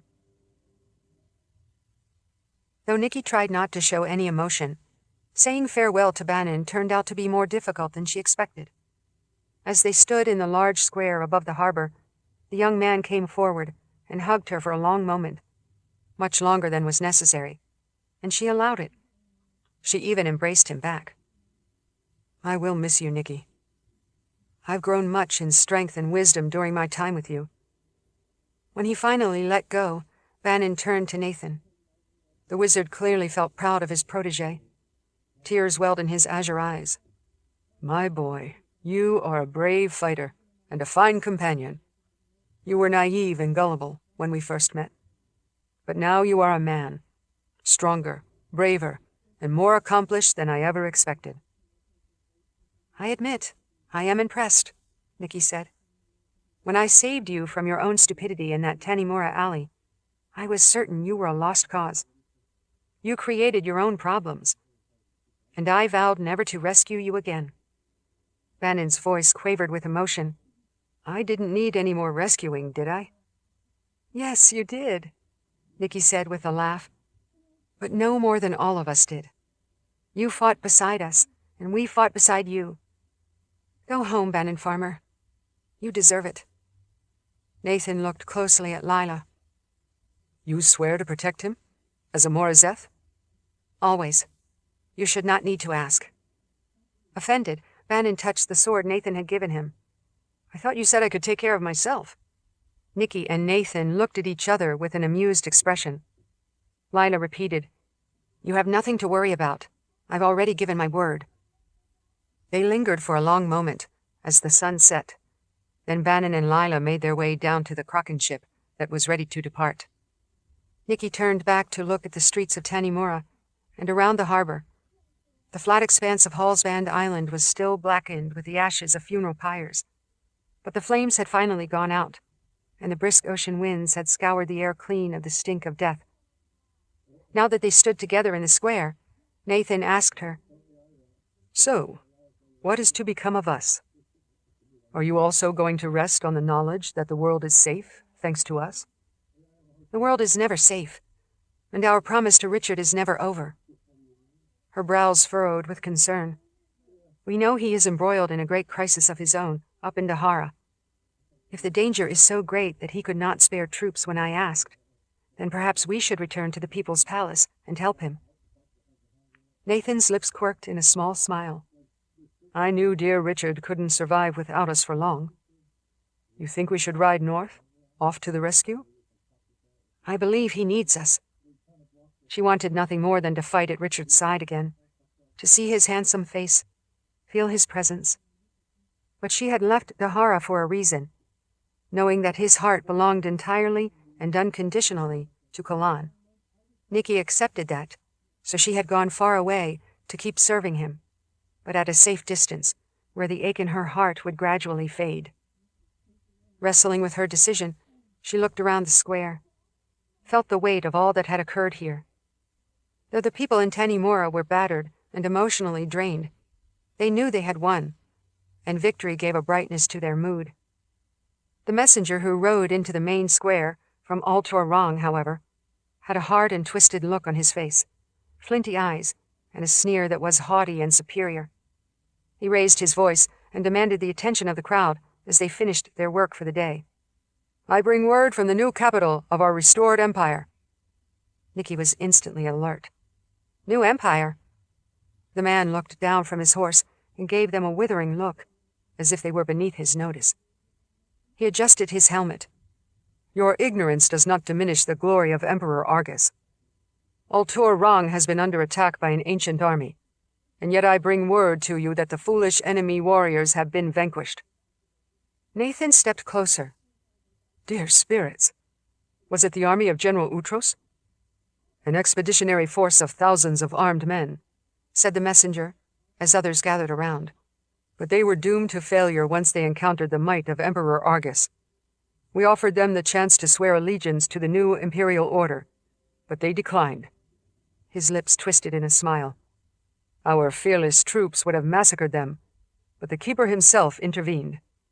The ground opened up, and their souls were swept away to the underworld." Nicci stepped forward to face him. "The imperial order is destroyed, and Emperor Jagong is dead." She didn't add that she herself had assassinated the horrible man. "Emperor Jagong was no longer relevant," said the messenger. "The imperial order has returned under a new and stronger man, a ruler who would make Jagong quiver with awe." Nicci couldn't imagine that anything would make Jagong quiver, but she merely assessed the arrogant messenger. She knew his type. She glanced at Nathan, whose eyes were wide and whose face was drawn. "Dear spirits, a new imperial order?" he whispered. Nicci knew what they had to do. "I had thought our duty was to go and assist Richard. But just as he was confident we could handle this war ourselves, we must be confident that Richard can deal with his own crisis." She narrowed her eyes. "If there is a new imperial order, if there is a man who claims Jagong's throne, then you and I have to go see this Emperor Argus ourselves." "Indeed we do," Nathan said, his face flushed with anger. "Indeed we do." Nicci raised her voice to the messenger. "We will accompany you to Altor Rong. We would meet this Emperor Argus." The man turned to them, assessing them. High in the saddle, he ran his eyes up and down Nicci's body. Her blue eyes, her blonde hair. She hoped she wouldn't have to kill him before they reached the grand capital city. "I cannot guarantee he will see you. Argus is an important man." "I'm sure he is," Nathan said. The messenger nudged his horse forward, slowly leaving them behind as he rode through the square to continue spreading his news. He called over his shoulder, "I will depart in the morning. You may follow me, but I will not pamper you." Nathan chuckled. "Oh, young man, we do not need pampering." Nicci's expression tightened. She felt hardened inside, and knew that her work here in the old world was not done. Richard had dispatched her and Nathan to spread the word of the Daharan Empire, to let the world know that tyrants and despots and slavery would no longer be tolerated. Richard counted on her to crush them before they became too great a threat. "We still have work to do, Nathan," she told him. "And you have a whole new life book to fill." He nodded. "You are indeed correct, sorceress."